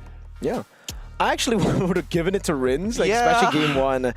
But yeah, 6-0-4, not to take anything away from Toy. He was playing incredibly here too. This is the normal take, I would say, on the Harith itemization. It's not the Enchanted Talisman that we did see from Innocent just yesterday. It's still Starlium Scythe, and it still works, especially if you're winning in lane level 1 to 3 against the Granger. Like, we need to see that, like, if possible, in replay or something. It's like, how? How did it work out in their favor? I'm not even 100% sure. At the end of it, it's just standard all the way through a majority of the laners. Even like the 2v2s we were seeing in the mid lane was in favor of RRQ as well. Dyron was doing a very good job until he overcommitted, got out-rotated, and then died. But other than that, it was pretty good. Yeah, and that was a terrific win by RRQ. Hopefully we get to see more of a brilliant Area 77 performance in their next matches. That is it for the first half of the second day of the MSC group stage here at the Esports World Cup. But coming up next, we have our SNB match of the day between Onyx PH and Aurora Turkey on behalf of Gideon and Mirko. We're going to be signing out. You're going to be joined by Lafel, Brigida, and Naisu. Coming up, we'll see you in just a bit. See you guys.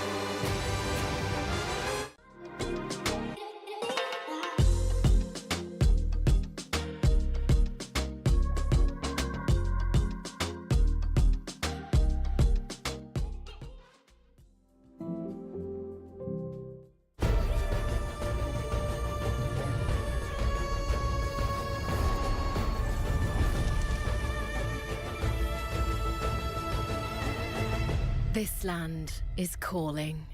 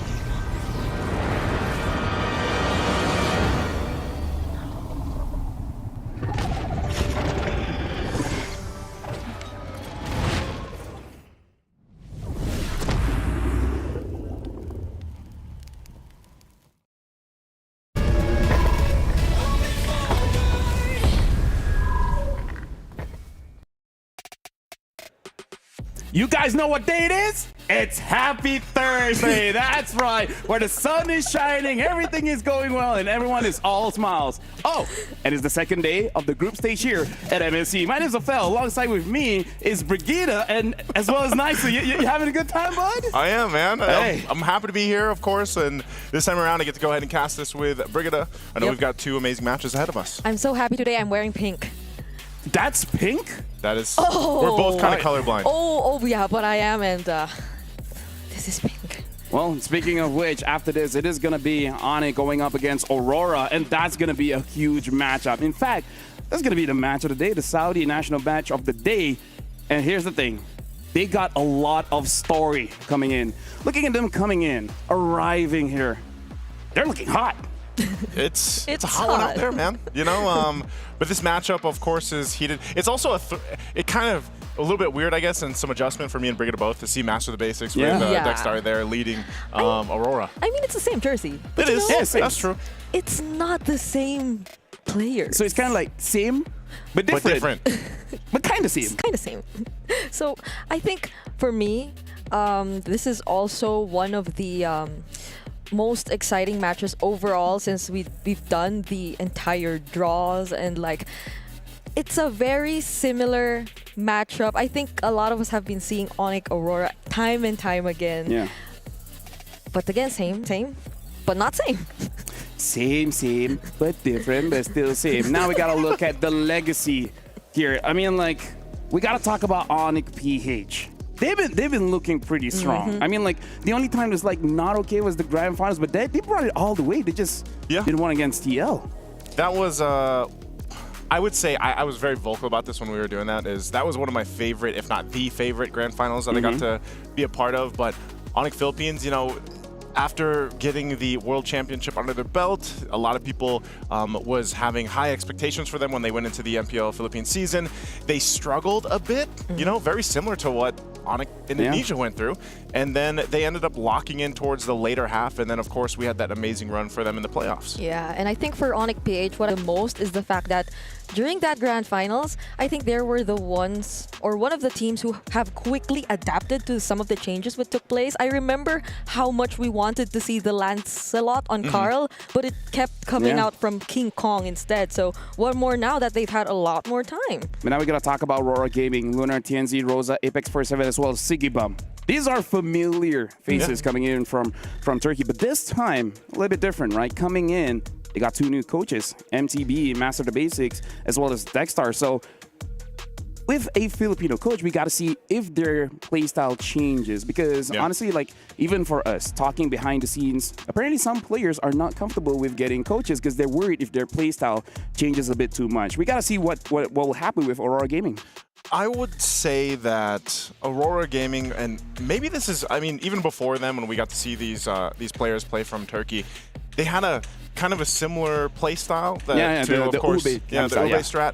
And so maybe for them here, especially when we have MTB come in and then Dexstar, it doesn't change too much. Maybe it's just going to highlight their play style a little bit more. And I mean, this is the perfect meta for them. I mean, like, here's the thing. We got to look at the legacy versus the reinvention. And that's a good touch, is that they do play this Ube playstyle, and coming from Master Base as well as Dexstar, they know about it maybe a little bit more than them. But here's the thing: legacy versus reinvention.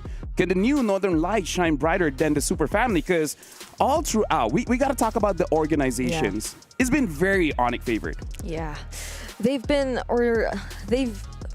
part of the competitive scene long enough, and I feel like there's barely some.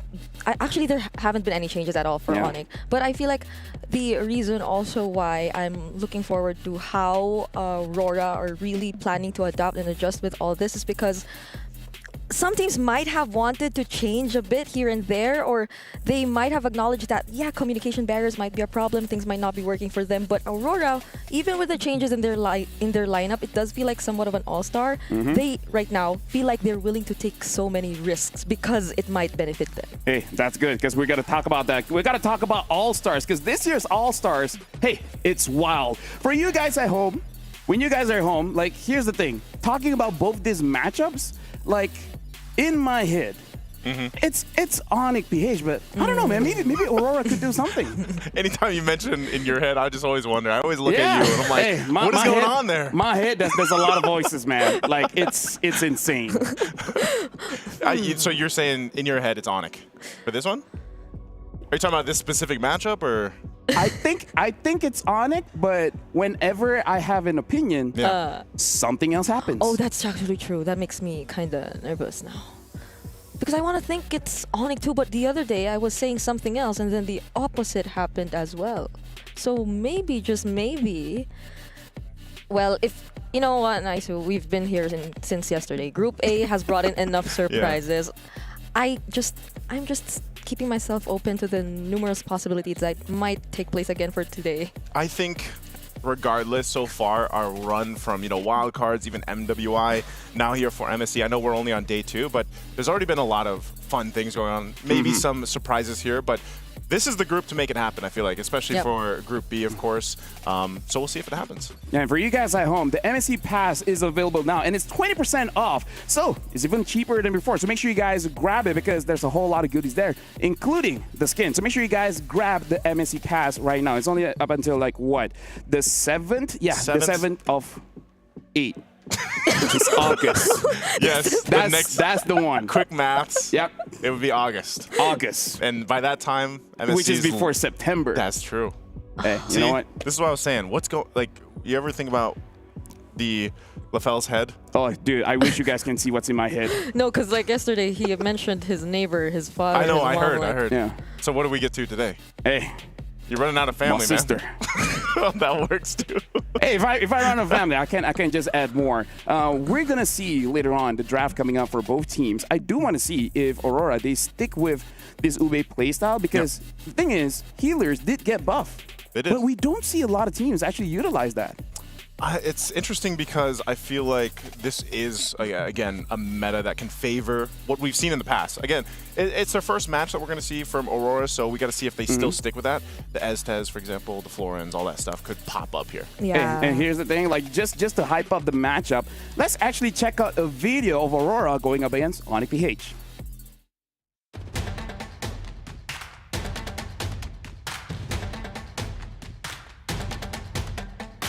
Malezya'da bir aylık çok güzel bir bootcamp yaptık. Kaya oynadığımız bütün maçlardaki takımları 10 PH olarak düşündük. O mentaliteyle oynamaya çalıştık. Korkmuyoruz, yeneceğimizi düşünüyoruz. İçeride bir oyun, TNZ daha fazlasını isteyecek ama.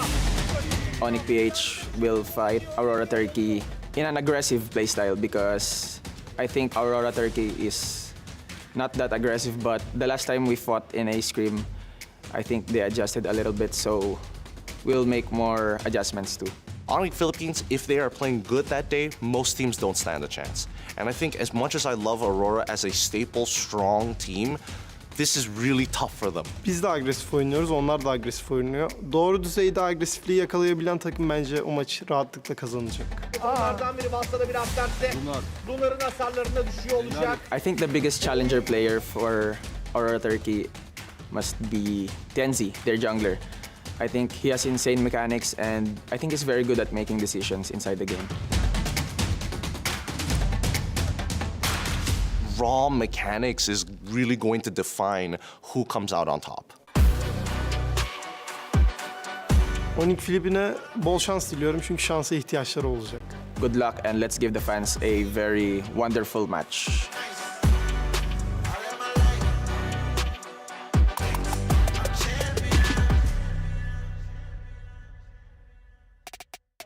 We saw a jungler giving another jungler that much respect. Yeah. And we heard as well, perfect aggression, the team that can actually execute that level of perfect aggression will have the edge in this fight. Speaking of which, for you guys at home, the All-Star event is while it's still ongoing. So make sure you guys go into the game and slay a lot of lords because you guys have a chance to actually get a lot of goodies for yourself, including the exclusive Popol and Koopa skin as well as the new border. Now, here's the thing. In this matchup, they talk about perfect aggression. I kind of feel like when it comes to perfect aggression, I kind of feel like Onyx PH, they got it unlocked. So it kind of looks like their favorite in this matchup. Yeah, especially if you look at the roamers. Because like whenever you think of aggressive roamers, I feel like Brusco and his hero pool immediately comes to mind. Because I know we touched a bit on these healer utility types of roamers, and I feel like that's something you could associate a bit more to Apex 47, especially since the first time we saw him. But I don't think that in any way should limit Onyx PH too. Because even towards the latter parts of MPL, there was an Angela by Brusco even. Like they've had these certain changes here and there. So I'm wondering what they have up their sleeve for this match. Yeah, now we're starting to draft here. Onyx Philippines going up against Aurora. Looks like Onyx Philippines will be having the first pick.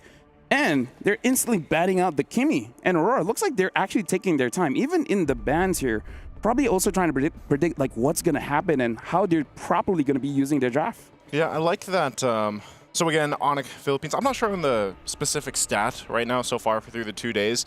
I'll have to double check later, but the winning side being blue side or if it's the red side, but Onyx Philippines, they'll get that first priority here. They are going to be taking out the Kimi, of course. We see the YSS. Teams' drafts, for the most part, though, have been pretty interesting. I mean, even the first two matches we saw today were some very unique picks that we got to see come through. Yeah, the Paquito. Even earlier on, we saw the Leo Mord. Yeah. I think everyone was shocked by that, if you will. For maybe that becomes a new thing in everybody's ranked games now. You're going to see a Leo Mord gold. Will they be brave enough to try it, though? Like, after that kind of unsuccessful campaign. I know it's just been a single series, but, you know, it's been almost a win for Team Flash, but it still wasn't. But now that we're looking at two teams who are led by Filipino coaches, I'm thinking we're more likely to see picks that don't veer too far away from the current meta that we have. So we're definitely looking at all those oppressive mages, the ones that deal a lot of damage. Unless you can actually get an assassin jungler, then we might see the utility. Because I think something that we can bring up is that so far the first 2 days, teams are really liking that Jushin, which if we look back previously, teams really don't favor them. Or if they use them, they just don't get the wins. For Super Friends, though, I think it's one of his favorites. Yeah. Like the Jushin has had a very high win rate whenever he got his hands on it, which actually, now that you mention it, the Super Friends Rosa matchup might look pretty interesting. You know? Like I feel like the Pharsa, if ever it does come through, could it be highly contested between these two teams? I think it's first pick priority because if it's not banned out, we could see the Pharsa go through. Honestly, first pick, if that seems to be the play here, especially for someone like Super Friends. But still, we also have seen them kind of opt to wait as the draft goes on, because Super Friends as well has been one of those players that brings out, for example, the Selena. Oh, yeah. And he is just able to play the Selena very different than anybody else, like for some reason. Yep, the Jushin has been banned, so there is a chance that the Pharsa could get picked up. And if we're talking about the mid laners here, Rosa, if you look back in his history, he's not known as a one-trick. He has a lot of tricks in his pocket. Like we've seen the Valentina, we've seen the Lilia, and I believe he even had a time where he used the Lunox. So I kind of feel like, in terms of the matchup, you really don't mind letting Rosa just wait a little bit and then maybe even counter draft. Or maybe he can make Zitian look really good. Yeah, I don't even know if, like, wasn't Rosa one of those who was brave enough to bring out like those fighters in the, the mid lanes too? So maybe okay, there I was supposed to say maybe the R-Lot for now. If Naisu did mention earlier that Onyx tends to save the Super Friends heroes for later, since he does have such a wide hero pool, but that might lead Rosa to picking it up here. I think you can pick up the Pharsa. Pharsa is a bit difficult against Arlet. Oh yeah, that's true. I think, man, against the Arlet though, and this is still technically what we find the Arlet still in basically a flex position for the most part. So I feel like that's something that Onyx Philippines likes to do, and especially with Coach, why not kind of pick up one of the heroes that you can still flex in later on, depending on how this first phase plays out. So Phoveus will come up for Aurora, and then they get the Kalea, which was obviously open still. We see that banned out quite a bit, but this time I would say Aurora, you know, this is covering the groundswork of initiation, pick-off potential, but then that front line tankiness too, and some of the sustainability that helps out the team here. I like that they pick up the Kalea because it really opens up their draft in case if they want to play more burst instead of giving it over to Onyx Philippines, where we know for them aggression is a big thing. So if you give over a very aggressive roamer, it could cause problems. Yeah, and you have to be cautious about who you'll be putting in the front lines if you're Onyx Philippines, because the Kalea can just constantly try to go for these front lines, but they still pick up the R-Lot and Fredrin combo nonetheless. So just as I was thinking, we might be seeing some of the damage dealers for Onyx for now. They just went for the Moskov.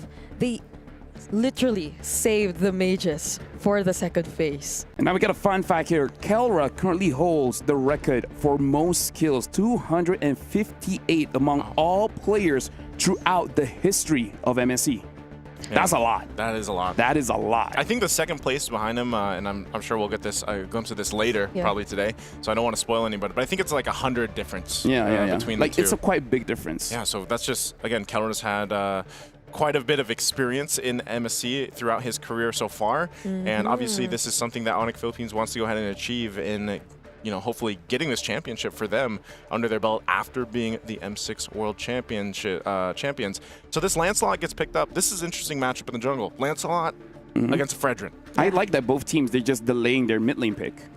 This was something King Kong mentioned about Tianzi. The fact that they respect and acknowledge how good his mechanics actually are, and now we'll be seeing it in as early as game number 1 because he'll be picking up the Lancelot up against this lineup of Onyx PH, which so far I feel is a very confident pickup since they also have the Phoveus and the Kalea, so they already have the other members of the team out there to set things up for them. Not that the Lancelot can't do things entirely on his own, but with the CC taken out as well, this is looking somehow... I think Aurora might feel comfortable so far with the first few picks that they have. It does look like they're banning out the CC because they're really thinking that the Arlet, there's a high possibility of actually going in Rome. So now I'm thinking for Onyx Philippines, they need some kind of continuous damage here in mid. If this Arlet does end up going to Rome, because I kind of feel like they do want to get the ball rolling at least by Turtle 2. So I wonder what kind of mid they're going to get, because neither team looks like they want to counter it. They don't want to ban anything. They just want to counter it. Yeah, it looks like, you know, even when we get for this last ban, the Farsa is still going to be open, but I don't know, man. If it's going to be the Farsa, I wouldn't even be surprised if still in the lines of if they're focusing on objectives, because this lineup is that. So they take out, they're the one, Onyx Philippines is the one to take out the Farsa. You know, do they go for something else now that we don't have those two mages that pop up? Zetian's still available, Zetian, but then you also have an Eve, for example. I wouldn't be surprised if maybe even an Eve comes through for Super Friends, but they have a lot of options. Again, I think that's why it's so crucial that you really consider the hero pools of Onyx Philippines. But this is also great because this is also showing once again that the familiarity between the two teams here, and of course the coaching staff. Like, we're gonna take the Selena just in case Super Friends was planning to go ahead and get that, like we mentioned earlier on. Yeah, Dexter and MTB are so used to going up against Onyx Philippines at Feels this like point. in the Philippines again. Right? We're just in a different place. Yeah, it's just a bit hotter. Oh, but it's such a deny pick as well, because if you think of the other mages that are left, there are like the Zetian, the Luyi. I know it's one of Super Friends' most used picks, but so far we haven't been seeing much of the Luyi. Did you expect this? So now... I mean, it was in my script. It was? Oh, yeah, actually, it was here. So, yeah, because here's the thing. It was in the script. But actually, for Rosa, picking up this Valir, my only worry is damage. That's it. That's it. I mean, you said continuous damage, but you know. Technically, you know what? You guys need to take my nuggets of knowledge. Yeah. Because even I don't know I was saying the right things. So you guys have to be fast about it. Oh, Ixia. All right, this is interesting because there's no one really able to go to the back line unless it's Arlet or Moscow. But hey, at that point, you just got to be very confident in your own positioning. I actually... Both drafts are very interesting. This is a good match of the day to actually see how both teams really perceive the meta. I'm interested to see the Valir. I'm interested to see the Ixia. I was right, but not in a way that I like it. Anyways, I'm going to give it over to you guys. Thank you so much, Olafel. Once again, ladies and gentlemen, welcome here to the English broadcast for MSC 2025 at EWC. It's our third match of the day. And as you're witnessing, our drafts here are phenomenal for game number one. It is a best of three once again for both these teams here. Onyx Philippines, the current world champions, going against Aurora from Turkey, will be going against each other. And who gets the first blood here, we're going to find out in this series. Welcome to it. It's me and Brigida to bring you the action. I cannot believe we're seeing the Valir-Selena matchup for game number one.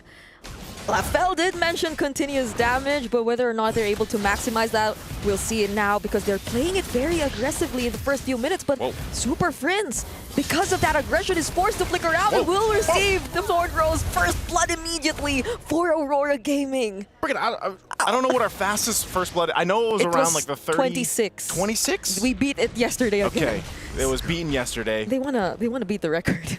Yeah, still under the minute. First blood going in the hands, especially for Tienzi. Yeah. That's great for Lancelot to get a start here, and you can see this. This is what I was worried about for King Kong, though, too, because if you get a lead, you then have to rely on the team to help you, even this. This is such an aggressive start for Aurora Gaming, and the Abyssal Arrow lands onto King Kong! Second casualty of the game, but the punish. They'll be able to take down Apex 47.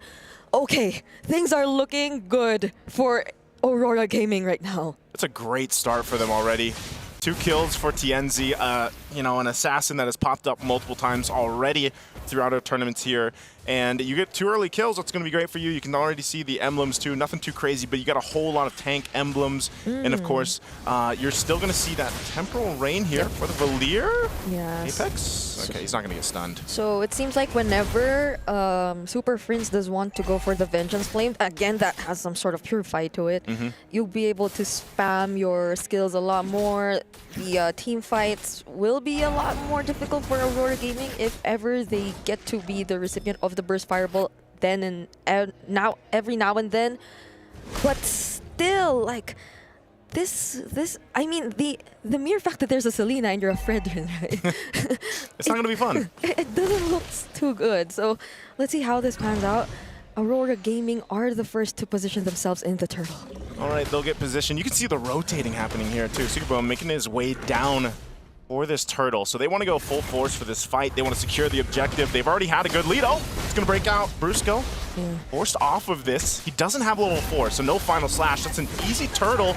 I think they just disengage. Oh, but Onyx might want to go for it, though. Brusco, the Tsunami Slam will be used onto him. And then now Lunar will be isolated on the back line, but so will be Brusco. He is the first to fall, and Lunar will be next. But does Aurora still want to fight this? Now it's Rosa. She won't be able to escape. So somehow Onyx might have equalized it in a way. I mean, at least they get 2 kills off of that. You know, it's still a small lead for Aurora Gaming right now, but this is, I guess, that was a preview of what the lineup is capable of for Onyx Philippines. Obviously, they're going to need some more time. Also, when that fight before it broke out, the Spear Destruction from Kelra came through, but it didn't land, so he couldn't join this fight. So, you know, essentially, you find yourself in this, but still relatively even because it's a 4v4, and they just go for it. And it's, you know, it's one of those lineups from Onyx Philippines that needs time to literally cook here. But Rosa gets taken out, of course, from King Kong, and he's got a little bit of catching up to do. I'm not sure if he's too far behind in terms of gold. But at least, you know, he's about half a level or a level or so behind Tienzi right now. And Tienzi is 3-0 on this Lancelot already. That's huge for a Lancelot to get an early 3-0, which is why Onyx PH, they might be respecting this right now. They're playing somehow a little more careful, but now that they see Rosa isolated in the mid lane, they find a way to deal with him. Now going for Apex 47 next. These are 3 members of Onyx PH, but that's the Tsunami Slam already committed onto Brusco. Tienzi also here, but they won't be committing the fight just yet. Okay, King Kong wants to take this because, as you can see, he's 2 levels behind. So he goes and grabs that. Turtle's going to be up in 10. So Onyx, what they're really looking for is just some of these pick-off potentials. They found them. They've pretty much dissipated the gold lead that Aurora had. Mid lane's going to be put some pressure here, but this is what we're going to see. Aurora Gaming goes back into position for the objective. This time around, though, you still got both gold laners up on their own. This is going to be started up. Super Prince picking up the glowing wand. So now Rosa firing off from the back angle, but will be forced back. King Kong, even despite it all, we'll just jump on in. And this is the hard part for Tienzi. He's got to find the right window. They start things off, use the final slash, but then the turtle, it's still going to the hands of Aurora. Rosa also takes the kill on Brusco. King Kong somehow trades Apex 47, but Rosa with a double kill takes down Super Prince, and Kirk makes it just in time to find the kill. A big trade, though. Aurora's going to get more. They're going to get this mid turret off of that. Good thing for Kirk. At least he gets a kill. There's a trade and an objective as well, as Kauro was able to push in that tier 1 up top. We'll take a look at the instant replay again.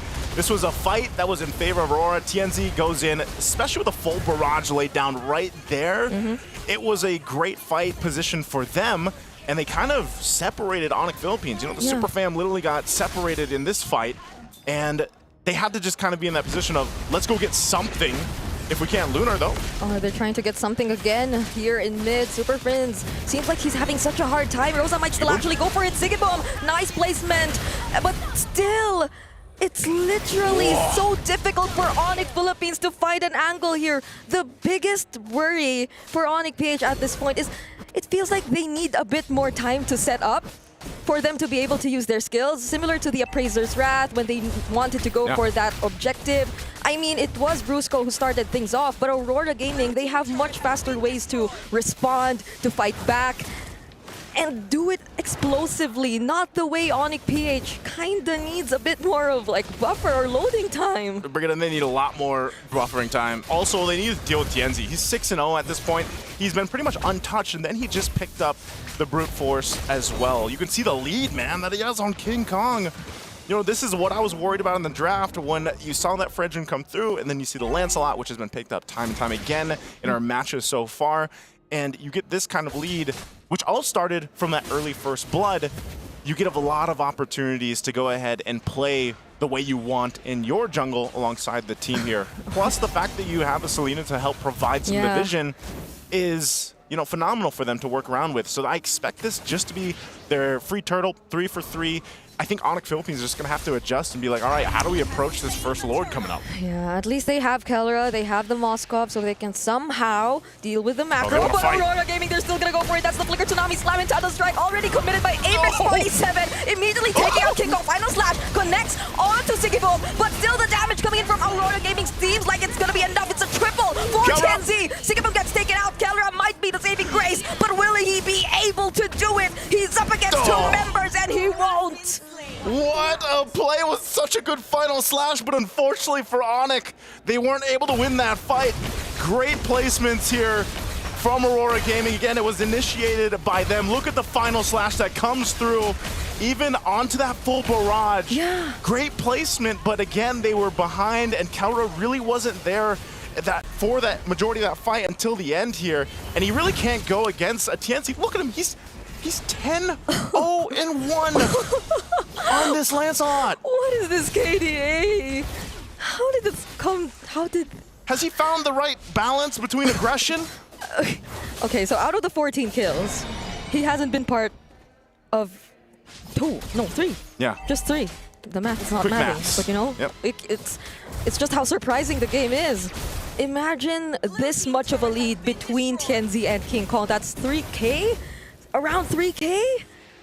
Between the Fredrin and the Lancelot. And you know that if it is a Fredrin jungle, then you basically are going to be the utility. You just want to set things up for your teammates, but Kellera, oh no, Apex 47, there to protect his teammates, there to protect Sigiboom. They have to reposition unless Onyx PH still want to take on this fight. There is somehow still a lead between them and Aurora Gaming, but it feels like they desperately want to at least get something. Yeah, it seems like Onyx Philippines right now is kind of scrapping for whatever they can get. No. That is a massive differential between the junglers right now. TNZ, this is how confident he can be too, that he just takes things from King Kong. So, that's tough to see, especially if you're in that position for King Kong right now, and you're down multiple levels. Whoa, Super Fritz? Okay, at least the flicker was there. But that was a very close call. I mean, Super Prince was confident enough to not use the Vengeance Flame, not like it could do much anyway. But still, at least they still have, or no, he actually used it. No, the Vengeance Flame, not the Flicker. So now, how does Onyx PH deal with this? Kurt, will he try to look for a setup? King Kong up front. Oh, they seem to be bursting Lunar down. Gets to switch targets though, looks for Super Prince, and the full barrage immediately cancelled out. King Kong, however, he won't be able to tank enough damage. Kirk also next on the chopping block. Double kill for TNZ. TNZ wants more. That's enough members taken out from Onyx PH. It's only the KK connection left alone. Oh, Rosa, okay, throws down an arrow, but not going to connect. They get everything that they wanted here. They're also going to get this Lord. Time and time again, in fight after fight, Onyx Philippines just can't get one in favor for them. Even if they take someone down, it's just Lunar, because Lunar's just jumping in front of 5 dudes. And he survived. He's jumping for the Super Fam, yeah. And look at how long he survived. He went in back again, got a kill. He's like, oh, hold on, I'll come back. And that ends up working out for them. And this is, once again, this lineup that Aurora Gaming has is just, it's working in synergy really, really well. Yeah. So as they lead into this Lord is going to be pushing with them. This is going to be a tough one to defend, I think, even this early on. And imagine during that fight, the full barrage was cancelled right away. So they didn't even get to feel the full duration of the full barrage just yet, but that was already the amount of damage and pressure that Aurora Gaming already showed them. There goes the full barrage again, though. T-Boom's like, let me at least just go ahead and use it on this wave so I can at least get a full. But he even ended it, so he's like, nah. Picks up the Malefic gun. T-Boom in a great position. This whole time, it's so funny because this is one of those instances, and maybe, Ixia is just one of those heroes where it's like, yeah, you're kind of just the covering fire hero or person on the team. Very similar to what we see with like Farsa's in terms of, the magic damage burst. But Ixia here is he's 0-1 and 11, has massive assists because of the fact that, all he has to do is pretty much post up, pop the full barrage, and he's okay. He's able to pump out damage. He's even got that Sea Halberd himself. He did pick up a Sky Piercer, so it's like, if he is going to get a kill, it's going to be just, a one-off because everybody's low. What if he decides to use it late into the fight? then that's you gonna never be know. a problem too. Because either way, the Sky Piercer, if it does get some stacks later on, though, it's gonna be a problem for Onyx PH. Even if they try to run away, the lack of range is honestly getting to them. Yeah. They have no ways to deal with, again, a Sigiboom. And even during the times where Brusco does find the final slash, does find the stun, who could you rely on to supply the follow-up damage, to burst down these damage dealers from Aurora Gaming? Literally none. You gotta rely on your fam. That's why they're the super fam. But right now, it's not working out for them. And there's been some good final slashes from Brusco, but like you said, and earlier on, we need plenty of time for anything to happen for Onyx Philippines. If you really want to see them turn this fight around, they have a massive goal deficit to worry about and work against. Maybe something can happen around the Lord, but most likely not, because you're a Fredrin for King Kong. It's not like you're going to be able to just kind of surprise them. Like, Fredrin literally walks up with his hand in his pocket. You're not surprising anybody. So there's been some instances where it's like, all right, well, what do they do? It's either that final slash or Kirk. Kirk is the other option whenever that flicker is available to actually go in and, flicker in, Earth Shatter, onward somebody. Okay. It looked like they wanted to make a play on Sigiboom. Uh-oh. It's an immediate counter engage from Aurora. It's not that Onyx was even able to find the right engage. King Kong, the first pickoff. They look for Super Prince next, and Rosa catches up to him. Now that you take out the jungler, what else is there to worry about? But nonetheless, Yenzi might still try to go for the fight. Abyssal Trap does not connect to Kelra, but they might actually try to go for it here. These arrows are crazy. They've been on point from Rosa. It almost seems like Onyx Philippines just walking into them, and they try to hold on the best they can. They'll lose the top turret, mid turret, and Aurora will just make their way to this Lord here. Kirk's going to try to give them some vision. You've still got a couple seconds for the rest of the team to be up, but they might be a little bit too late if they try to actually make this happen. It would be an absolute miracle. Almost 10,000 gold behind if they actually contest this, but it looks like that's not going to happen, but they fight anyway. Aurora still decide to fight this. The Abyssal Arrow doesn't connect onto anyone. Kirk, though, does the Primal Wrath, but this might be the opening for Onyx PH. SOT already committed. Lunar will be the target, but Sigiboom gets to use the full barrage and takes down 2 members. Rosa also finds the kill onto Kelra, and this is looking bad for Onyx PH. It's a maniac for Sigiboom. They finally find a way to deal with the Super Fam. And Aurora Gaming will take game 1 in this best of 3, a dominant one against the Super Fam. Oh my gosh. Is that what we expected? That was a brilliant draft. You see just how familiar they are. Yep. I cannot believe the surprises. I knew it. They just keep coming. It's one thing to have one maniac. It's another to have 2. And against Onyx Philippines. But here's the thing. There is a lot to talk about, and we have to talk about, number one, what is with the tempo here at MSC? It almost feels like the moment you get into games, someone's gonna die. And in this one, it was Onyx Philippines. They received the first blood, and then after that, I would say the good thing about Aurora Gaming is that with the draft and with their playstyle, they can fight at any time. But it looks like Onyx Philippines, they're waiting for their time. And this is something that I told my sister. Waiting sucks. Waiting sucks? Waiting sucks. Oh, waiting. Yeah, waiting. Waiting. Menunggu. But like, okay. But like from behind, right? How else are they supposed to deal with it though? Just wait faster. Just wait more. Yeah, just wait faster, Like do that, but faster. You know when you can like skip the waiting? Yeah. I wish that applied in real life. Oh yeah. Speed it up. Yeah. just get here and just start do your own thing. Now here's the thing. Honestly, looking at that game, there is a lot that we can talk about because even you guys during the draft, we're surprised because you thought there would be more damage coming in from Onyx Philippines considering the players that they had. It just looked like a bit of a mismatch between the playstyle and the heroes. I think it really started under minute 1, right? Yeah, and that's always, I don't want to say always the case, but it's a lot of the cases when you are a hyper scaling kind of jungler like a Lancelot in comparison to a Fredrin, who needs a little bit more time. If you go down earlier on, you know, like Aurora is going to be that team that punishes that and doesn't let up at all. And that's exactly what they did here. So, you know, they had that from the get-go. They were able to go ahead and just find moment after moment in all these windows. And I really feel like, you know, you mentioned it, LaFell, Onyx Philippines just didn't have that damage profile available for them, because even when we saw some great final slashes, that was clearly apparent. It's a 13-0-6 for TNZ. That's crazy. And I felt like the killing spree was just unlimited. Yeah. in that entire He could have gotten a Savage, by the way. yeah.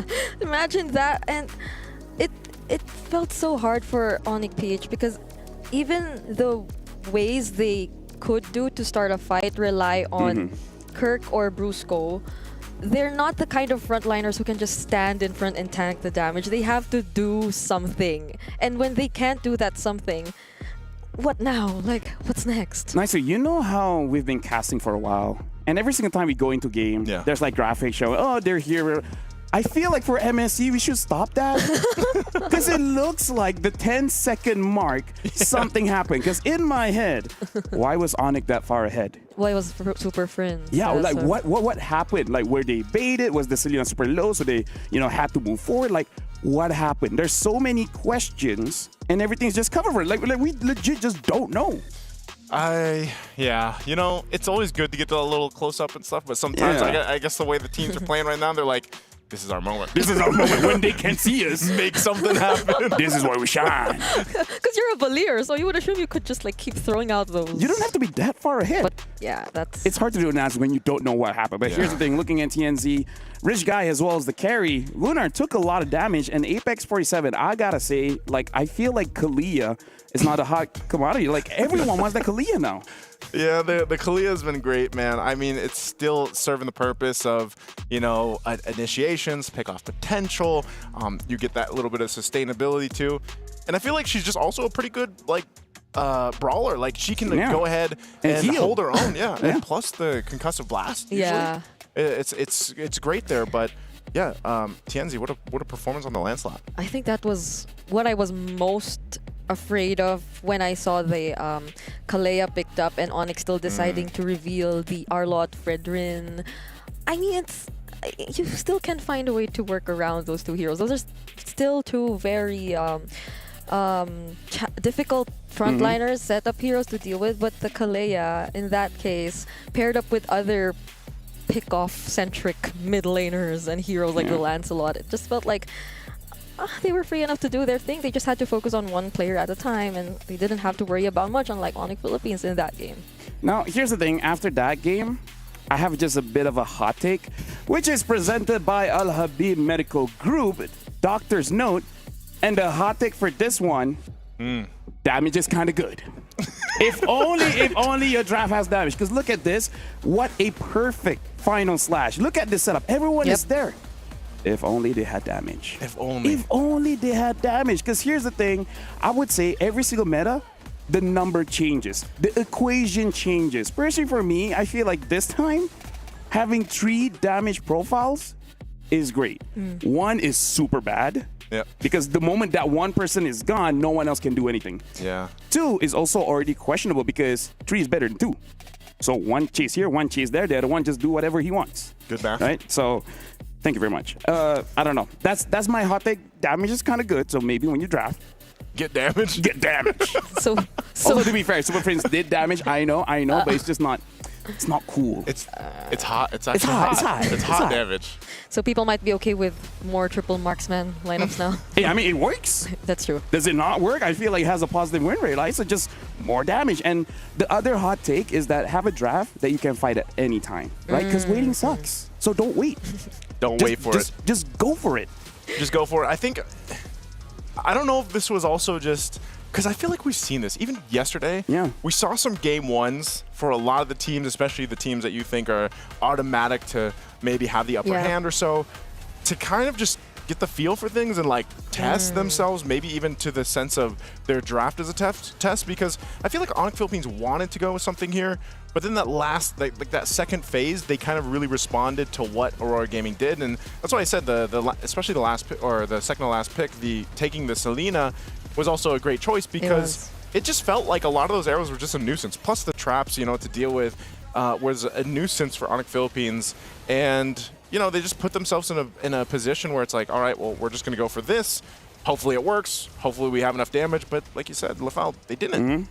Yeah, and looking at this game, I kind of feel like everywhere, no matter where you are, all around the world, you're like, yo, now this is a game. That's why this is our match of the day. But here's the thing. Aurora Gaming, they've been in MLBB history for quite a long time. The players, they've been here all this while. But in case you guys don't know, let's actually check out the road to EWC for Aurora Gaming. Merhaba arkadaşlar, ben Aurora takımının altın koridor oyuncusu Shigibum. Bu kadar büyük bir organizasyona katılabilmek benim için çok gurur verici bir şey. Umarım güzel bir başarı yakalarız. Mükemmel bir sezonu geride bırakıyor olacak. My expectations for Aurora isn't for placement, but it's simple. Really crazy picks, surprising drafts that might just make the teams reconsider how they understand the meta. TNZ gerçekten çok iyi bir oyuncu. Mikrosu müthiş seviyede. Bazenleri çılgınca pikler atsa bile onlarla çok iyi işler çıkartabiliyor.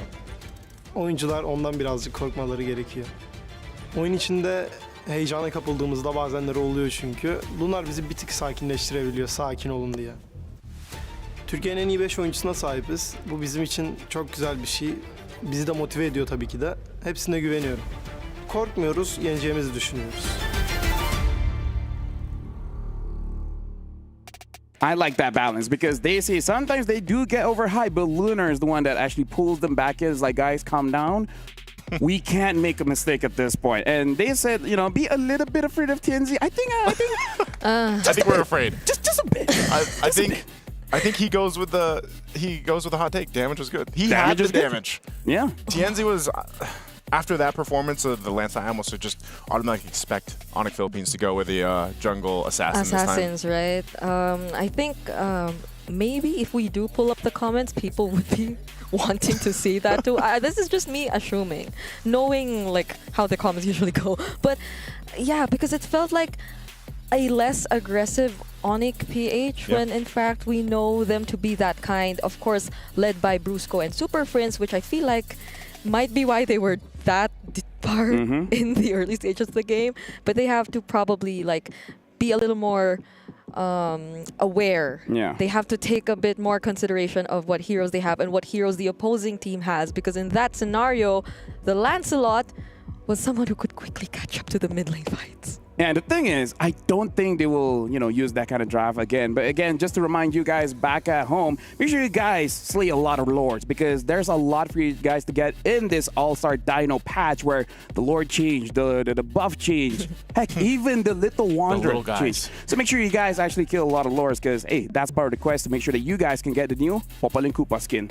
Now again, back to my point, I don't think they'll be going that kind of route again. Like, I feel like if they still want utility in the jungle, I kind of feel like Super Friends hero will change.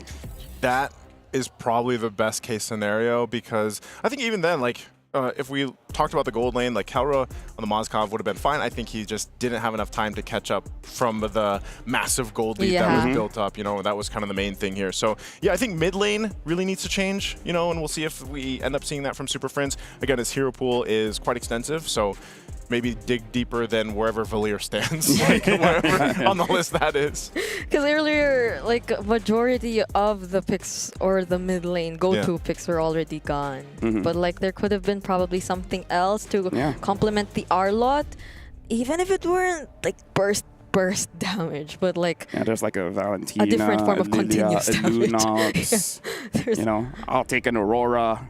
Hey, speaking of which, we jump into the draft. Onyx Philippines are still going to be first pick. Aurora will be the second pick. Looks like they're still batting out the Baxia as well as the Uranus. And Master of the Basics here batting out the Yi Sun Shin as well as the 1-1. Teams just really like the blue side. Like, which one is blue again? The left side. Which one's left? All right. Onyx. The first pick? First pick. Just say that, man. First pick. Yeah, number one, number two. I always forget with colors, man. Yeah, it's difficult. Do well with colors. It's difficult being honest. But yeah, honestly, looking at how they play, I really feel like just make sure that they're able to carry. Because looking at the damage profile just now, Super Friends did a lot of damage. Like, he really did a lot of damage. It's just that there's no finisher. I kind of feel like that's the best way to describe that previous match. They're hoping for Kelra to be the finisher. But like you said, he just didn't have enough time. He just didn't wait fast enough. Or even if he did get to land the SODs, I guess, or decide to go in the fight, that might not be the best decision considering the amount of pressure that's inside of Aurora. So now, again, the first pick, Kalea, returns, and I feel like is a better option indeed for Onyx PH this time around. This is like a Brusco special. Well, I mean, even when Kalea was kind of a little bit too strong, she was a little overpowered, you know, like Brusco still does a really good job with the Kalea. You can see the response, though, right away from Aurora Gaming. This is interesting. Yeah, the Fulvius and the Selena. I'm just worried if Onyx Philippines get that Farsa. That's kind of good, having Kalea and Farsa in the same side, but only if, you know? What are the chances they pick up a Farsa? It can. I think if it's Super Friends, it might. Yeah, I mean, like, crazy hot take. Farsa's kind of strong. Hot take. The damage is kind of good.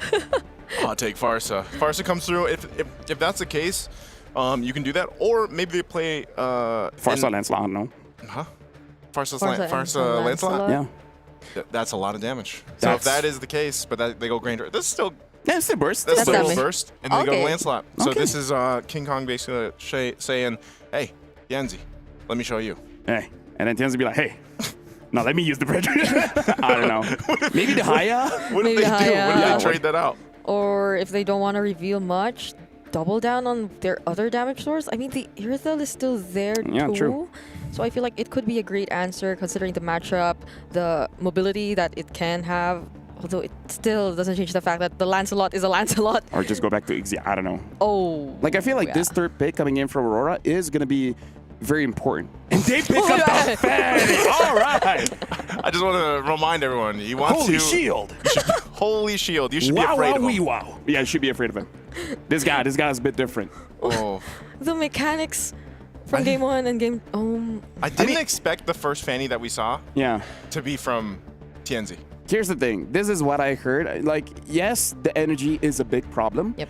But if you have a strategy where you just want to focus on one lane, doesn't matter, gold or EXP, the Fanny knows immediately where to go to. The damage is still pretty good. It's still very bursty. What's the strategy here for Fanny in your mind? If Kirk has a very killable hero, keep ganking the EXP. Seems like a solid plan. Hey. You just need my nuggets of information. It will work out. It will work out. Just keep ganking the EXP. There should literally be a thing within my nugget of knowledge. Yeah, LaFell's nuggets of knowledge. Sponsor me, please. Every now and then. Every now and then I need nuggets.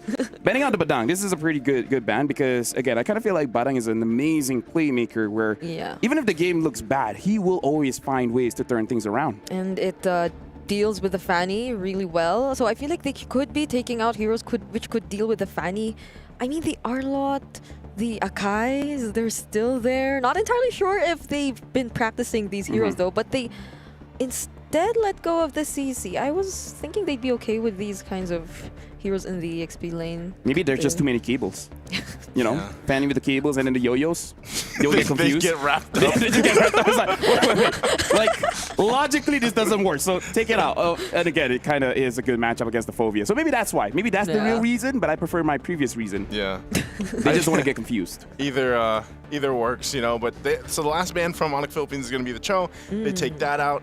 This is going to be the response from Aurora. I think even for Onyx Philippines, if they decide to, I don't know, maybe go with the Akai in the XP lane. I mean, we've seen that quite a bit, even back for example, for MWI. Maybe they could go ahead and bring that out for this game number 2 to also kind of help with dealing with some of that pressure from the Fanny. But really, there's a couple options they can still go with here for Aurora. On the other hand, are we going to see them pick up their gold laner right now? Yeah. All of the old gold laners are actually open to this point, so it depends on whichever they want, and they go for the Moskov. I mean, again, probably just thinking that I'm going to get ganked if I'm able to peel for myself and have the option to actually pick up the Purify might be good, because I think that's one of the things where we don't see too many different gold laners, is that not every gold laner can survive with the Purify. What if Kirk likes the Hilda, right? Oh, that's pretty good. And there's a Fanny on the opposing side if you want to just keep rotating out of your lane. maybe that can be an option. But if they want a bit more of crowd control, there's no. Kadita. Ooh. Oh. All right, Kadita again. as well as Edith. I mean, like, this is one of his signatures, so probably just going based off comfort, and he felt like, I wasn't the reason we lost, so, you know. Hey, that's a lot more damage Big that you damn. were looking for. you beat me to it. Hey. Big damn. I know you so well. Now, Aurora, the last pick here for their roamer. Because I feel like the Selena will be able to deal with the Kadita just by knowing where the Kadita is going to come from. Yep. But you need someone to kind of like help heal for your backline or just catch. So they pick up the Hilda. Okay. Does she technically catch? No, but we might see the same thing. Yeah. Where while we're looking at graphics, someone dies. Dude, Hilda and Selena. And the Fanny can just cable in and then get a kill. That's like, we true. might see a repeat of what happened in game number 1. But with that being said, I like that this time, there's a lot of damage. And when we're talking about damage, we got to talk about Niso. So now, Niso and Brigitte, it's your turn. Thank you so much, LaFell. Once again, ladies and gentlemen, welcome to the English broadcast here. It's game number 2, this best of 3, where Aurora Gaming already took game 1 pretty decisively against Onyx Philippines. Brigitte, who you signed here real quick with the draft? There's something You don't even about. know? No, I know. There's something about Kadita. Kadita? And I love it when I see a Kadita. Like, I miss seeing Kadita. I know before it used to be into Rome even, like every now and then you see the Kaditas. But now that we're seeing it in Super Friends' hands, I'm sensing a much aggressive start. Supposedly, hopefully, for Onyx PH going up against Aurora, but just the same Apex 47, even if we're not seeing the whole picture just yet. Look at where he is right now. Look at where he decides to show himself up. But Tianzi, he has something in mind. He actually tries to go for Brusco. Forces out the flicker in less than a minute. Early aggression is really what we're seeing from Aurora Gaming now, even in game 2. So they got a battle spell out. They get that flicker out from Brusco, so that's something, you know, Kirk, a little stutter step in there, but I don't think he's going to be able to do much. Mid lane, though, this is the thing. Can they actually go ahead and get an early start themselves for Onyx Philippines? Especially, like you mentioned, with a Kadita, that's going to be great. He already had to burn the Petrify, though, it looked like, so they weren't able to actually convert a kill here. You can see a whole lot of killing sprees, of course, a whole lot of assassin emblems for them. Pull yourselves together as well. And a little bit of the Festival of Bloods for Onyx Philippines, trying to extend some of those fights. And meanwhile, on the other side, you see Aurora Gaming. They just want to go for these kills. The lethal ignitions here. Lunar is going to do the same exact thing that he did in game 1. Like, he is the guy, the sandbag, to go ahead and tank up as much damage as possible. Well, Apex 47 just does what Hilda does best, and she is an annoyance to pretty much everybody. Yeah, you're seeing how Rosa and Apex 47 really want to, you know, rotate faster along the map, which is pretty surprising for the Hilda and Selena in the mid lane. So that's pretty much how they're planning to play things out. I mean, I'm still not over the fact that Tianzi decided to wait there and try to get Brusco as first blood, but Onyx PH, they might secure the first objective of the game. Tianzi is nowhere near to contest for that objective, although they had some information though, so they might be trading it out for other things instead. But that other thing, could it be a kill onto King Kong? Tries to steal away the purple buff, but doesn't succeed in doing so. Okay, that was a good attempt, you know, from Tianzi. He had the information, like you mentioned earlier, Brigitte, but couldn't take the buff away. So Tianzi at this point, especially as he gets his orange, is probably going to start to look for that first kill, that first kill pressure if they can. Kelra gets the information here, and you can see Onyx Philippines rotating down to keep them okay. Spear's going to be used. Just go ahead and spot them out, but Boom's not going to follow through. You can look at top lane too. Tianzi's been up there for a while, but it's not your ideal character to go for. You don't want to go for the Edith because of, once again, you can just kind of pop that Prime-Wrath and be okay. I mean, LaFell did say that though. You did. Like, if you want, you can try to go for the Edith. But again, since there's a lot of crowd control in Onyx PH, they're rotating relatively fast too. That might not be the best option. They disrupt Tianzi in his attempt to secure the orange buff. Rosa's Abyssal Arrow connects onto Super Friends, but they're not able to fight just yet. this is a much more careful approach we're seeing from Aurora Gaming so far. Now that they probably see Onyx is literally starting to fight back. This is interesting because I feel like this is... Oh, never mind. Rosa is gone. Rough waves, not even a petrify needed from Super Friends. So I was just about to say it was a killless game so far, 3.5 minutes in, but Onyx Philippines made it happen finally. They have to be really calculated, I feel like, with this lineup too, on the pickoff potential that they're going to go for. So this might be the play from Aurora. Oh, they catch Kelra down bottom. Is there a way to get out of this? There's the flicker. Somehow finds a kill onto Apex 47 still. I was surprised he was, but again, this is the card in the gold lane. That was about the best you could hope for in that situation. A 1v3. So it is going to convert also to a turret for Aurora Gaming. But again, you have to find something. And for Aurora, that's the decision they made. It did go in the right hands too. TNZ picked up the kill. So now this might be where we see some of the pendulum try to swing in favor of Aurora Gaming. Lunar. Kelra.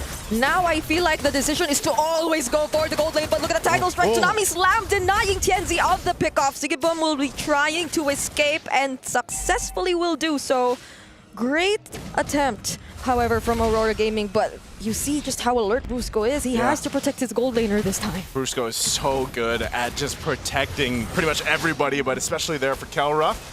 Rosa getting pretty close here. There wasn't a flicker for Rosa though, and there was a petrify from Super Friends. Probably wanted to save it for later, but that could have been a pickup. Yeah, and that's okay. Again, their Aurora Gaming seems to be going and just focusing on the macro for now. Really focusing on down, and if they can get some of these objectives, because you sort of have to be, like I said, very decisive on the fights you choose here. You can see this might be a moment for Onyx Philippines to start putting some pressure on their side of the jungle, but still they want to do it with caution, as Aurora's been doing pretty good at just farming up. They're not too far behind or anything like that at all. What is Apex 47 trying to do too? He is the vision. He is the visionaire right here. He's literally not letting go of wherever King Kong is, trying to go fully aware of whatever patterns they're trying to do. But does Aurora Gaming know that the plan is to actually attempt and go for the mid lane? Oh! The title strike was somehow denied by the Dark Wave from Lunar there. But Apex 47, he's still holding this spot. Yeah. He's not letting go of that area of the map. So he cut that wave. They dealt with that, and they might get a little bit of pressure. Won't be even able to use the SOD. TNZ tries to catch up, but I don't think there will be a fight breaking out anytime soon here in the top lane. There is an upcoming objective, so that's probably what they have to pay attention to. But speaking of paying attention, Apex 47. This is why I was saying earlier, like, Hilda is just a nuisance to everybody. Because this is what actually. Now he gets to deal with it. Alright, we see King Kong actually find the kill onto Apex 47. This time though, TNZ also finds the kill onto Kurt. Brusco barely making it out alive. The Abyssal Arrow also won't make it. Rough Waves already committed there by Super Friends, but Kelra with the Sky Piercer stacks will be the one getting the kill onto Lunar. King Kong. Okay, disengage for Aurora Gaming. All right, they're going to disengage. The turtle's up here. Onyx Philippines might decide to go ahead and start it up. They did lose Kirk earlier on, so he's back up, as well as Brusco making his way to this fight. So they might secure themselves this objective. But Aurora Gaming, they'll go ahead and focus on getting TNZ his buff that he needs, and maybe just give this up. Apex will give them information. Oh! Sigibum! What? What? Okay. What a steal! So the turtle still goes to Aurora Gaming nonetheless, and Onyx PH will just attempt to take the mid lane, but it's a successful defense for Aurora Gaming. Ooh, Apex 47 tries to go for Kelra. TNZ makes it cutthroat already committed, but he gets denied with that title strike. Once again, Kelra is protected by none other than Brusco. Brusco is the man right now. Just, he's got to be mentally high-fiving Kelra, or Kelra's got to be doing that, because time and time again, he's there to go ahead and save him. And that's the way, I guess, you deal with a Fanny. Hey, if they're going to go for a gold lane, you know what? We'll just go ahead and Tsunami Slam him down. Oh. That's a lot of crowd control. Will Lunar still be able to make it out of it? It is going to be a miracle if he does, and he won't. Rosa could be the next target, but they're gonna play it safe. Super Prince has the Petrify after all, will still decide to go for it. Kelra now trying to take down Apex 47. He's been such a nuisance, and now he's finding it hard to deal with everyone all at once. Onyx Philippines will get them the turret. Meanwhile, Aurora Gaming still working on the rest of the map here. They're not falling too far behind with everything that's happened in the last minute or so. You know, they still keep it relatively even. They're about 1,000 gold behind at this point. And I would say, even when this Lord does come up, we could potentially see them actually try to contest it. Now, the biggest part is, once again, avoiding Super Prince, avoiding that initial burst of damage, making sure that you don't get picked off from Brusco, because he's been online, and then the Malefic Roar is picked up now for Kelra, as they go ahead and put pressure on this purple buff, and, you know, TNZ's going to be fine from that.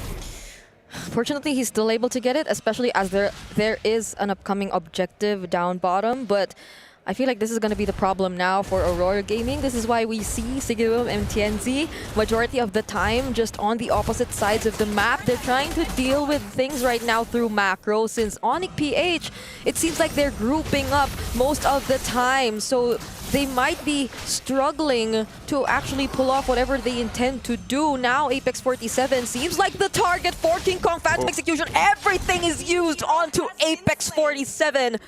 A pickoff Bionic right before the objective. It might be time for Apex. Oh, Lunar? To be a little more careful, and could that be applicable to Lunar as well? Oh, somehow dodges the combo from Super Prince and sustains everything with the Infernal Pursuit. Will Rosa catch up and deal enough damage? Also, will Sigibum decide to join as well? It's a no for now. Aurora Gaming have already lost 2 members. They lost the 2, and yeah, maybe for Lunar, he's got to be a little more careful now, because this Lord is for the taking. Take note of the positioning here, though, for Aurora Gaming as they go ahead and go for it. TNZ's not going to be getting there in time. A little bit too late towards that. So Lord secured here for Onyx Philippines. Great position for them to march towards the base of Aurora. We'll see how they kind of respond to this. Again, we really haven't seen Sigibum even be part of this a major fight just yet to utilize this Moskov here. So that could change. Kelra is going to be able to pick up a little bit more defensiveness. He gets a Wind of Nature now. So an extra layer of protection instead of just relying on Brusco here. As we take a look at the items, you can see as well, Sigibum is in fighting form. But they actually want to try to go ahead and keep this together at the tier 2. I don't think they want to do that. Lunar jumps in, though. Oh, he still decides to go in. Apex 47 also from behind, and the Infernal Pursuits, they just keep coming. Sigibum also decides to join the fight, and it seems like they already have enough damage. Thorndroid somehow denies Sigibum of his attempt, so he decides to dash away, but they still get 3 members from Onyx PH. Hey, great fight. They actually made it happen, defending under the tier 2 in the mid lane. They'll go deal with the Lord that's up in the bottom side. And they got 3 off of that, so it does slow down Onyx Philippines on that push. The Lord is cleared, and they hold on to the base shields. Yeah, they hold on to the Holy Shields. The Holy Shields. So somehow, Aurora Gaming, despite everything that's happened in the past few minutes, seem like they're still brave enough to risk a fight, especially if they have the right resources to do so. I think now, if they have Sigibum able to join them as well, because we see how things were a little different now that Aurora Gaming, they've already completed the Trinity build for Sigibum. He already has the enough amount of damage. The Wind of Nature as well is already picked up, so things could be a little different. Oh, but there's the onward. Earth Shatter wasn't committed though. Lunar gets isolated, however, might be the pickoff for Onyx PH now. Darkwave already committed, but Super Prince, once again, nearly dodges the combo. Won't have enough time to survive though. The Sky Piercer stacks on Kelra. They're starting to balloon. Yeah, they are. TNZ is going to go ahead and just try to get this as quickly as possible. Gets a couple hits away.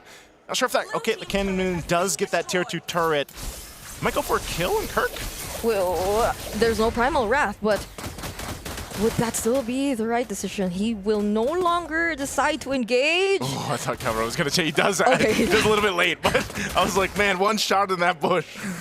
That could have been very, very close for TNZ here. Clearly not the best situation for a Fanny, though. I mean, there was a clear attempt from the very beginning that they wanted to play this very aggressively, but I think a lot of this would be because of Brusco. Like the way the pickoffs are just constantly denied. I feel like even for Rosa, it's not the exact same Selena game where he just keeps going in and trying to look for the pickoffs. So it's just the macro they're trying to deal with clearly for now. But hold on the bottom lane, Apex 47 and Sigiboom trying to take down King Kong. That was close. The SOD doesn't land, but they brought him below half HP. There is a whole lot that could happen there if it was converted to a kill, but ultimately Onyx Philippines will go ahead and start up this Lord as they center around it. Tienzi's going to go grab his purple buff. And this is just going to be the objective going in the hands of Onyx Philippines. Still, you got to go ahead and say, Aurora Gaming is trying. They have been doing this the entire game to push these off lanes and try to get what they can. They've gotten turrets through that. Tienzi, that's his job right now. Even got a little bit of hits there on the top turret of Onyx Philippines in the base. But now they'll have to prep up for this Lord push. TNZ is still going to go ahead and put pressure on those lanes. Apex 47 is just around the corner for this. But I think ultimately y'all want to go back to the base to get ready to defend against that Lord, because we can most likely see that this is going to be a forced fight here. Apex 47 might just walk up from the back all the way from the bottom lane. It looks like they're going to do just that. And TNZ, I guess they just rely on, hey, we can actually defend this ourselves. Yeah, they put enough trust in Sigiboom and the rest of the members. Oh, are they going to punish King Kong? Tienzi's going to push it. Darkwave doesn't connect, and Tienzi clearly has a different plan in mind. And Apex 47 might be the one stopping everyone else from just being able to return back to their base, but the damage coming in from King Kong is too much to handle. Now, at least Kirk gets to recall and defend that bottom lane turret. Again, you got to put respect here for Aurora Gaming on the fact that they are playing this at just the macro level. Because of the lineup that they have, this team composition allows them to do this. But how long will it continue to work? Mid lane, might see some action here. Brusco too being spotted out, but King Kong will try to keep them at bay right now. Taking some of these buffs. Purple buff's going to be taken next here, and you know, you got to take a look too. There's some immortalities that come into play now for Aurora Gaming. So we've already seen that preview of earlier on when Sigiboom was actually able to get in position to fight. The damage is there, and you see his last item, he did pick up the Malefic Gun. He's got a little bit extra range now to work with. Kelro goes a little bit more defensively, picks up the Rose Gold. So he's got that now, and this is going to be interesting because even though Onyx Philippines is ahead by 4,000 gold, it could still be a really even fight out. Yep. I think the toughest part, though, for Aurora Gaming is the way Tienzi can't get his hands on his purple buff anymore. And we know how important that is for a Fanny, which is why now it's probably there's no other choice than to just literally manage the sides for Tienzi, because it'll be very risky if they decide to go on and engage a fight against Onyx Philippines with the limited resources that they have. Although, yes, there is a significant gold lead. I think we're nearing the point where it might not just matter anymore, because majority of the heroes, majority of the players have already secured all of their items already. I think we've seen a couple already complete their item builds, and those are mostly in terms of the damage dealers. Both gold and jungle heroes have already completed their builds already at this point. Yeah, mid lane, if they get there, will help a little bit, but this Lord is up. Onyx Philippines will go ahead and start it up. I'm not sure if Aurora Gaming is actually going to be able to get in fast enough for this as King Kong secures it. Spirit Destruction going to be thrown out, but no follow through. So Aurora Gaming will find themselves once again in a position here, Brigida, to just defend. And, you know, they've held out for quite some time, I would say, but Onyx Philippines, I think on this one, might want to go ahead and at least get all the base turrets down. Potentially ending the game if they can. A little extra damage here. The Starlium Scythe now picked up for Kirk too, so they're going to be trying to make it a play here. Yeah, they have to close out this game as soon as possible if they really wanted to. Oh, Tienzi goes back. Might not be able to look for a lane that they can really manage, however, because Onyx PH, they've learned their lesson. They're dealing with all the waves all at once. All right, let's see how they handle this. The Lord is in the base, and they've done enough cutting of the waves too to kind of handle it. Brusco's going to jump in. Mid turret's going to go down. Aurora Gaming hold it out. Oh, nice flicker. That abyssal arrow lands onto Brusco as well. Could this potentially be the turnaround? Apex 47 still has the immortality, and now Aurora Gaming are taking down the members of Onyx Philippines one by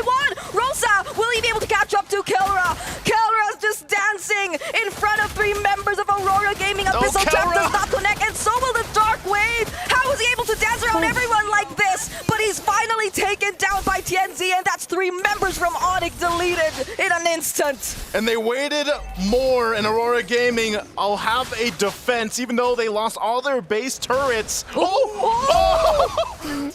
What an arrow!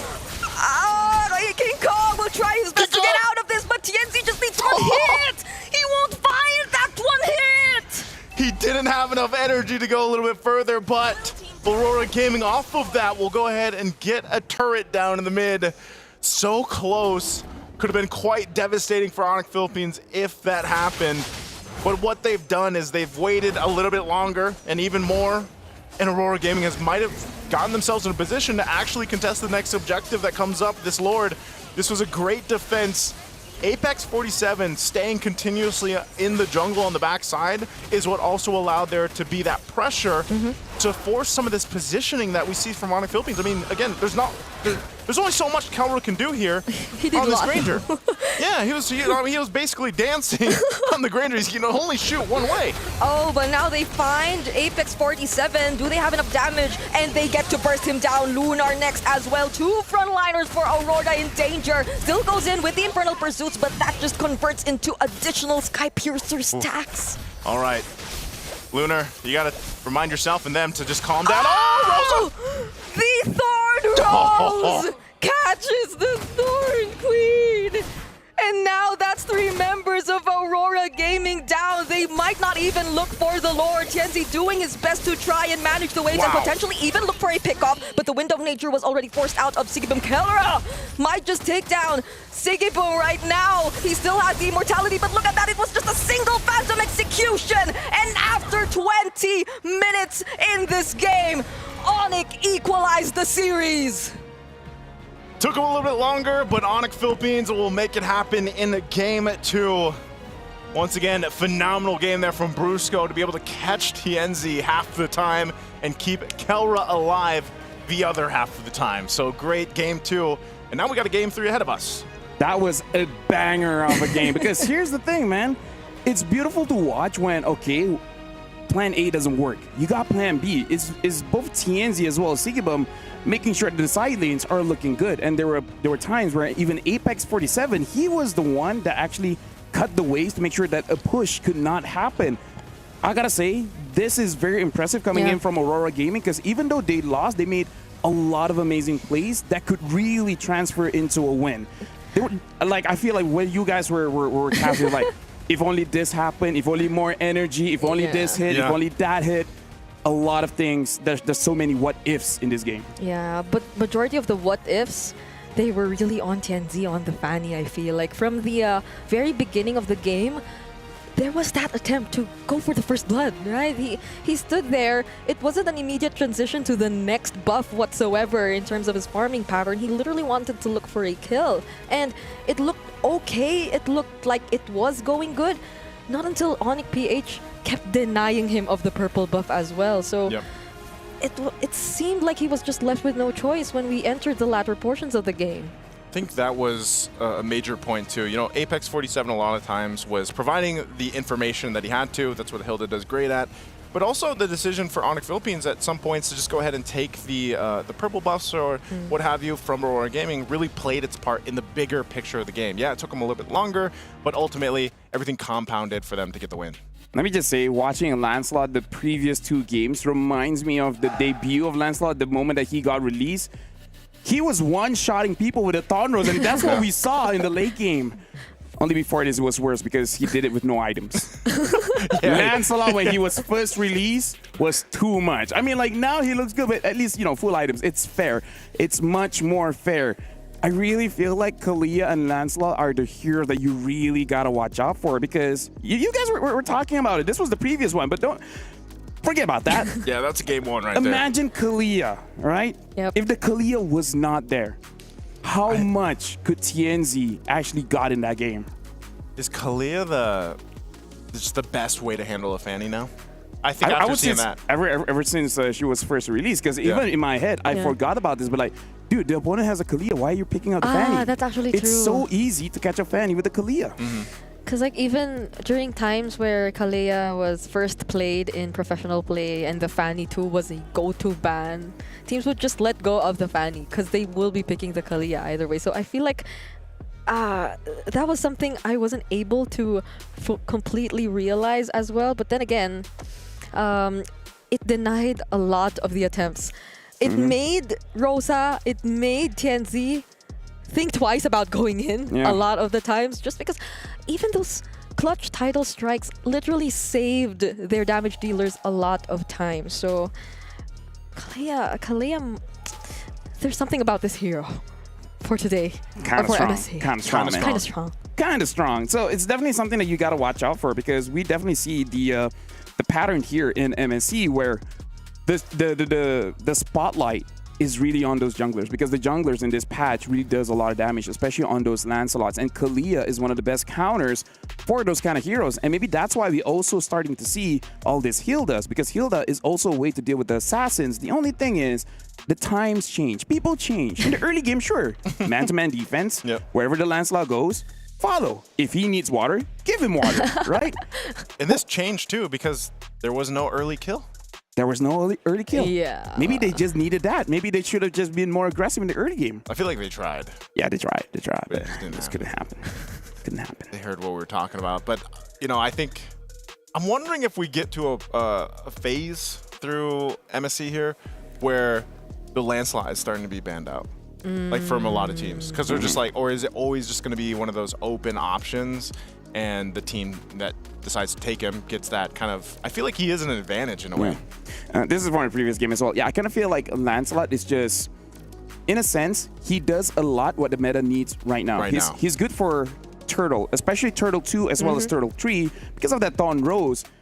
Unless an SOD comes in and you're just like, there's no way a Moscow Fall can steal this turtle. But other than that, the Lancelot can do work. And also, we have a lot of good gold laners in MSC right now. So any kind of assassin that's able to go to the back lines, then that's the kind of hero that you want. And I kind of feel like everyone wants something like a Ling and etc. But they take too long. Lancelot, he doesn't. Yeah. At any point, he can just go for it.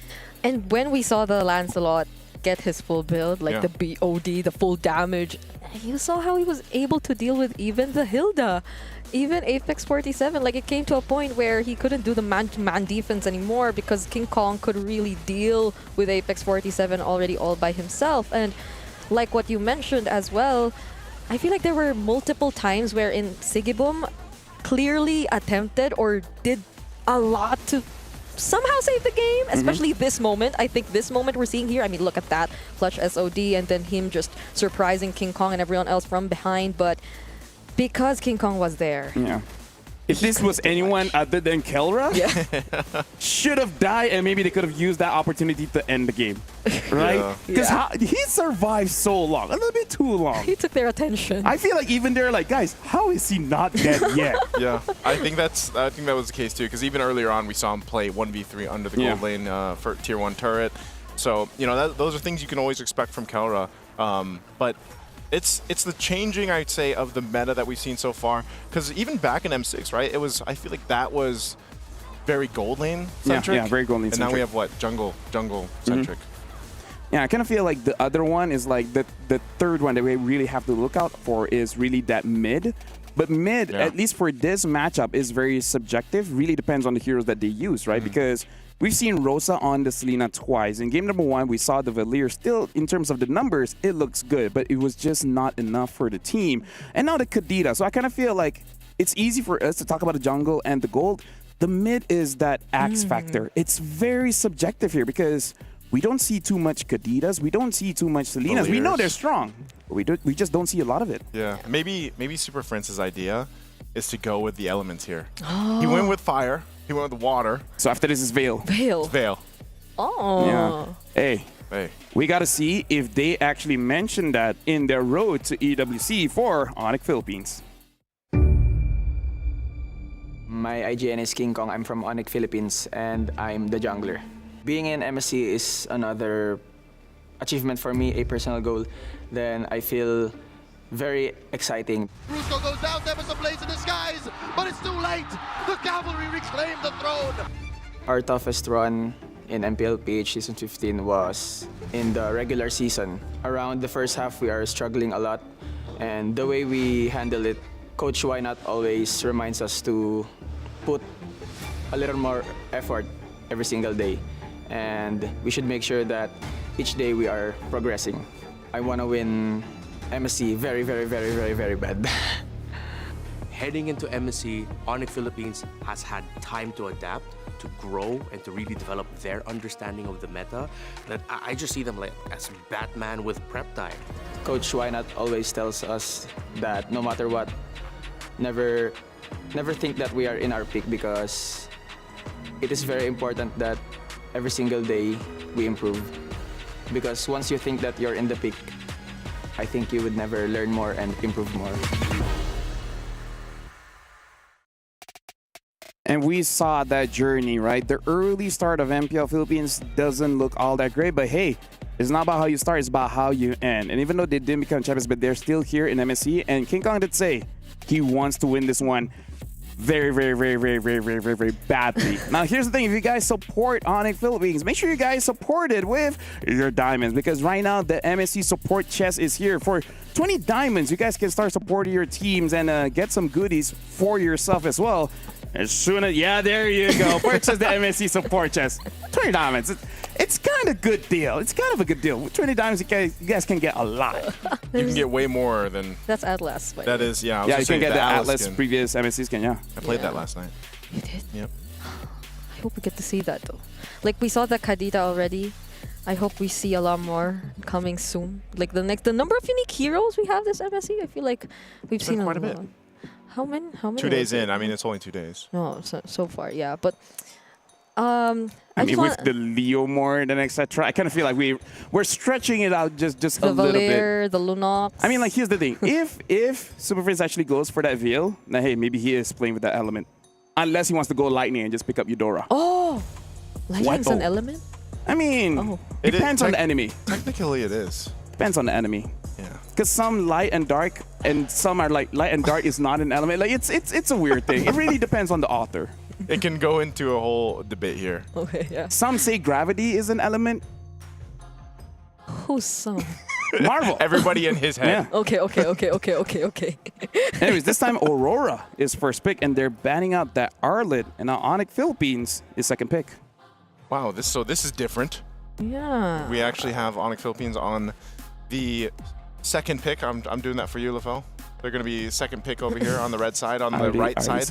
And I'm just reinforcing. Thank you very much. That's how you learn. I prefer when you're the one saying it, because your voice is nicer. Yeah, you know, throwing it back to the old teacher days here. Now, for Aurora, they're going to go for these bans. You go for the Arlot, the Wan, Baksha, Uranus still banned out. I don't know what we expect Aurora to take first pick. What do you think here, Brig? What if they go for the Kalea too? No, like legit, Kalea is so good. It denies so many things. Honestly, we haven't seen the Farsa at all, even though I thought it would be like one of the hot commodities between these two teams, knowing their mid laners and their playstyle, but maybe they're just that aggressive that heroes that are too reliant on positioning aren't the go-to option anymore. They ban out the Phoveus though, so yeah, I feel like personally for me, if I'm going up against TNZ, even I'm like, yeah, no. No. I'm a little bit scared. Just a little bit. Just a little bit. So maybe the Jushin here again? Or what? Shout out to Mr. Fear. Shout out to Mr. Fear. If he's watching right now. Probably is, right? Probably is, yeah. So yeah, maybe the Jushin here, unless they just want to double down on all these tanky heroes that they're taking out. I wouldn't mind a Yi Kalia Sun-shin. Oh, Like, yeah, it's still Yi open. Sun-shin. They banned the Kimi instead, so they just want to open it up. Right? If you take Yi Sun-shin, we take Kalia. If you take Kalia, we take Yi Sun-shin. Oh. +1. I think this is still Kalea first pick. I would prefer the Kalia, actually. Yeah. It covers your bases so well. Never mind. And never mind all of us. So like what? Kalia and then pick up priority EXP, unless if they want the EDIF, then just pick Kalia and then prio mid? Maybe Farsa Kalea. Farsa. It's so good, but then again, you don't really need to take the Farsa just yet. Or unless they're really Arlot. worried, yeah. No, Arlot's banned. Yeah, because I kind of feel like they want the Lancelot again, but you know, since there's already Yi Sun-shin, you can just wait for Red 3. Yeah. this is literally confidence in mechanics, you know, like trust in the traceless to not get caught in whatever Onyx PH might just get up later. I called it. Okay. I'm an analyst today. Oh my goodness! How did you see that coming? Gideon, did you see that? Oh my goodness! I'm so impressed. I'm impressed. Locked in, dude. I'll tell you that much. Game 3, I've waited a while. Yeah. And now I'm here. Hey, you've done your warm up. Yep. And now you're all good. Now you're pushing the weight. So now Aurora, how do they respond here? Seeing the Farsa, seeing the Kalia, we saw them prioritizing the Selena. Will they do it again in game number 3? Rosa, 3 for 3 on the Selena. Wait. Hey, we were just talking about unique heroes. Hey, we're adding more. And there's the Selena. Now here's the thing. Ruby is good, but is it this early good? Right? Wait, the only reason why they will pick a Ruby here is if there's a surprise later. But the thing is, the Ruby is already a surprise. Oh, and they pick up the landslide. I don't even know where could Ruby be flexed? Yeah. That's the thing. I don't even know where this could go because I've seen a couple of Rubies. Gold Lane Rubies. XP Ruby. Wait. Rome Ruby. Yeah. Maybe that's the curveball. Maybe she can go to the talent lounge. Who knows? Probably. Hey, you know what? She's about to play, so probably. She can go anywhere, man. Rome EXP Gold. Oh, that's such a surprise. Okay. I mean, who are they stopping at this point? The Kalea? Cool. Maybe? The Ruby? Yeah. Kalia, Lancelot, Farsa. Yeah, Farsa. Pretty much everybody. Everyone. Right now. Everyone. I mean, if it's about protecting again, then maybe it's a Bruce. No, I mean, like they're so close to each other. They could just taunt and then be like, "Are you offended?" Yes. Yeah. That's usually the way that it works. They can. If you guys don't get the joke, her skill is called "I'm offended." I know. I know, but I see the chat too. Sometimes we're like, why are they saying they're offended? It's the name of the skill. It's the name of the ultimate from Ruby. She gets offended. It's the hook. Yes, it's the hook. Anyways, Granger ban. That's a good ban. But here's the thing. Like, I think. Wait, they banned the Granger. Is Granger good against the Ruby? Because I'm really entertaining that this Ruby could go gold. But yeah. At the same time, in my head, Sigibom is so good, right? You want that carry. That's just in my head. Like, is it worth it to give him the Ruby when he has so much carry potential, like what we saw from the Moskov earlier? I don't know, man. Like, I'm just really good question, huh? Yeah, I think it's more so of like this Ruby being debut pick, but then also like the flexibility of the hero as well. Especially since you have a YSS in the jungle, and I guess, you know, once these next 2 picks are locked in from Aurora, we'll get a better picture of that. Because also, you know, for if you are going to still pick up an XP lane, like what do you pick up durability-wise? You already have the Fulvius band out that we've seen Lunar play twice now. Glue is picked up over on the other side. Ooh. All right. Oh, it is so Ruby it is gold. Gold lane Ruby. So regardless of whatever Keller decides to go for, I mean, if it's not the marksman, it's the Harris. The perfect lore matchup. Yeah, the lore. The lore matchup. Brigida, I'm talking about the lore because, you know, now you get, see, Nicer picked it up. Yeah, little red. It's a lore. It's okay. It takes time for me. But either ways, I kind of feel like for Onyx Philippines, they already have a very solid, very standard kind of draft. They pick up the Beatrix, which is one of the favorites, all right? Because at this point, it's like, hey, I don't know what you're up to. I don't like it. I'm just going to pick up something that I know I can carry with. Now, looking at this here, the Ruby, I kind of feel like is going to get a lot of value in this game, especially if there's a glue around, because she can actually get a lot of spell vamp over everything that happens throughout the team fight. So this is going to be the final match in this series. Who would have thought that game number 1 Onyx Philippines lost, and now both teams are at match point? It's going to be interesting to see who will win this one. I'm going to give it over to Naisu and Brigida. Thank you once again, LaFell, for joining us through the draft here, and welcome back, ladies and gentlemen. If you're just joining us, we're about to jump into game number 3 in our 3rd match of today here at day number 2 for MSC. Will it be Onyx Philippines to take the win, or will it be Aurora Gaming from Turkey to go ahead and solidify their win in day number 1 for Group B here for them? Once again, I'm Naisu, and this is Brigida to bring you the action. Brigida, which draft here are you really liking? I mean, you're jumping up and down here. Who's it for? Is it Aurora? I mean, it's been a while since we've seen the YSS, so I'm kind of excited to see how Onyx PH are going to deal with it. Also, of course, the Ruby, which makes a sudden appearance as well. But Brusco, this reminds me of the game number 1 start. But at least now, they're not really punished. But this is what you like to see about Onyx Philippines, the way they're keeping the aggression going.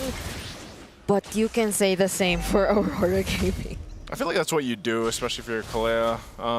You know, you're easily able to go ahead and heal back up if you do take a couple shots. So, whoa, unlike this, Apex 47, yeah, he's gonna have to go ahead and get back here. But still, for the most part, even looking at the compositions here, yeah, I think this is going to be the interesting one, is you take a glimpse of the gold lane, is how will this play for Sigiboom? Because we've seen his mechanics and his positioning is usually really good. Now it changes when you throw a hero like the Ruby in his hands. It's going to be a little bit different. You can see he's going with a whole lot of this, though. He is going to be running that, you know, the Festival of Blood. He's got the Brave Smite, so he can go ahead and heal up a lot, like Lafell mentioned earlier on, especially when Kirk is utilizing that glue. Yeah, also with the thrill. So this is the kind of Ruby which has a bit, or maybe not even a bit, of damage to it whenever it goes for those I'm offended plays or those brief stuns you latch onto the opponents to make things a bit more difficult. Oh, okay.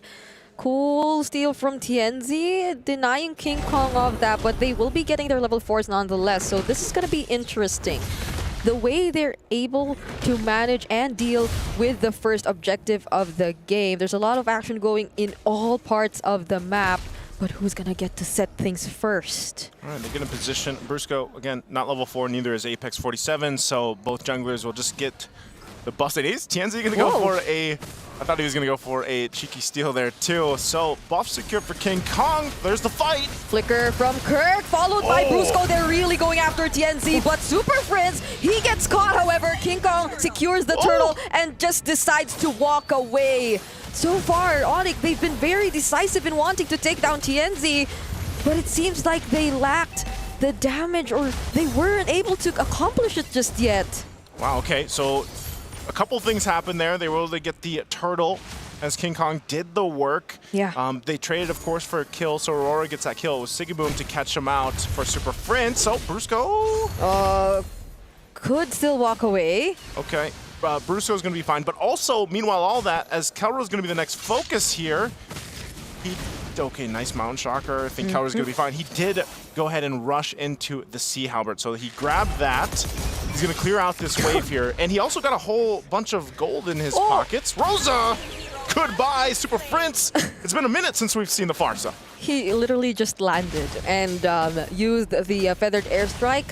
Doesn't want to have or allow Rosa to have the best possible game for the Selena once more, but I'm really liking how Keller is managing the gold lane. I mean, it has been a surprise to see the Ruby go up against this hero, but even when they already decided to rotate, even when TNZ decided to rotate, he knew that it was just important to keep the waves out of the turret. There's the AOG, already committed by Apex 47.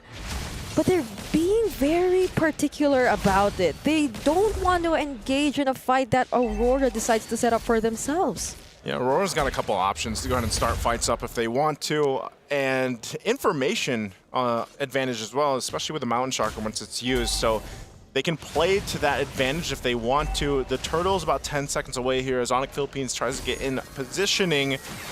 We'll see if they go for it. Apex 47 won't land that unbreakable. Not going to get the taunt off from Brusco. He decides to flicker. He actually tries to go for TNZ, but on the other hand, Lunar as well surprises everyone. The Primal Wrath won't last long. Gets bursted down by Kellera and the rest of the members of Onyx. So it's a 1-for-1 trade so far. It's the EXP and the Roamer that gets traded.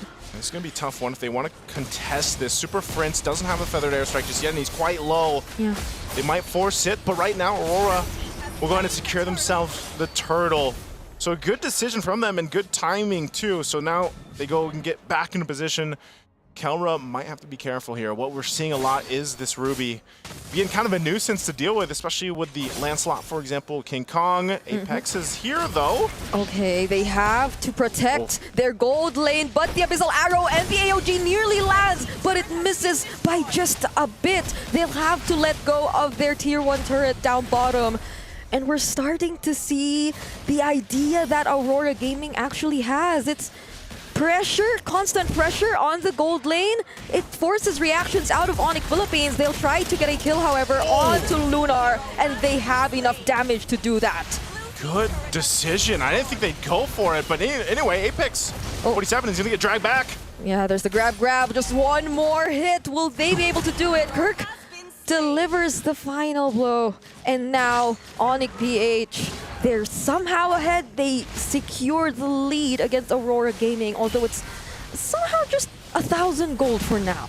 A whole lot of just trading going on, at least, you know, even in terms of around the map, those objectives, but Kelra's been having a pretty good time on this Beatrix, you know, sitting on 2 kills now. He's got a very minor lead against Sigiboom, and they can go ahead and play around the fact that Brusco has been doing the same thing. You know, every single time the Tsunami Slam is available, especially when the Flicker is there, he's going and being decisive enough to make those plays happen. And Kelra, all he has to do is, you know, set up. And, yeah, you can see the burst potential from this composition is something that Aurora Gaming is going to have to watch out for. This kind of reminds you of the Beatrix and the Navaria, except that it's not the Star Shutter, it's the Feathered Airstrike that can be used to actually complement or vice versa, whichever they want to use first. So Aurora Gaming, if that was something Onyx wasn't able to get their hands on previously, now they have so much range, they have so much access, King Kong being one of them too.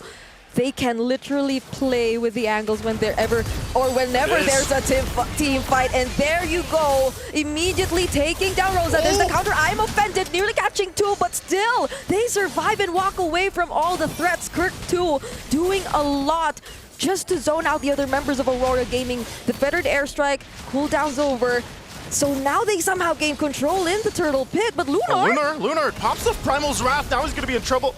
Kirk's going to go ahead and bring him on back. King Kong just around the corner though. Is he going to commit to this? Goes in with Thorn Rose. They have enough damage to bump off Kelra too. Boom, another shot, a double for Kelra. Imagine that. He just had to wait for a bit to join back the fight again. That's King Kong looking for the targets, and he still doesn't want to stop. Phantom Execution doesn't land on Rosa, but there's the Feathered Airstrike. Still though, he somehow makes it out alive. A clean flicker or a clean dodge coming in from Rosa to get out of that. But Onyx Philippines clearly in the lead right now. If it was just 1K earlier, now it's already 5K. It's crazy how fast that ballooned up, you know, just in a matter of a minute or so. You get yourself a nice lead at this point. You can see some of the items here now falling into place, especially, and Onyx Philippines, very interesting. Now you've got that ultimate accessible to you even more for Brusco. And that's going to be great because this is what we've seen all day from him, is that Tsunami Slam. And Kelra, look at the first item.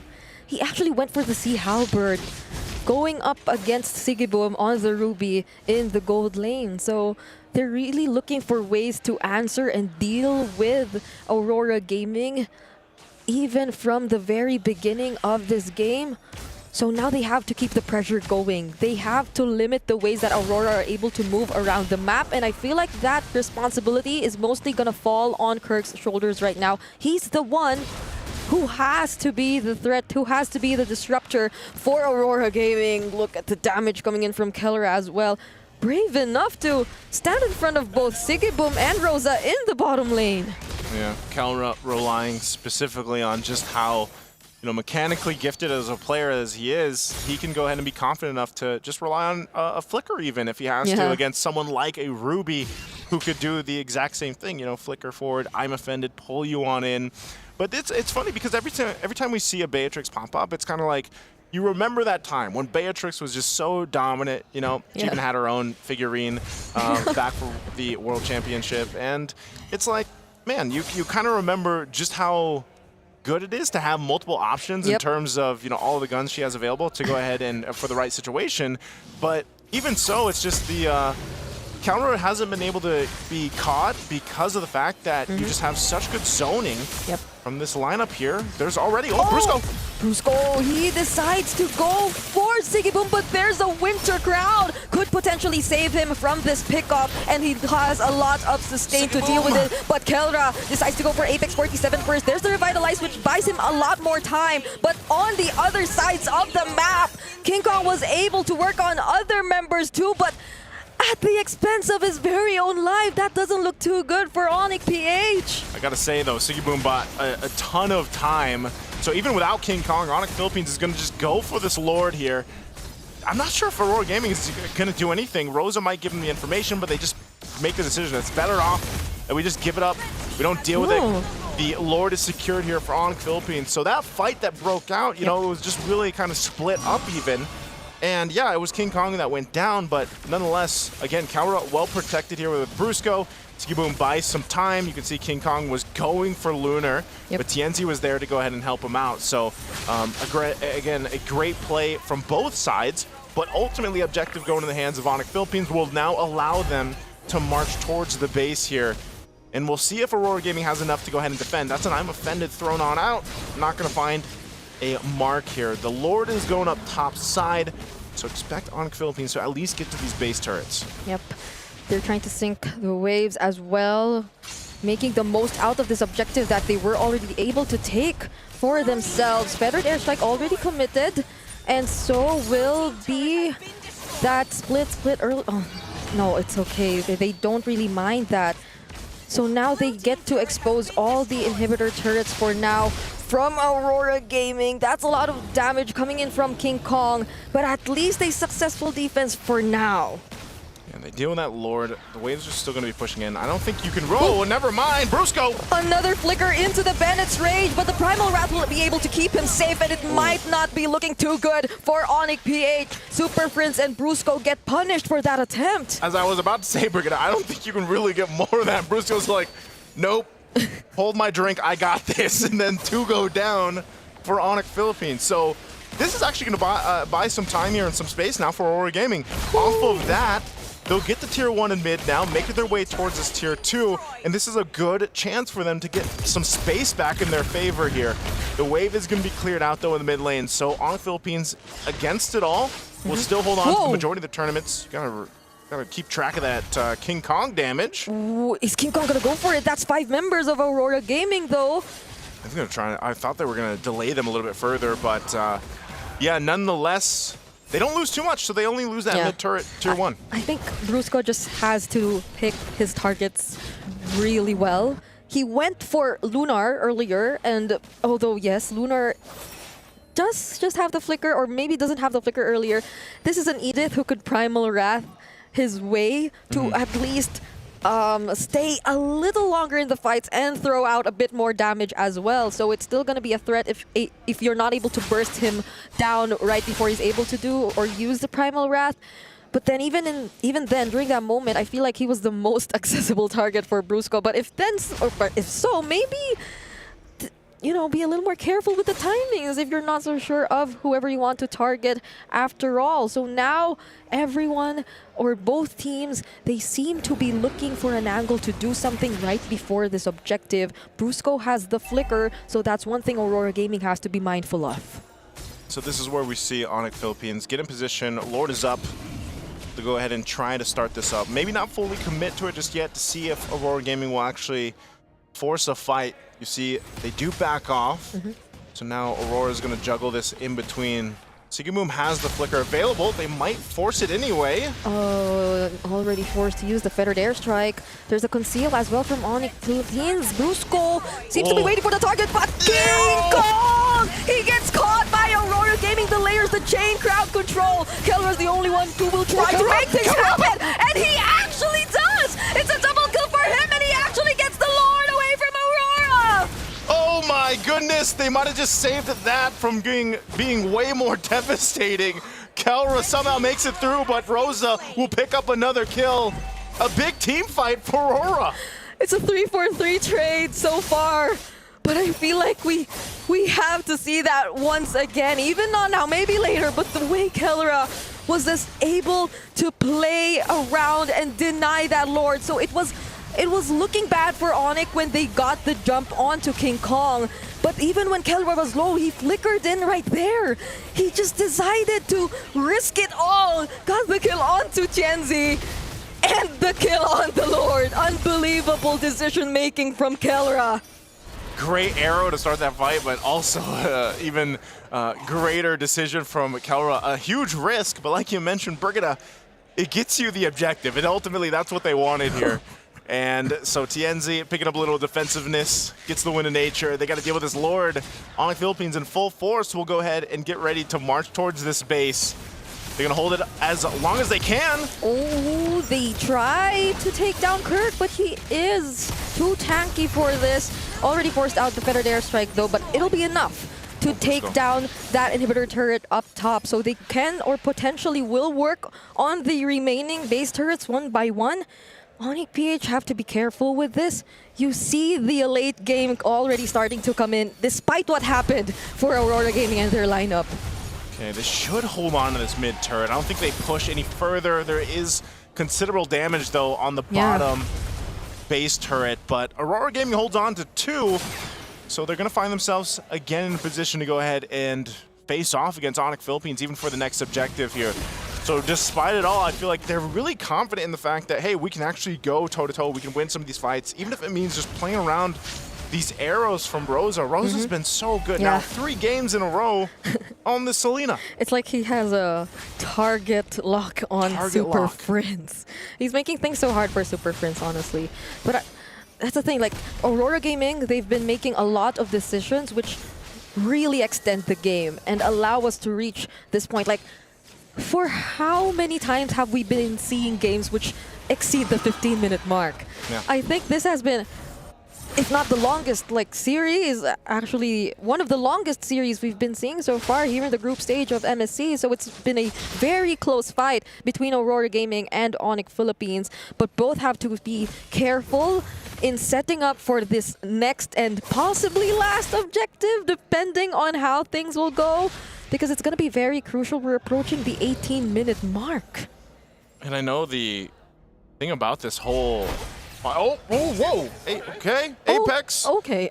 I guess he went for it. He's like, hey, that's Kelra. That could have been a combo, because like there was an Abyssal Arrow, there was an AOG, but yeah, there was a flicker from Kelra. They already lost major resources though, but they're still able to set up for this upcoming Lord fight. Okay, now Kelra's got to be even more careful with this. And that's why Rosa, keep an eye on Rosa. Rosa's going to stay in that position. Again, that off angle. Super Friend will chase him down. Whoa. So Super Prince is like, hey, no more of that. Get out of this this back line, because Kelra's got to deal with that, and not having the flicker. They might be just the plan. Like, let's just delay this as much as possible. As the Lord has evolved now too, post the 18-minute mark. You can see the positioning here from Onyx, but Rosa's on point. Has all the information that he needs to go ahead and keep Onyx Philippines in check. So it's quite astonishing how Aurora Gaming has found themselves in this position where they were down quite a bit of thousands of gold minutes ago, 5+ minutes ago or so. And yes, they have one base turret down, but they're actually the ones with considerable control right now around this Lord. And they're going to be the ones to go ahead and start things up. Maybe that was what Aurora Gaming wanted. Just take away the flicker from Kelra, you know? So we might have a better chance at being able to take him out whenever the fight breaks out and not allow him to save the game once again for Onyx Philippines. But it's going to be up again soon. 30 seconds. And Onyx, like I said, they just bought delayed enough time. Just wait longer, right? Or wait faster, like LaFell said. And they did exactly that. So buff secured for King Kong 2. Once again, Kelra will have it about 15 seconds. Aurora Gaming might know this too, and they might want to just force a situation here. So Brusco, Conceal was used. They're going to force the fight. Anyway, Apex 47 takes some damage, but still, no one wants to commit to this Lord. It is going to be more difficult to take too because it's evolved. So Brusco even picks up an immortality for himself, and we'll have just this face-off for now. I guess this is what they call the Lord Dance. The Lord Dance. It's been such a long dance between both of these teams. Lord currently at half HP. This is the new dance. This is the 2025 version. And all the while things were happening, a turret in the bottom lane was taken down by the minions. They've been getting pretty impatient as well with how things have been going. But will this finally be the start of the fight? They try to go for the onward or shadow combo onto Kirk, but it won't land. There's the feathered airstrike. Oh, TNZ's very low on HP. Fortunately, there's not the runner's apathy from Kelra to finish off the kill just yet, but will they still try to regroup? Oh, they go for Kelra! But King Kong still secures the Lord nonetheless, and I am offended connects on to 2 members of Onyx Philippines though, and it's Brusco and Super Prince trying to run away, but Aurora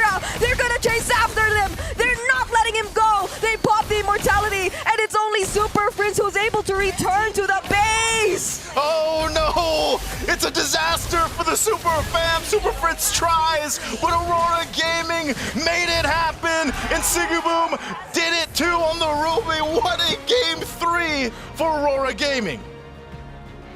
In a split second, that single decision that mattered the most. They're able to switch things up and turn things around. This could potentially be the first successful upset we've seen here in MSC. It is, and at this point, I think it's safe to say this MSC is kind of scary. It's scary. You gotta be a little bit afraid, because here's the thing. Right now, you know what? Power rankings, tier list, throw them out the window, man. Everyone's here to show up because we have not even seen like a stomp yet. I mean, like, sure, you've seen games like, okay, I think this team is gonna win, but it's never that convincing. It's never that one-sided. Like, throughout this game, Aurora, they showed a lot. Mechanics, macro, patience, timing, and what I heard was communication, because they're the loudest in that final Lord dance. And I don't speak their language, but I know what they were saying. Yeah. We're not going for the Lord. We gotta go for those kills, because the entire time, Yeah, it was Kelra, right? they were prepping that bottom lane to push in. They were just buying the time for the minions to do work, and then just reminded each other, we're not going for Lord, we're going for kills. You know what they did? What they did? They mastered the basics. They mastered the basics. There you go. What they did. I can't believe it. Like, they seemed like they were just after Kelra at that point. That one play which happened in the bottom lane, okay, it wasn't successful, so we wait a bit more, and we thought it was Onyx buying some time, but no. Before they actually decided to commit to the Lord fight, it was the AOG, it was the flicker from Lunar.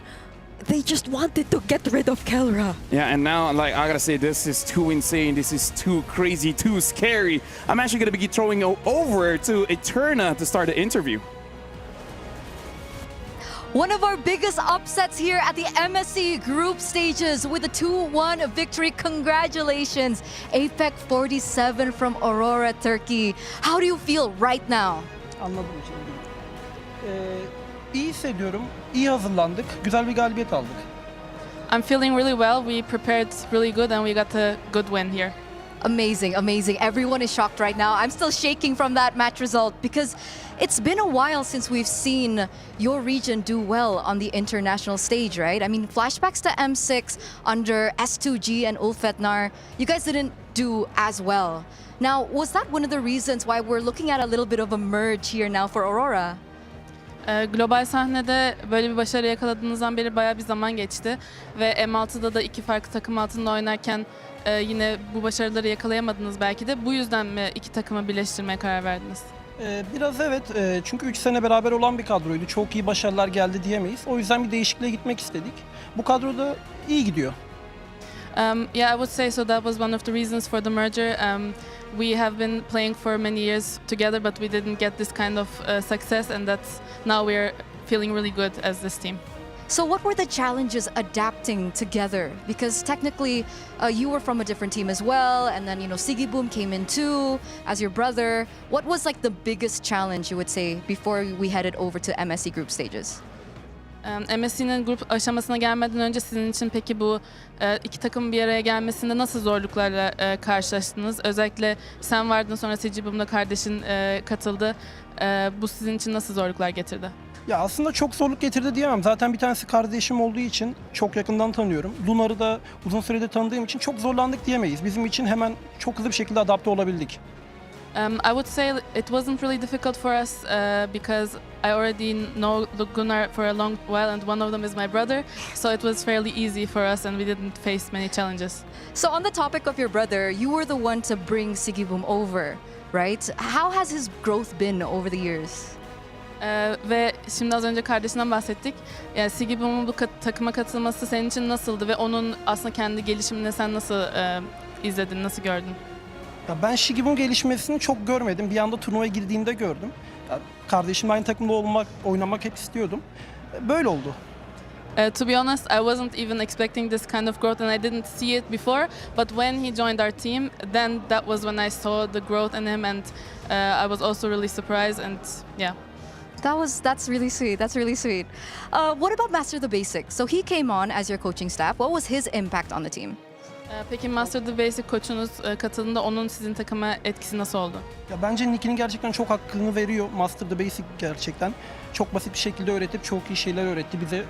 25 günlük kısa bir sürede Malezya'da çok iyi bir bootcamp süreci geçirdik ve bunu da sahneye yansıtabildik. Harika.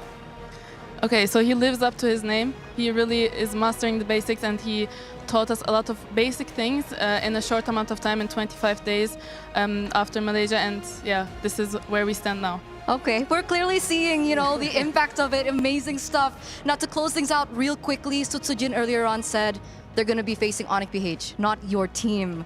They said that they were the stronger team compared to Aurora. Now what do you have to say to Sutsujin from RRQ? RRQ'dan Sutsujin daha önce onunla röportaj yapıldığında Onyx'le karşılaşacağını söylemiş. Onların daha güçlü takım olduğunu söylemiş. Şu anda sen ona ne söylemek istersin? Sutsujin güzel bir sürprize karşılaştı diyebiliriz. Başarılar diliyorum.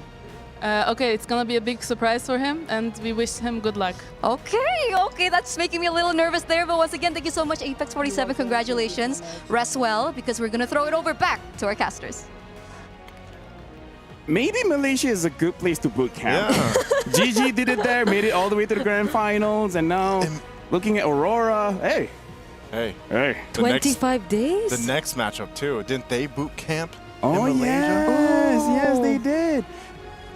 All right, you know what? Maybe that's the place to be. Maybe that's the place to be. I love Malaysia. Something about the food. Something about the food. Anyways, talking about this game, let's talk about this Ruby. Because, hey, it worked out very well. And even we were still questioning, like, he's such a mechanical player. Why do you want him on a fighter? But it worked out. Because you know him as the Turkish trigger man, right? And then he holds a ruby. No, he's the scythe man. He's the scythe man.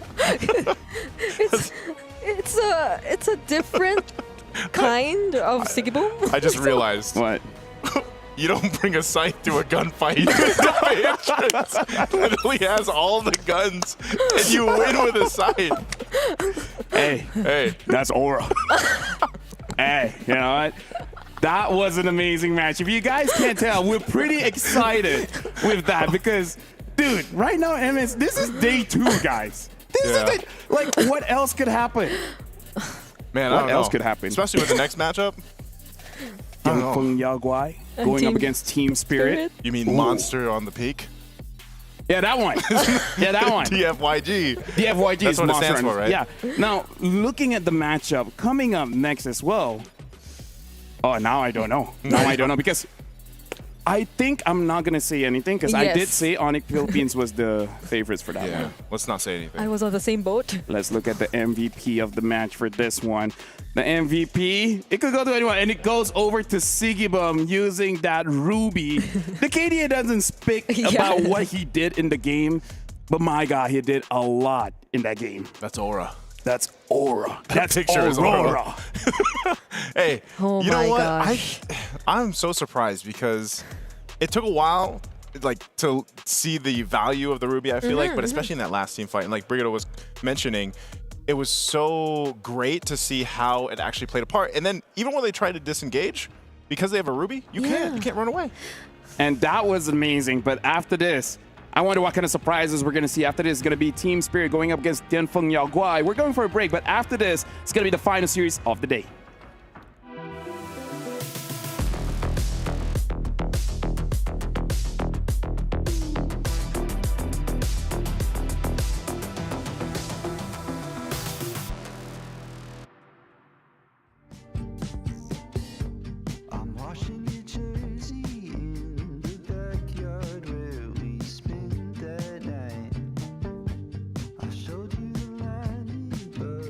Out in the field, but she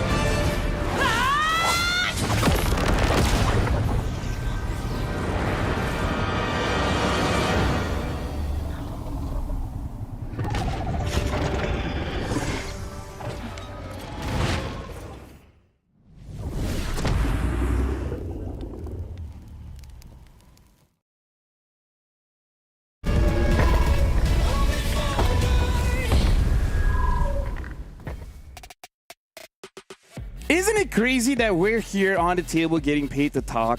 Where I kind of feel like one of these days the team will be like, don't. Welcome to the MSC. My name is Afel. Alongside with me is Brigida as well as Naisu, where I'm going to be careful with my words to say who's the favorites for this matchup. But hey, I know which team Mirko likes, so I'm tempted. You don't want to curse them. I mean, I don't want to curse them. Is the stronger than the Mirko curse? Well, we're about to see because this is going to be Tianfeng Yaguai going up against Team Spirit. So the question is, Brigida, who do you think is going to be the favorites? I actually don't want to say anything, too, but I know who had their boot camp in Malaysia. Isn't she the Brigida Bless? Oh, yeah. No. Because I was on the same boat as him when he said, oh, yeah, I feel like Onyx are the more favorite teams. And then we came here by boat, by the way. I didn't. Yeah, you know what? Our trip was a bit different, you know? Like shooting for MSC, and then we just had to go back by boat. It was the Yisun Chin boat. Yeah. Yisun Chin was there. He was there. He was like, hey, yo, guys. You like Jump the boat? on my boat. Yeah. And then I'm like, hey, I didn't know turtles have boats. But here's the thing. This is going to be an intense matchup. Yes, one of them did have a boot camp in Malaysia. I wonder, what if Team Spirit secretly had a boot camp there as well? Just maybe like for a week. I don't know. Wait, well, I watched one of their videos about their boot camp experience. It seemed like they had a great time, and they were actually mentioning that they had not only enjoyed the food, but also just the experience boot camping. Yeah, and now for you guys at home, just a reminder, because right now the MSC Pass is still live. There's 20% discount right now, so make sure you guys grab it while it's still live. Because here's the thing, I understand, enjoying the game, it's all amazing, but you guys are playing a game, and you guys want to get that skin. Heck, you guys might even get that Atlas skin. Now, jumping back into this one, they had fun with their own boot camp, so Team Spirit is in good spirits. I see. Yeah. Yeah. Right now, we're looking at a team arriving onto the stage, and well, actually, they're already here. I mean, like, I was gonna say. I mean, like, you know. Either way, we gotta make it dramatic and nice. Come on, like, yeah. See, here they are. Yeah. We gotta manage this a bit better. Maybe just not show the camera, you know? but we're like, oh, okay. This is them coming here, like, just a few minutes ago. It was, at what time? It's not that hot anymore to right now. So I guess there's not much to talk about here. Huh? It's not that. As they're covered, by the way, as they have the hoods on and they're shielding themselves from the sun. It's not that hot, bro. It's not hot, bro. No, I mean, it's already like, what time is it? 5 o'clock? According to mine, it's like 10 something. That's in Malaysia. Yeah. And the Philippines. That's true. Yeah, we share a time zone. We share a time zone here. But this matchup, I'm looking back. Let's talk about Team Spirit first. You know, because I'm looking at them. They're all setting up. Actually, both of them look pretty okay. Look, they look fine. Let's talk about Team Spirit. I'll say this about Team Spirit: they are back with a vengeance. Let's take a look at this because the lineup that they have here is familiar faces, familiar names for all of us. I think the most significant change, I guess, for Team Spirit heading into MSC would be that they are no longer with the same coach they had back in M6.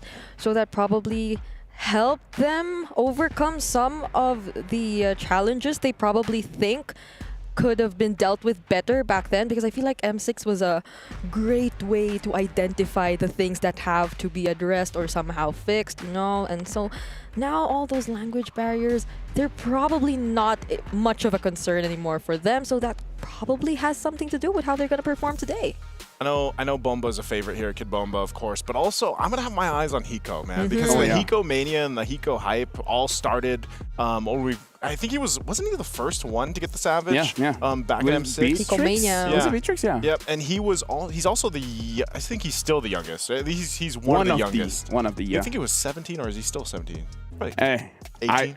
I don't keep track on their ages. Same. Kind of weird. Yeah, you know. that's true. But he's pretty young. He's pretty young. He definitely has that mechanics and he has that confidence, because even during interviews, they speak their mind, right? Yeah. They just let people know how they really feel.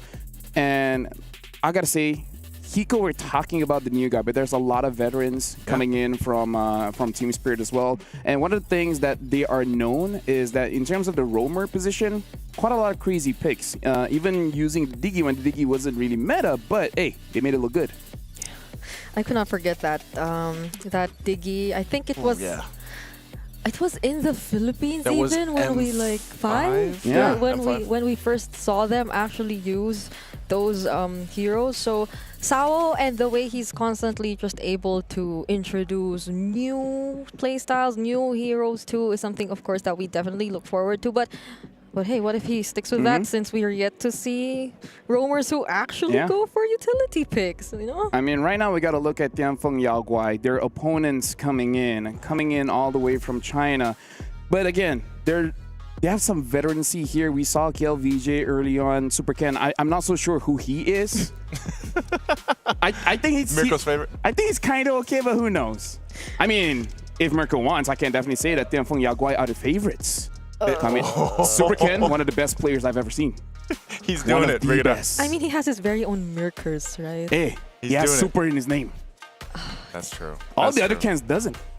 That's true. And we actually got to see the other Ken play earlier today. But for the FYG, I think one of the main things is we always keep our eyes on the teams that compete here, because the improvements that they've made over the course of the past international experience, and maybe this is going to be a crucial one because of the fact that you have Super Ken here now, of course, Kill VJ once again competing, and even for Long and Zed, like these guys have all gained a lot of experience over the past year. Yeah, we got our eyes on Long, I think, for a couple of times. He's been performing. He's been a standout too in his own way. His Moskov in the previous games that they played.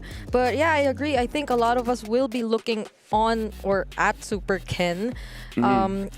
He is probably one of the players you could consider to be one of the longest, the players who've been here the longest time, I mean, in the competitive scene. But internationally, I think there are a lot of people excited to see him and his debut, because I think it's his first time that we'll actually be seeing Super Ken in the international stage. So I'm sure he's excited about this as well. I mean, personally for me, I'm also looking at Zed going from a jungler now being a roamer.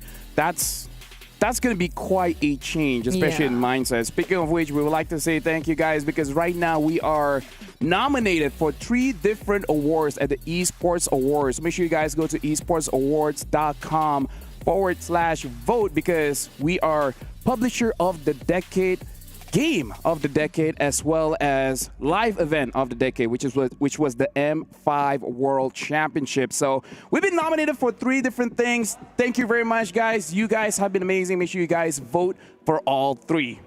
Man, so let's vote who's going to win this one. Wait, for the teams? Oh, yeah. Tianfeng Yaoguai. Monster on the peak. Yeah, Monster on the peak. I'm going to have to go with Team Spirit for this. Okay. I mean, I hope the FYG has, well, maybe they'll prove me wrong. Maybe, I don't have any curse, so like that's fine. Yeah, I can just throw it out there. Just to let you guys know, this is not about being smart. This is about to see like what's up with us. So now you got to be the tiebreaker.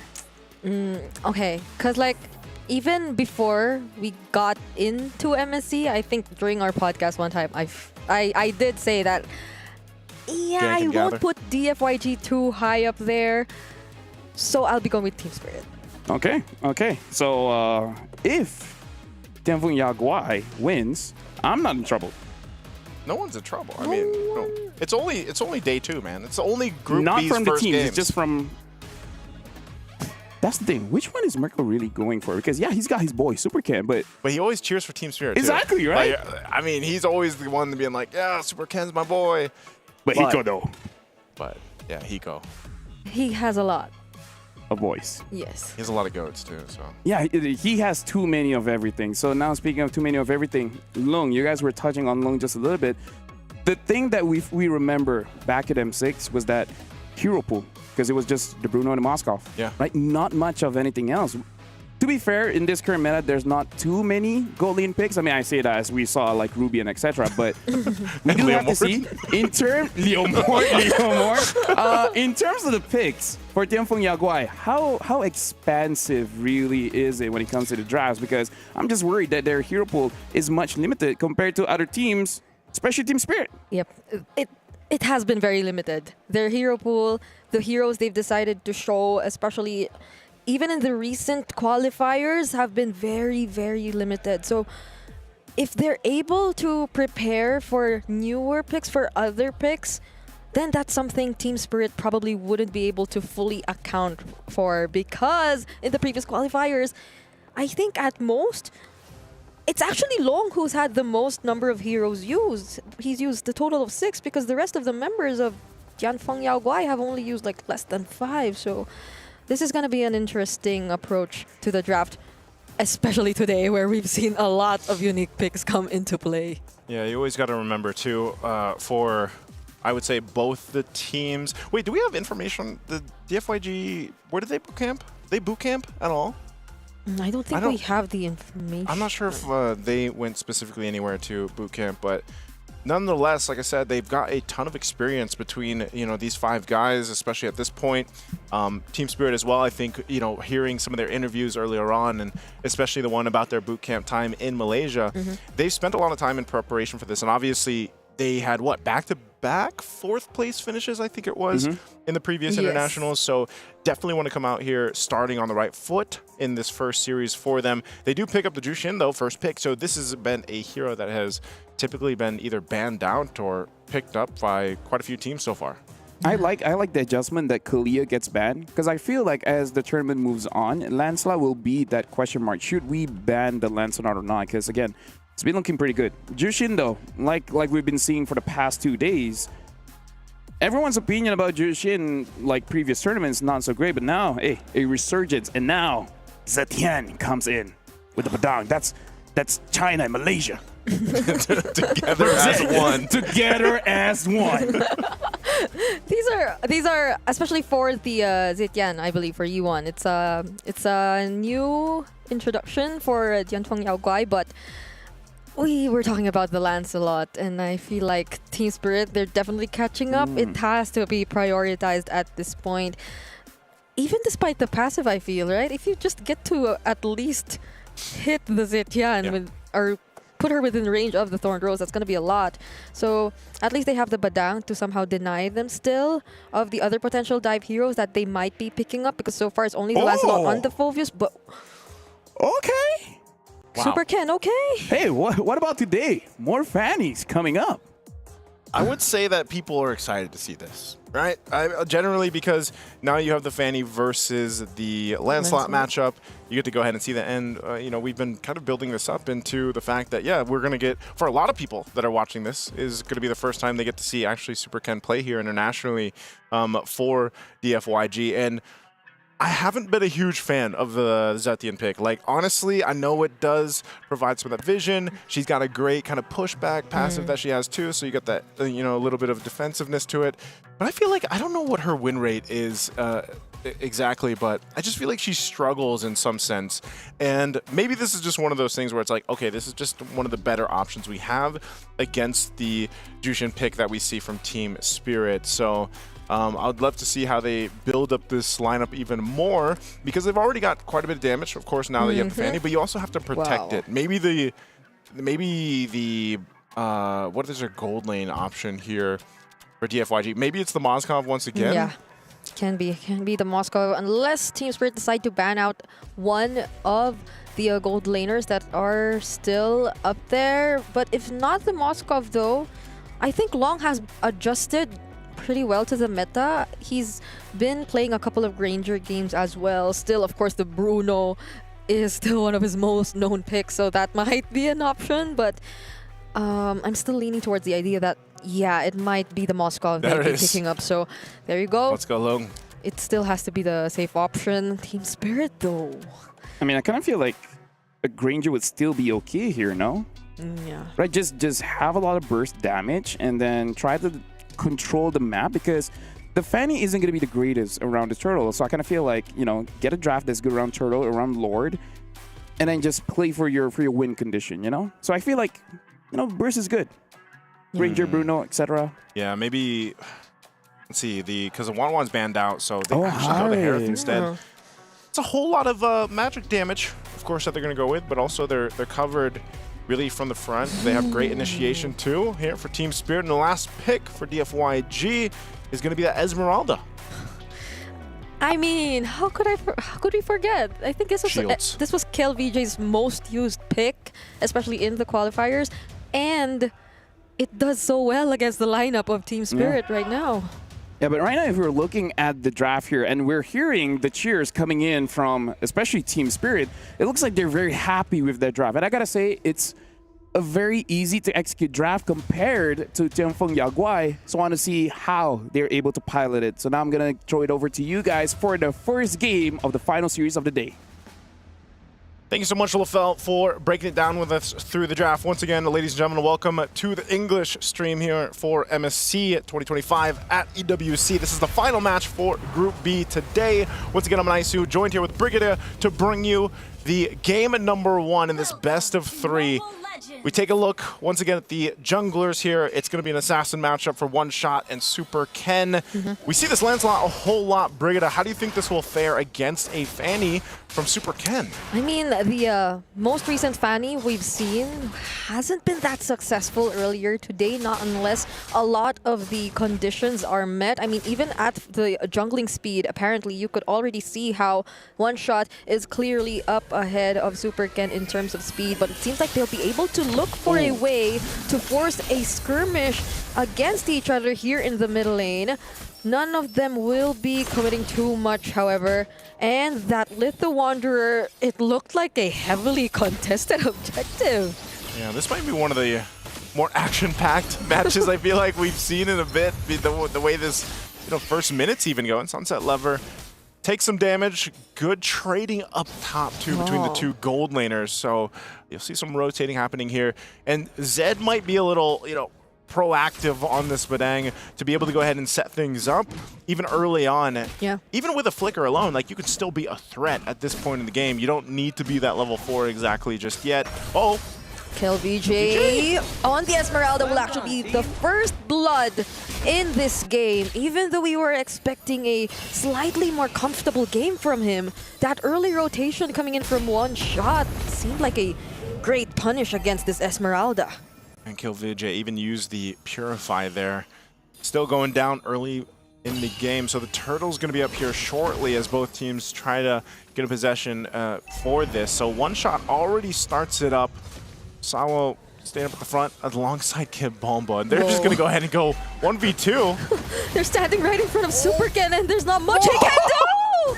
What? Kid Bomba actually tries to chase after him, but then the damage won't be enough. One Shot using the Phantom Execution takes down Zed and they transition into the purple buff. This is going to be massive if they deny it immediately for Super Ken, but at least E1 was there. They're going to calm down for now. Yeah, it was so close. If Kid Bomba, I feel like, would have got that. We probably already started the dance moves here, but, going on, the aggression from them at this point in the game gets them a pretty good start. Nothing too crazy. The FYG is going to be okay. They just have to go ahead and adjust from this, and that's always the case with a Fanny in tow. He even flickers forward for that, but it's just unfortunate, Yeah. You can't hit him too far. I don't even know what Phoveus holds. Is it like a piece of an obsolete or something? Like, yeah. You could see it right there too. He thought he could get it. It was so close, but Hiko needs a few more shots just to take down Zed. And I feel like I also wanted to mention Zed in that moment because it doesn't feel like Team Spirit acknowledges the Badang that much. It's like they bypass the entire presence of the Badang and just go straight after Super Ken, which I feel like for Team Spirit is clearly one of the more important things to deal with at this point in time, because if they deny the Fanny in as early as the first 5 minutes, then it's going to be a lot more easier for them to pull off their lineup. And that's not to mention the fact that they've been sort of winning the side lanes, even with very minimal rotations coming in. Yeah, you can see this too. Taking a look at the emblems, nothing too crazy. A little bit of common emblem though for Sunset Lover on this Jushin to go ahead and work around with. Some hybrids too being built over here for DFYG. And I think that's the main thing for Super Ken really is he going to be able to actually utilize the Fanny? Because if you're just kind of pressured enough, you almost find yourself in this position where it's like, all right, I'm just going to be getting my buffs, and yeah, he's got to deal with Kid Bomba all day. All day. And hope that you can find something on the map. Oh, Kid Bomba gets out of that fist break, fist crack combo. Fury of the Phoenix already committed, but Kid Bomba again finding Super Ken. Literally does not want him to be able to land those cables as efficiently. Team Spirit are just doing such a great job sustaining everyone, but then it changes when Long goes in. But Team Spirit, they respect that too. They just disengage. Okay, Super Ken has the information. This turtle's just going to be taken by one shot, so another objective for Team Spirit. So all of that, you know, no one goes down, but ultimately Team Spirit's like, okay, we stalled them enough to go ahead and secure ourselves the turtle. And that's, you know, job well enough done at this point in the game. So they hold on to a very minor lead.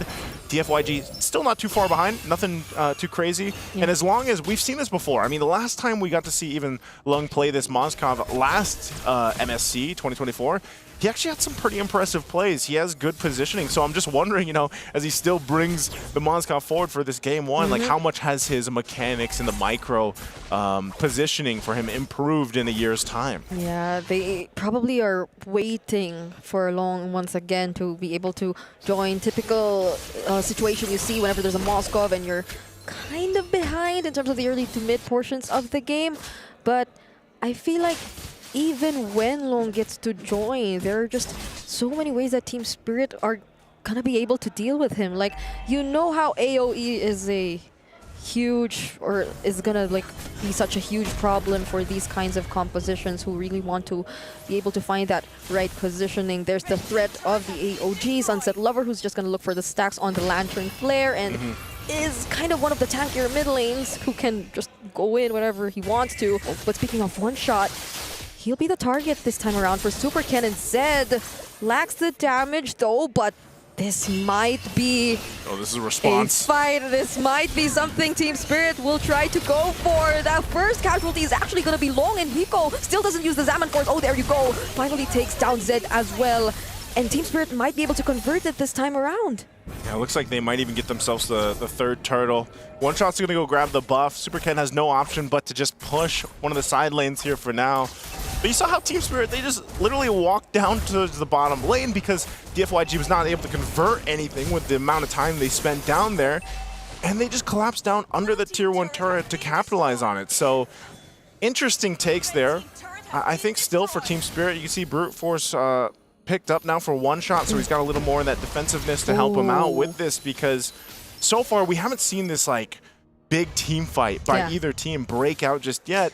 And DFYG definitely needs time for that. Because honestly, I feel like the way Team Spirit is playing right now is they have their eyes set on something, and when they get that something, they don't overstay anymore. Or like they just get out immediately and divert their attention to other things. And that's the difference for DFYG. They try too hard, but He1 is the first to fall. Look at the damage coming in from Hiko and the Zaman Force. Zed will have to walk away. And even just as Super Ken wanted to take his purple buff, there's trouble once more. Kid Bomba denies that from him. And look at one shot, 5-0 on the Lancelot right now. And how many times we're going to see the Lancelots just get games like this where they get all the kills, they don't die, and he just picked up the Brute Force, like I mentioned. So, you know, very tough position to be in. And you were just mentioning this, Brigid. I think a big part of this is the fact that Team Spirit is just playing very clean. I mean, they're disciplined. They're going in for the right opportunities. They get what they take, and they don't push for too much more. Unless maybe for Kid Bomba to an extent, but he's allowed to be able to do that on the Phoveus, and that's okay. So what you're seeing is for DFYG is just how do we contain this, because so far we haven't been able to utilize the fact that we have a Fanny.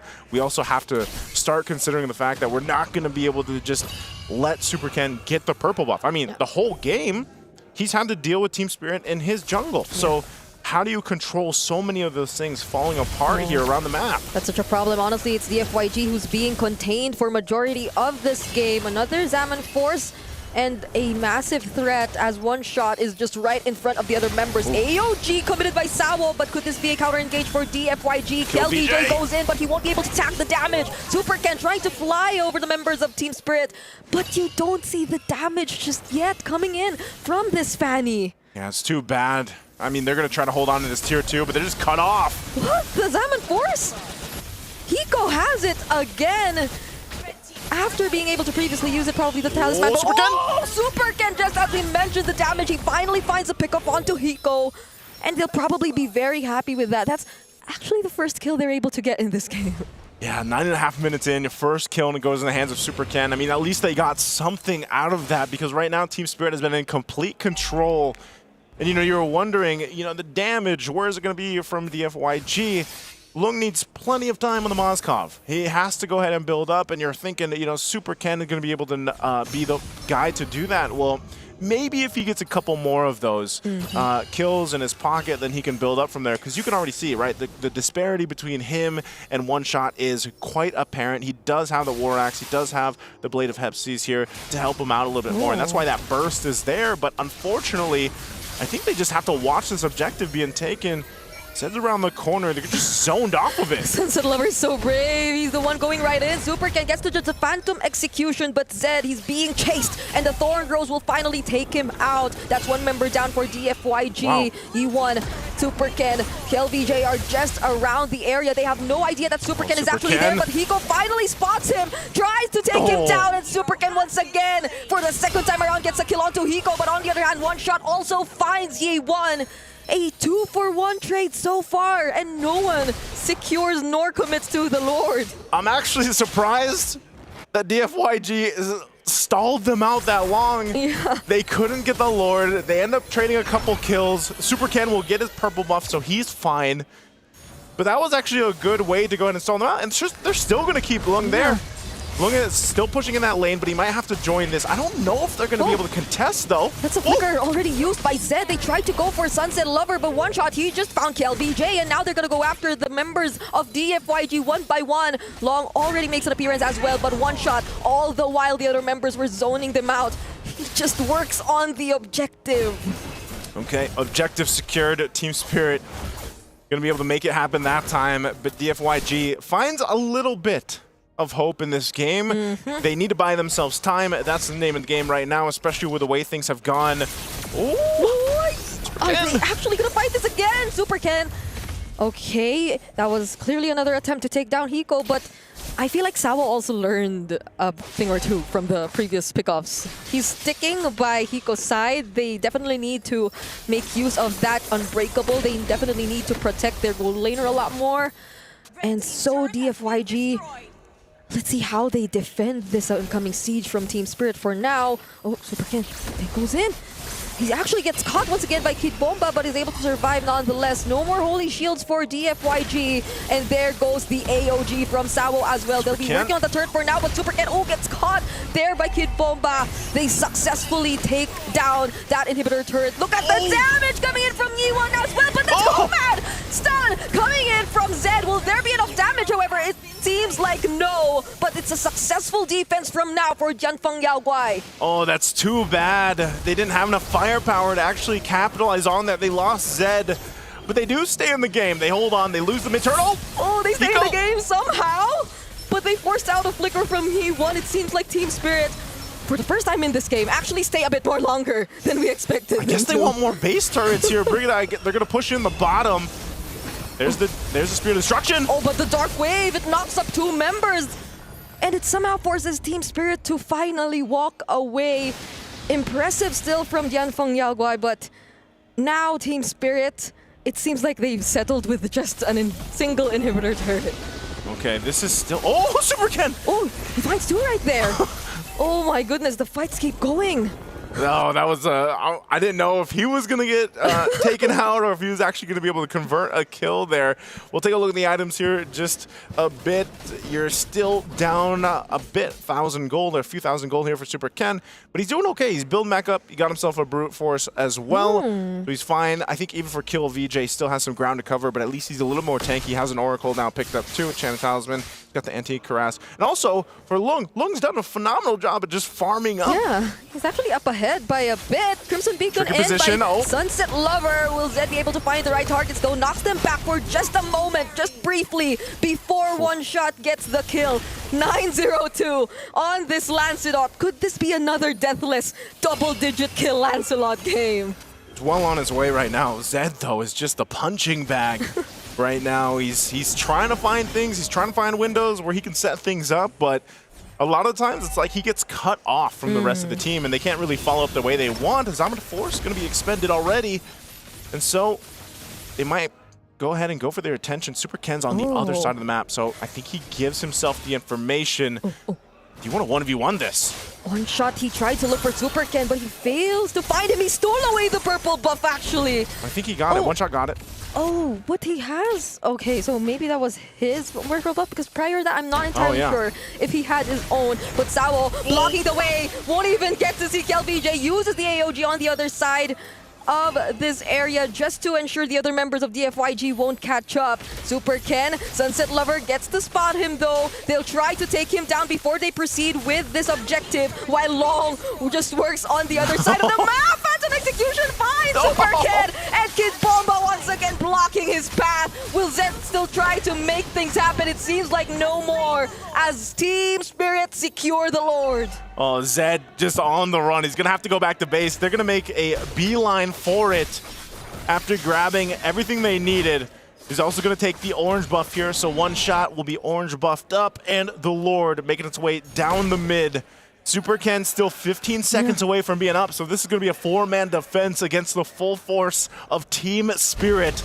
Can they do it? Oh, Kid Bomba and Sao go in at the exact same time. Legendary for one shot. And look at Hiko just dancing around everyone with the Salmon Force as Team Spirit finally secure game number 1.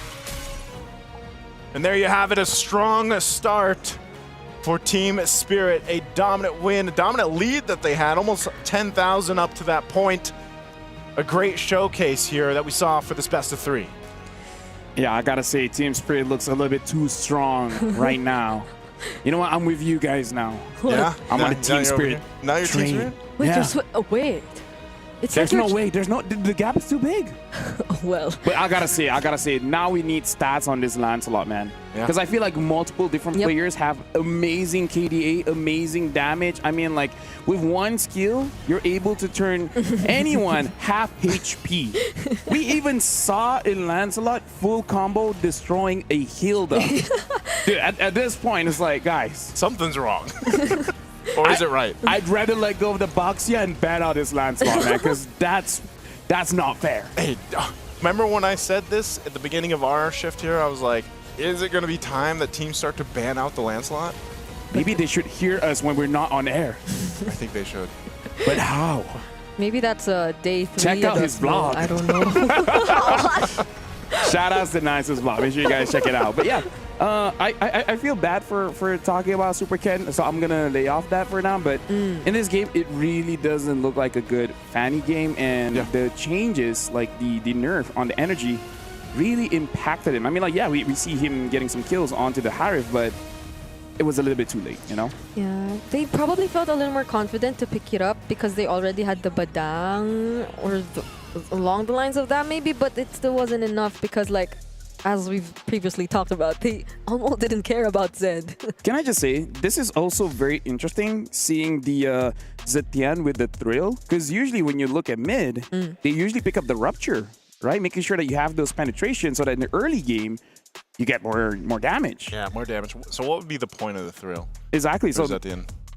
The only reason you would pick up something like a Thrill is that if you're going for a very heavy burst build with a Holy Crystal, so that you have a lot of magic damage to convert for Holy Crystal more value, right? But I kind of feel like I think Zetian can be played that way, but I kind of feel like as a team, maybe it's just better to make sure that the early game, early to mid, you're able to get enough advantage so that Lung feels more comfortable joining the team fight. Yeah, because I feel like Brigitte pointed that out in the game too. It's like, you know, when Super Ken was obviously just dealing with so much pressure in his jungle, and then Lung was just trying to like pop off on the side lanes, trying to get turrets. It's like, who is going to be that person to provide that damage in a lot of those team fights when they actually broke out? Because that was a big problem that I feel like DFYG just couldn't solve. We did see Long majority of the time working on turrets though, so probably even if he could have probably dealt with them a number of times. We weren't able to witness it as much. He did get full build though. I believe there was a time when we saw the last item check, he was ahead of Hiko in terms of farm, but I feel like for Team Spirit, it didn't really matter because their execution relies purely on the team fights, and when they constantly forced these fights against DFYG, who were either incomplete or were just unprepared, then it was a clear win for them even before the fight started. I mean, these are not so good KDAs for frontliners. They were absolutely not able to accomplish or do anything to set up for their team. I gotta say, I agree with you there, because to break it down very simply, the FYG, they couldn't do their jobs. Yeah. The frontline couldn't do their jobs. The damage dealer couldn't do their jobs. The Fanny, able to take down Hiko like once or twice. That's his job, but he's not able to do it constantly. And when we're looking at a draft, it makes sense, right? The Jushin making sure that the frontliners don't do their jobs. And then when you have the Harif really spamming out that Zaman Force just to make sure that there's a lot of distance, making it so that the FYG can't even start a fight, even if they wanted to. So the FYG, they were choked out of opportunities. Like before the fight even started, there was a lot of denial coming in from Team Spirit. Yeah, that's what I was saying. I think from the very start, it was like they were just struggling to be able to utilize the composition they brought, because even when you look at the key players here broken down, again, One Shot had all the time in the world to do what he wanted to. Hiko too, at some point, it almost felt like he was like jumping in with his Zaman Force very aggressively, because he's just like, hey, I want in on the action, you know, like.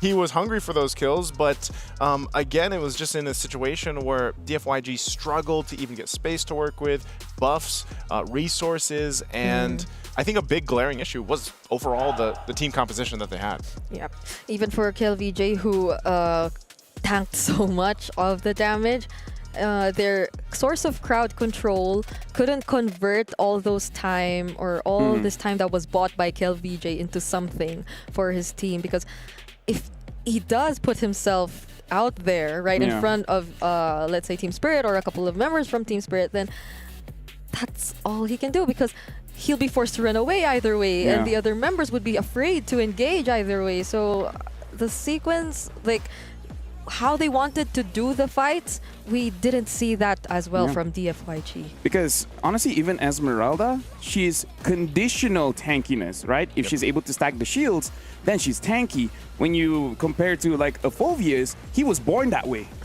Like, mama, I'm tanky. He was born with that weapon too, man. Yeah, it was a rough birth, but hey, they made it work. He came out like that. Yeah, he just came out like that. And it's like, I'm ready to play. Inferno Pursuit. Yeah. It took a while for him to get a new skin.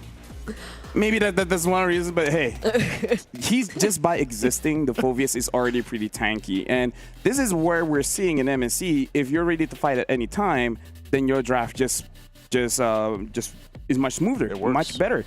Compared to other teams, like, I need ABC first, and then we're going to be looking good, because that's the FYG. They need this to happen, and then that to happen, and then I need this stack, and then I need this item, and then we're good. But by that time, it's too late.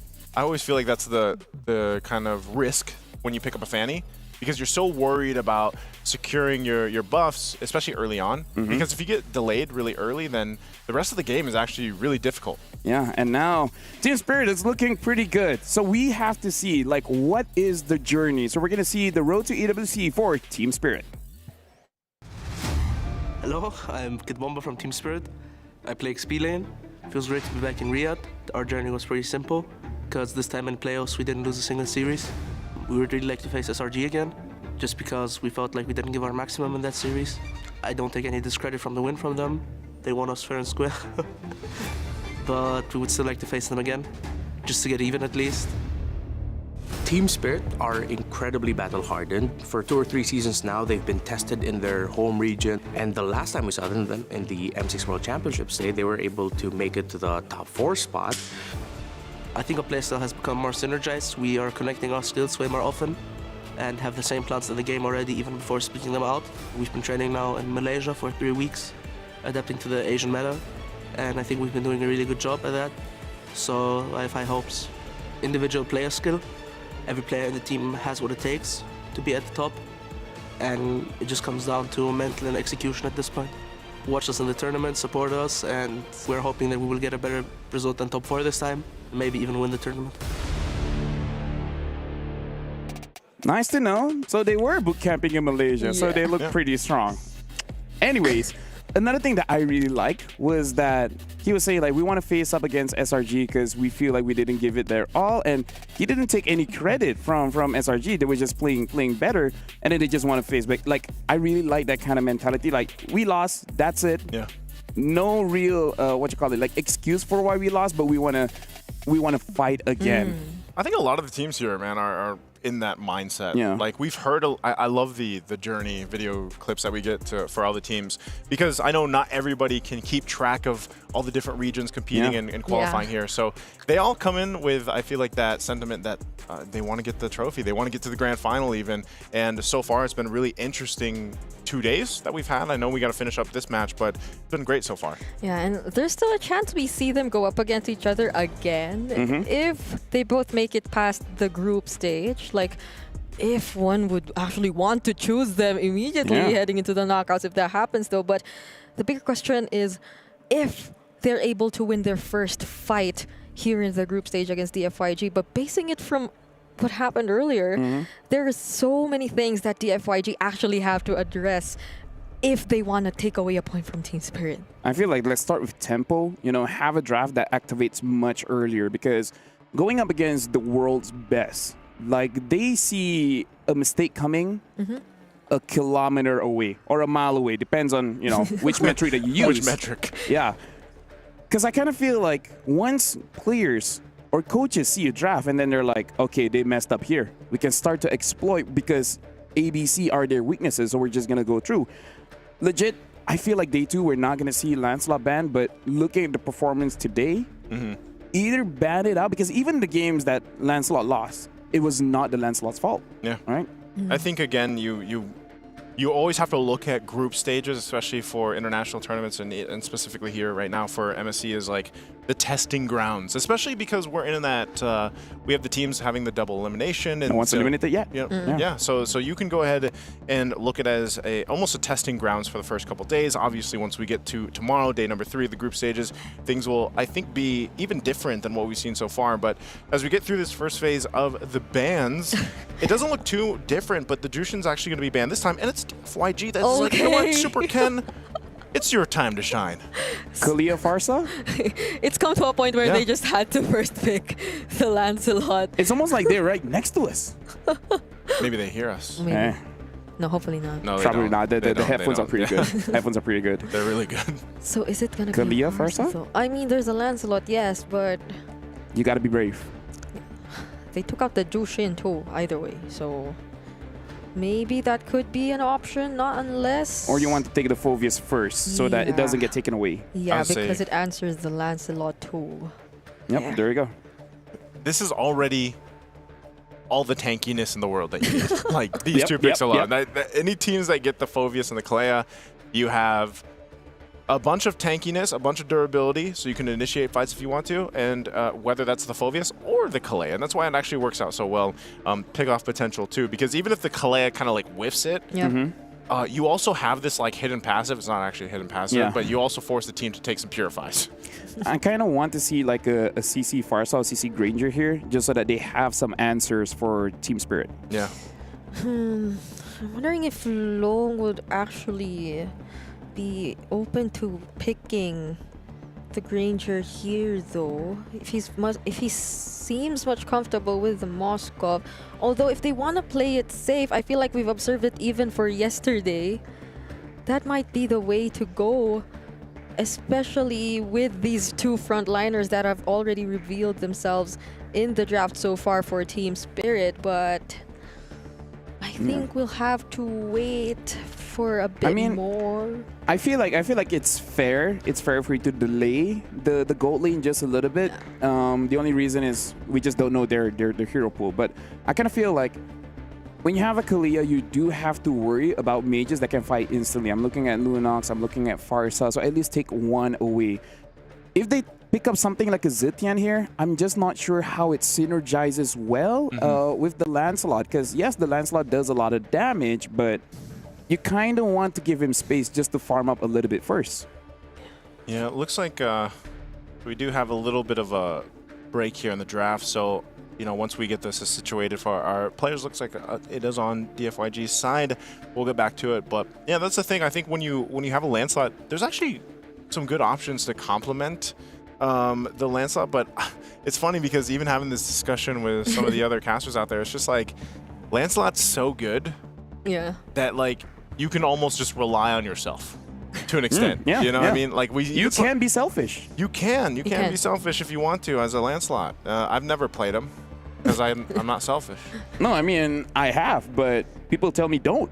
That's that same. I feel like they should give me more chances, but at that point they stop playing with me.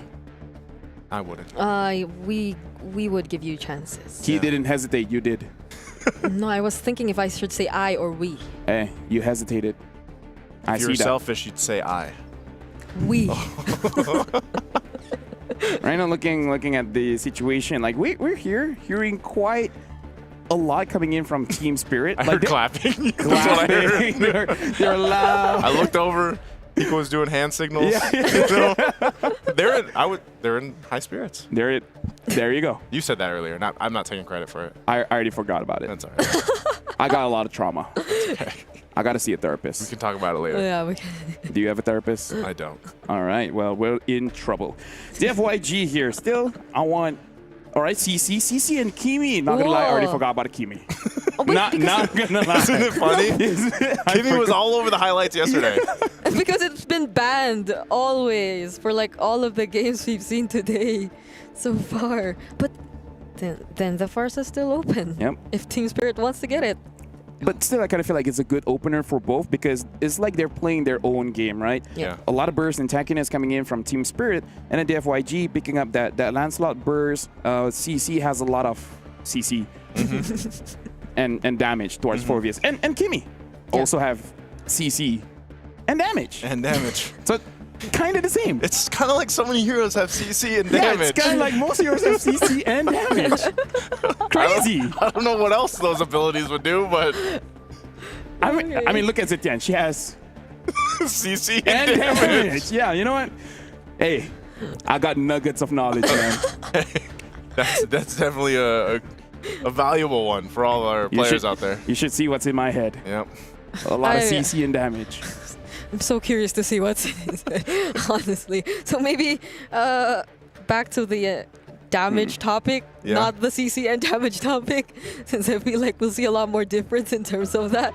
So far, both I'm liking the damage we're seeing, at least from DFYG and Team Spirit in the first few picks, but I'm wondering what one shot will decide to go for up against the Lancelot. I mean, if there are other assassins, Hayabusa? They took out the Joy, the Hayabusa's there, but it's mostly just the Hayabusa and the Lancelot that we see in the assassins in the jungle. What if he plays the Fanny too? We haven't seen the Ling. It's kind of okay going up against the Kimi, but I mean, I think it's okay because you have a Farsa, so you're kind of protected in your own jungle. They banned the Haya. So might have to look at the Ling. Is there anything that we're forgetting? Oh, they took the Moskov. Oh no! Now what? Lung. Bruno. Hey, Bruno's not bad, you know? Bruno's okay. Bruno is okay. Or if they don't want all this tankiness nonsense, something like a carry. Yeah. At least something to do with this 4Vs, even though they already have a CC, so maybe not. I mean, I'm okay with the carry. I think I'm gonna be okay with that. Honestly, I'm okay with Beatrix as well. Just the moment that Farsa opens the Feather S-Strike, just drop all of your skills onto her. Oh, okay, the Granger. Yeah, Granger Cho. So honestly, pretty standard draft coming in from DFYG because I kind of feel like the win condition is pretty clear, which is CC and damage. CC, I was just about to say, CC and damage. I'm worried though because it's a very squishy lineup. It's all about mindset. Yeah, you gotta have the mindset that you're tankier than you are because I just feel like, especially once we see this last pick locked in, it's gonna be the jungle pick for TS, and it's an Akai. Oh, okay. An Akai in the jungle. Hey, you don't have to be tanky if the enemy doesn't have damage. That's what my uncle always says. That's true. We met his uncle. Yeah. He said you don't need tankiness if the enemy doesn't have damage. Very wise man? Yeah. But Akai's tanky. Yes, Akai is tanky. And now I'm going to give it over to you guys where, I don't know, for me, Team Spirit, too strong. They might have a sweep here. Once again, thank you, LaFell, for all of the nuggets of knowledge that you've blessed us with so far through our drafts today. Once again, ladies and gentlemen, welcome here to the English broadcast. It's me and Isu and Brigida to bring you the action for Game 2 right now in our last best-of-3 series. And as you heard it, it's Team Spirit and DFYG going at it. So we'll see if we actually get a 1-1 in the series. I think this draft is better, though, I would say, for DFYG, Brigida. But it's a very clear game plan. It's like, we have to end this game early. And I don't know, do you think they can pull that off? If we see the exact same errors in terms of macro and decision making that we saw in game number 1, I feel like that is going to be a struggle for DFYG. But things are pretty different right now. They got their hands on a lot more of the power picks, on a lot more of the priority heroes that we see in the draft. So, I mean, that's probably also why we're seeing them kind of being a lot more aggressive in the early stages of the game, because this is what they have to capitalize on, and this is probably what they're trying to do, denying one shot of getting a smooth experience in the farming. But yeah, I feel like he doesn't mind either way. This is still, again, a very tanky jungler. This is the Akai. I was going to say, as an Akai, I don't think you worry too much. If you lose a little bit in the early game, especially against Super Ken here with the Lancelot, it's not that big of a deal. You do have that tankier options here for Team Spirit that they're going to be playing around with too. If you take a look at the emblems, they got the couple of concussive blasts. Wow. Still Kid Bomba as well. Yeah, you see all those drills over there for DFYG. And at the same time, I think this is one of the questions is, will you be able to utilize this interaction that should happen from DFYG between the traction pulses? Hopefully, Kill VJ can go ahead and zone people out on the CC, which we've seen happen a lot of times. But this isn't a Vengeance CC either. He's actually running the Purify. There's 3 over here for DFYG. And that's exactly what I said about the Kalea from Sao. So the passive. Yeah, it's almost a hidden passive that forces that. Oh. Super Ken, he's able to freely focus on securing the objective, but will he be able to, though?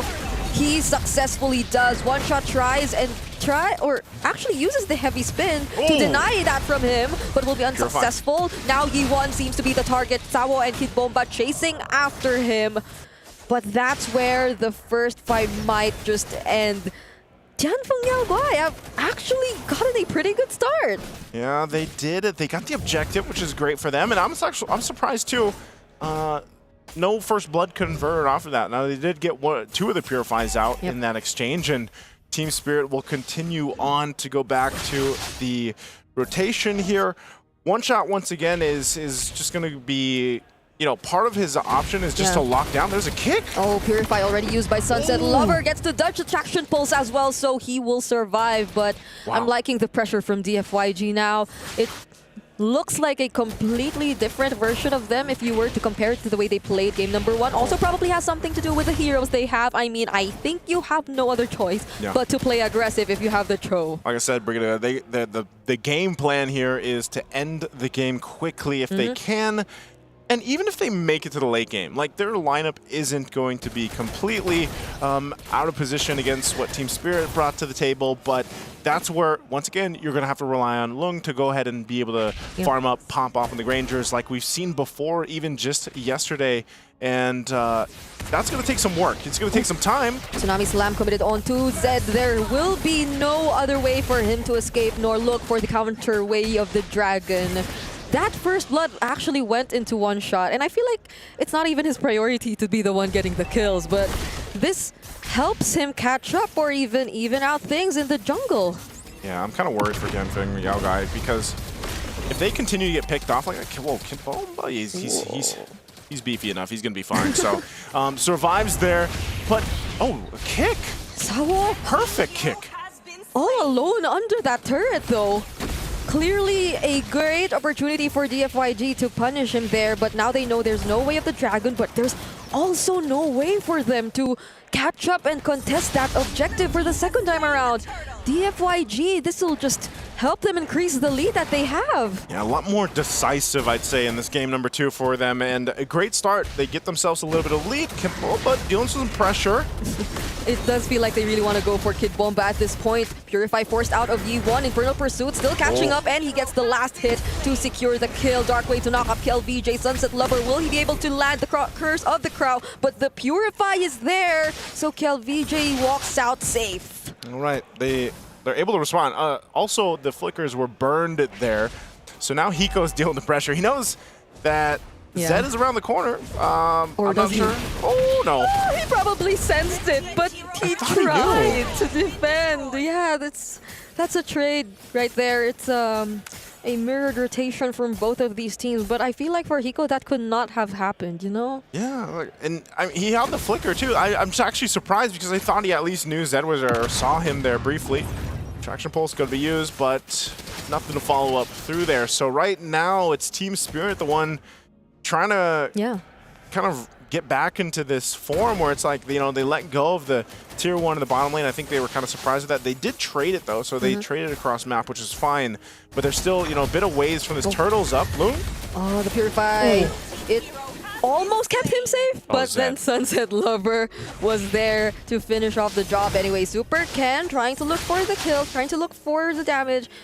But he just stood right in front of the tankiest member, I assume, of Team Spirit right now. From behind though, Zed, misses the knock-up on the way of, or on the Jeet Kune Do to connect the way of the Dragon.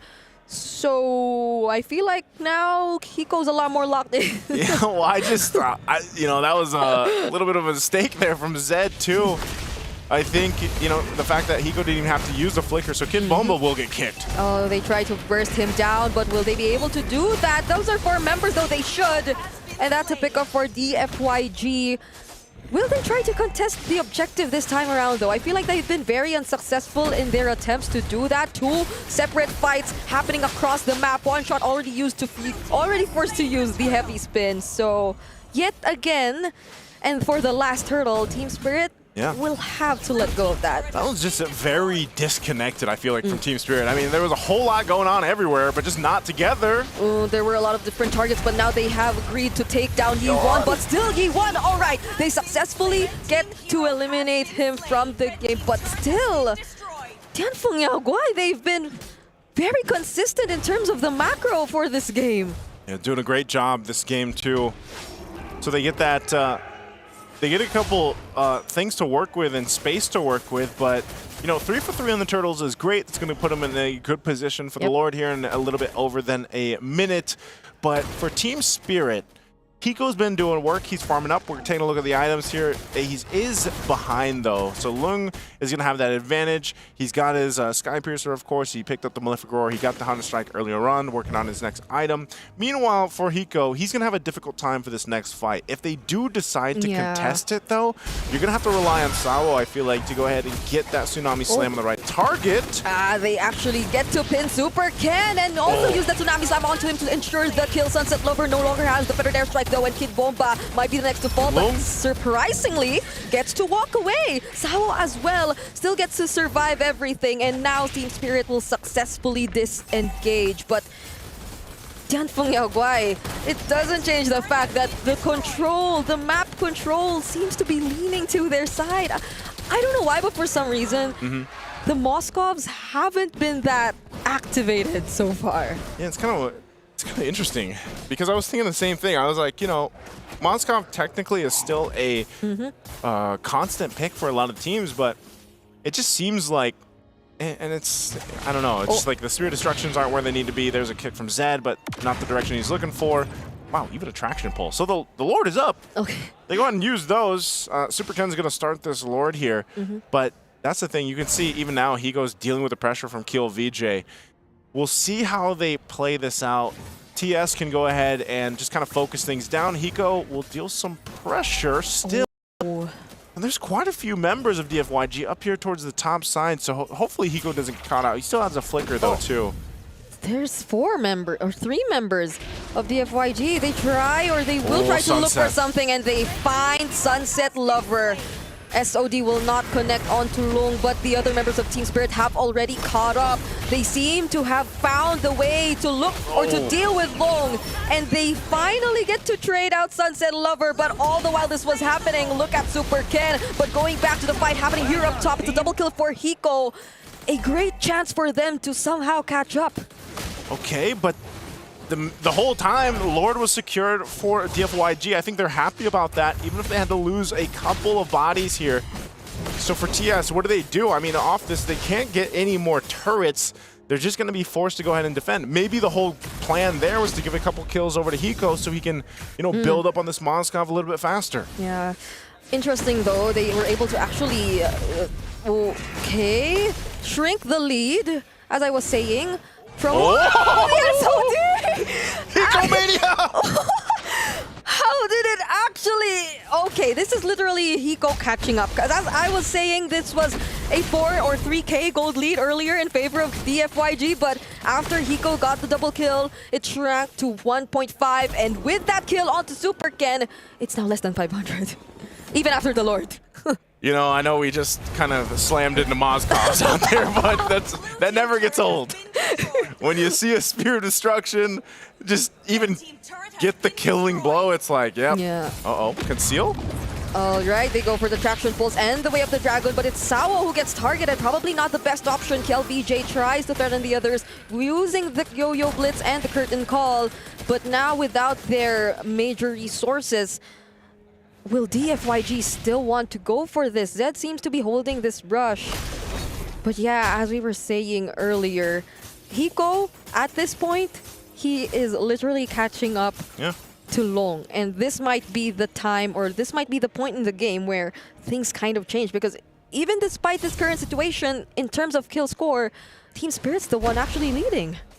Yeah, he's done the work. Sao jumping on with the title strike, but Zed too. He's gonna go for the kick. Oh, one shot finds Long, but he gets to use the Purify nonetheless. Kid Bomba trying to zone out, or actually gets to kill Zed. And now on the other side of the map as well, they try to go for Super Ken, and they already have enough damage to deal with him. That's a turret also taken down, by the way, by Dianfeng Yaowai, but still, Team Spirit, this is their chance to equalize things on the map. Oh, they've equalized them, Brigida. Team Spirit has brought that gold lead that DFYG had for so long out of here.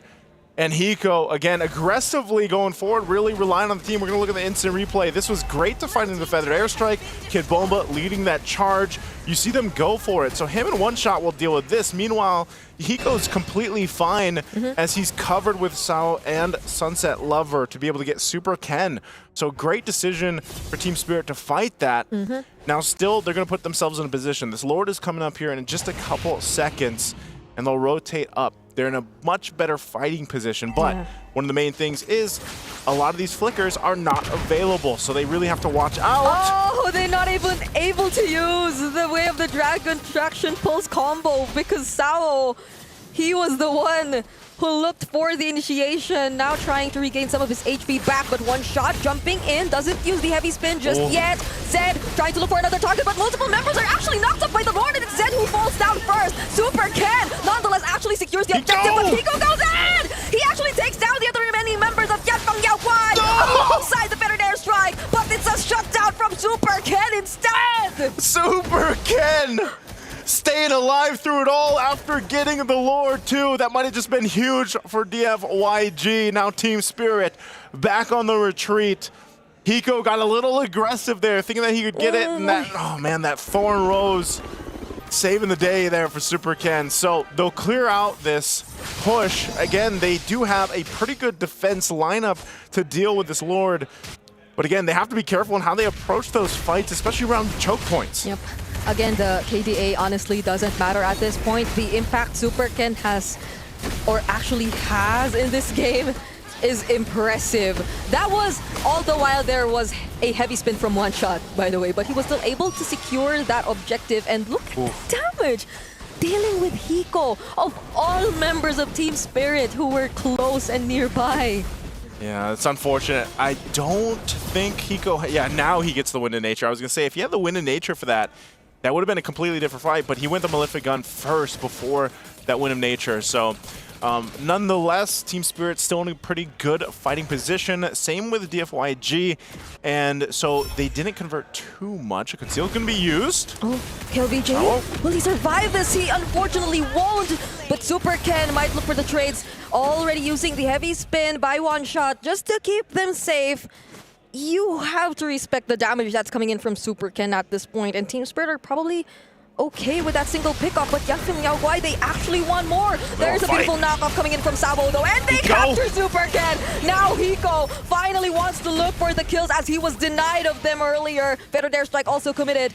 But Zed and Long are the only ones left alive. Yeah, and that's not going to be enough to go ahead and defend against this push. They might get in the base too. Hiko takes a couple Rhapsody shots, but now the base turret. Lung should be able to clear this out. They might just go ahead and scrap up what they can, the buffs, and pushing the rest of the waves here. So slowly but surely, Team Spirit grabs control of this game, but DFYG still going to be okay. See if they're going. Kid Bomba will get kicked. Again, not in the angle they wanted. And Kid Bomba just spamming the recalls. Oh, another Tsunami Slam onto LVJ. Zawo gets to flicker out to safety, but gets punished by Long. So it's a 1-for-1 trade so far, but Team Spirit, just with that attempt, got to take down the inhibitor turret in mid. They got the base turret, that's what they wanted. Lord's still a bit away. Not sure if they actually want to try to contest for it without Sawo. Also, the flicker being burned by Hiko is a major battle spell that he needs. So once again, picks up a little more defensiveness, has the Rose Gold now available. So Lord is up here. What are they going to do? How are they going to play this out? Kill VJ as well. A few seconds away from coming up. Again, this Lord will be started up at this point. Yep. The Team Spirit gains control. Zed, though. Oh, they get to poke him. Oh, but Sunset Lover has to cancel that Feathered Airstrike immediately because there was a threat from DFYG to actually go for the fight. But still, they're able to position themselves around the objective. Zed, not full HP though. Tao tried to look for Super Ken, but the reactions were fast enough. There was the Thorn Rose to actually keep him safe, but the Dark Wave, it landed to kill VJ. He will be the first casualty for this fight, and the Tsunami Slum gets denied from the Purify, but Zed is next. Two frontliners once more taken out. Team Spirit again just showing how good they are at the team fighting. So they go and get two, they make their way for this Lord, they're going to be able to go ahead and take it. Will Super Ken try to pull something of a miracle off, but I think it's going to be too late as Team Spirit will blitz through this Lord take. So now, will we see DFYG, how do they play this defense? How do they get ready for it? Even down at that mid-base turret already. How do they deal with this? I mean, the lineup that they have, like I mentioned for Team Spirit, their defense on the high ground is pretty good. But for DFYG, it's kind of like they have to play into the ultimates that they have available to them. And how do they use this? You know, how do they use that traction pulse? How do they use the combination? And honestly, even down to the fact that the kicks just haven't been on par. Like, they haven't found the right angles that they're looking for. And that's the struggle always with the Cho, especially later game, is you kind of are in this position where it's like, all right, I need to survive enough to get the kick off. And most likely I'm going to die. That's why I have an immortality. And then hopefully that allows me to get in a position where my team has favor. But here's the Lord. It's out in the base. How are they going to play this defense? Could this be an end angle? There's the Feathered Airstrike, bringing Long down to half HP. But somehow Zed actually finds the kick, but Hiko, he still gets to survive and keep himself alive, but not for Yi1. He finds the kill onto Yi1, and there's the Tsunami Slam already committed onto Super Ken, as well as the heavy spin. They got to lock him down. They got to pin him down, and Zed will try his best to defend, but they won't be able to anymore as Team Spirit gain access to the base and actually deliver a sweep for this series. And Team Spirit will do it in high spirits, getting the sweep here against DFYG. Again, a great kind of adjustment that they had to make throughout the game. They were down a little bit, they stayed locked in, and they brought it back for the victory. I gotta say, they got all their bases covered, but DFYG, there's a lot that they need to fix, because I kind of feel like for every single role, there were definitely mistakes that was very apparent in this game, and they don't exactly have too much time to actually readjust all of those. I mean, I don't know. They only have like, what, a few hours, maybe a day at most. I hope they fix it because, I don't know, personally for me, it was quite obvious. Yeah, they and that could come down again to the to the draft. But they showed some signs of hope and brilliance throughout the game. It was just seemed like for DFYG, it's like at some point things just kind of fall apart for them. They don't get in a position where they're actually able to capitalize on the things that they need to. Yeah, and especially during the late game, because the thing about using a Granger is that you have that Sky Piercer, right? Yep. You need to have that instinct to be able to get those kills and not getting punished. So the fact that every single time when Lung puts himself in a position that he can get those kills, but then almost immediately get counter back, get punished, I kind of feel like those kind of things are the things that they need to really improve on. Because the mechanics of the hero is not just about pressing buttons, but it's also about timings, positioning, as well as knowing when you should go in front and when you should hide in the map. Yeah, there were moments where DFYG seemed like they knew what they were doing, but I feel like there were a lot more times wherein they were kind of confused. I mean, I think one of the best examples would be that the traction pulse and way of the dragon combination wasn't as coordinated for majority of the time. I think Naisu did pointed it out, but yeah, hopefully they get to work on things. Yeah, and now looks like Eterna is ready with Hiko, so we're going to throw it over to an interview. Hey everyone, it's Eterna over here with Hiko Mania as he strikes again here at the MSC group stages. Welcome, Hiko. Hello everyone. Hello everyone, so cute. So you are one of the youngest here at the MSC group stages. You're 17, is that right? Yeah, you're right.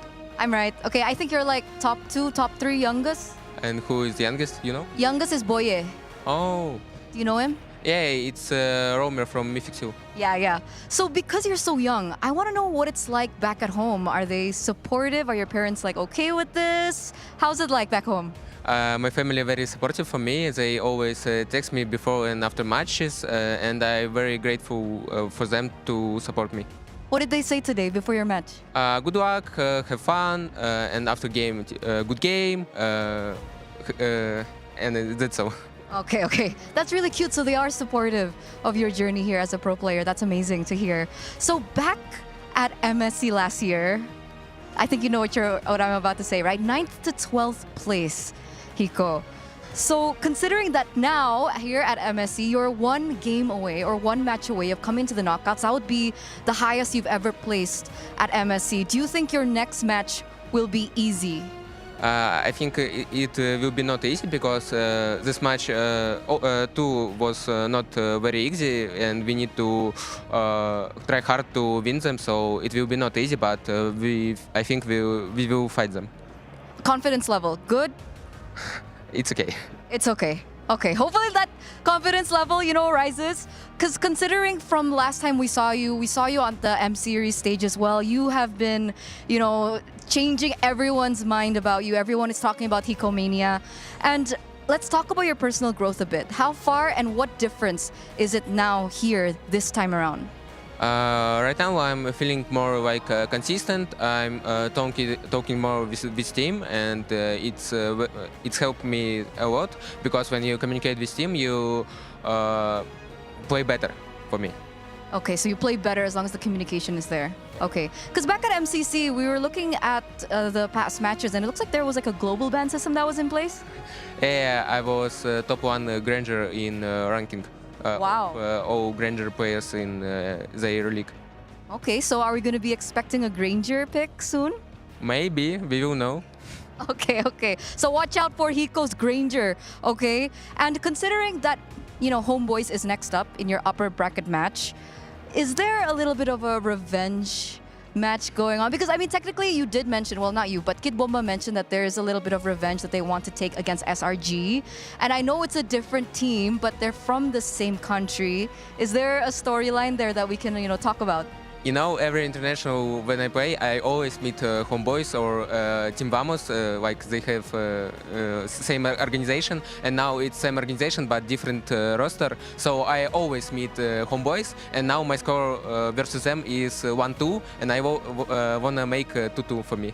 2-2 for Hiko. So message to Homeboys for your next upcoming match. Yes. Yes? What's this? The message. Like, what do you want to say to Homeboys? Good luck, have fun, and I will beat you. I will beat you. There it is, Hiko Mania from Team Spirit. Once again, congratulations and good luck for your next match. We're going to throw it over back to our casters.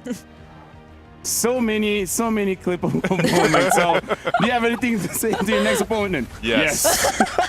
Hey, how confident are you? It's okay. It's okay. And I gotta say, hot take saying Vamos and Homeboy, same thing. Are you offended? No. It's just kind of saying like Blacklist and Aurora, you know? Same difference. Same difference. You know? Same difference. You know what? Let you guys know what I'm talking about. I do. Yeah, I love that he ended it with, "I'll beat you." Good luck, have fun, I'll beat you. And the laugh. Yeah. He always has to insert the... No. Try it. I can't. No, it's just a single syllable. Okay, try it. It's a single syllable? Oh. That's how you do it. We can't even confirm because he already went away. But that was a very convincing match. It's nice that he said that, you know, game number 2, it wasn't easy. They had to try for that one. Overall, they're still looking pretty good. And Homeboys, I kind of feel like they do have to worry a bit because even though Homeboys won, but did they really? Why are you asking that? Oh wait, yeah, I'm the Malaysian. Sorry, my bad. You want me to repeat it? Tomorrow there's more matches. Tomorrow is gonna be very interesting matches because if I'm not mistaken, there might be some eliminations because now we already have the 1-0, the 0-1, and here's the thing: here at MSC, you win twice, you move forward. You lose twice, you don't move forward. Which is backwards. Why did I have a feeling he'll actually say that? It's just to keep people on their toes. Okay. You know? Yeah, I mean, like here's the thing, because the tournament is ramping up. Like you said, it's like testing ground, right? Day 1 and day 2, testing ground. We're seeing the standout heroes, because even in tournaments, like, are you gonna be using the green gem? Like, what do you mean? Like one of the most used heroes in the tournament? I don't know. Maybe he will. Are you? Yeah, that's actually what I thought too. And you know, that's basically like asking, is Kalea gonna be picked? Yeah. Today. It's like, I wonder if anyone will have the Lancelot. Eternal. Yeah, that's fine. It was a good question. No, it was. Ish. Now, you know what?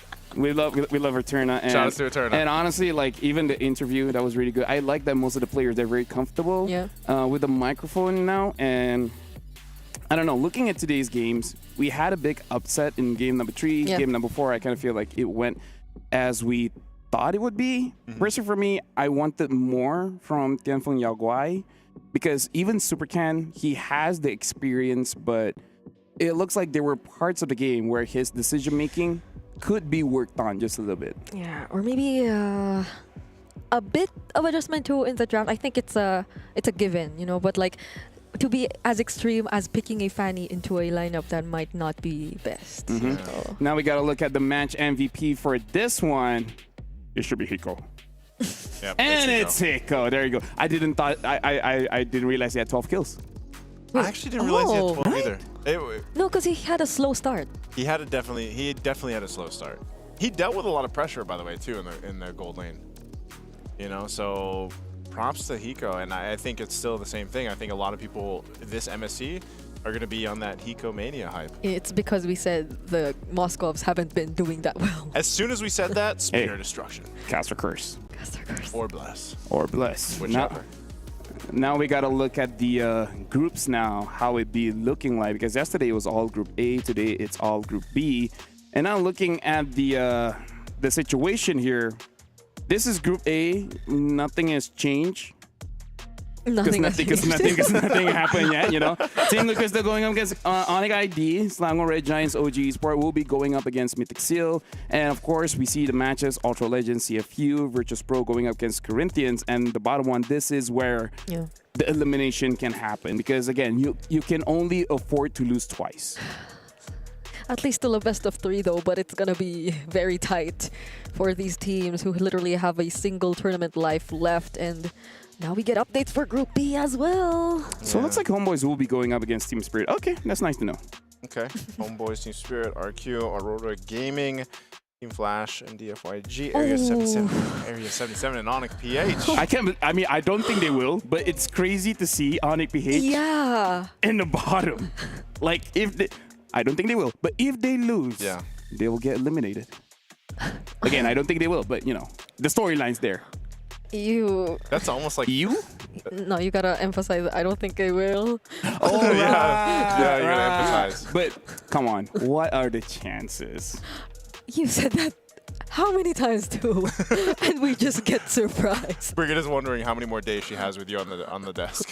No, I mean With just that question. how many more curses am I gonna hear? I did not say that, by the way. Why are you looking at me like that? I don't know, man.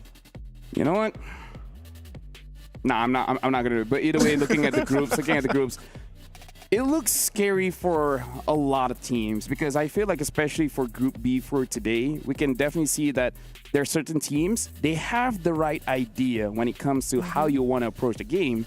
It's just that the execution, you know, is one of those things where theory is good, but now how do you do it, right? You know how to make a sandwich, but can you make a sandwich? That's a great question. I know I can. I can't. I'll do it for you. Oh. You can't make a sandwich? I can. Did I say I can? can't? I think I can if I know how. Okay, you know what? I feel like that's it. We're already talking about sandwiches, so we're going to be ending the show here. Thank you very much for everyone watching, and tomorrow is going to be more amazing matches. My name is Fel. This is Niso and Brigitta, and let's check out the Kadia Top Plays of the Day.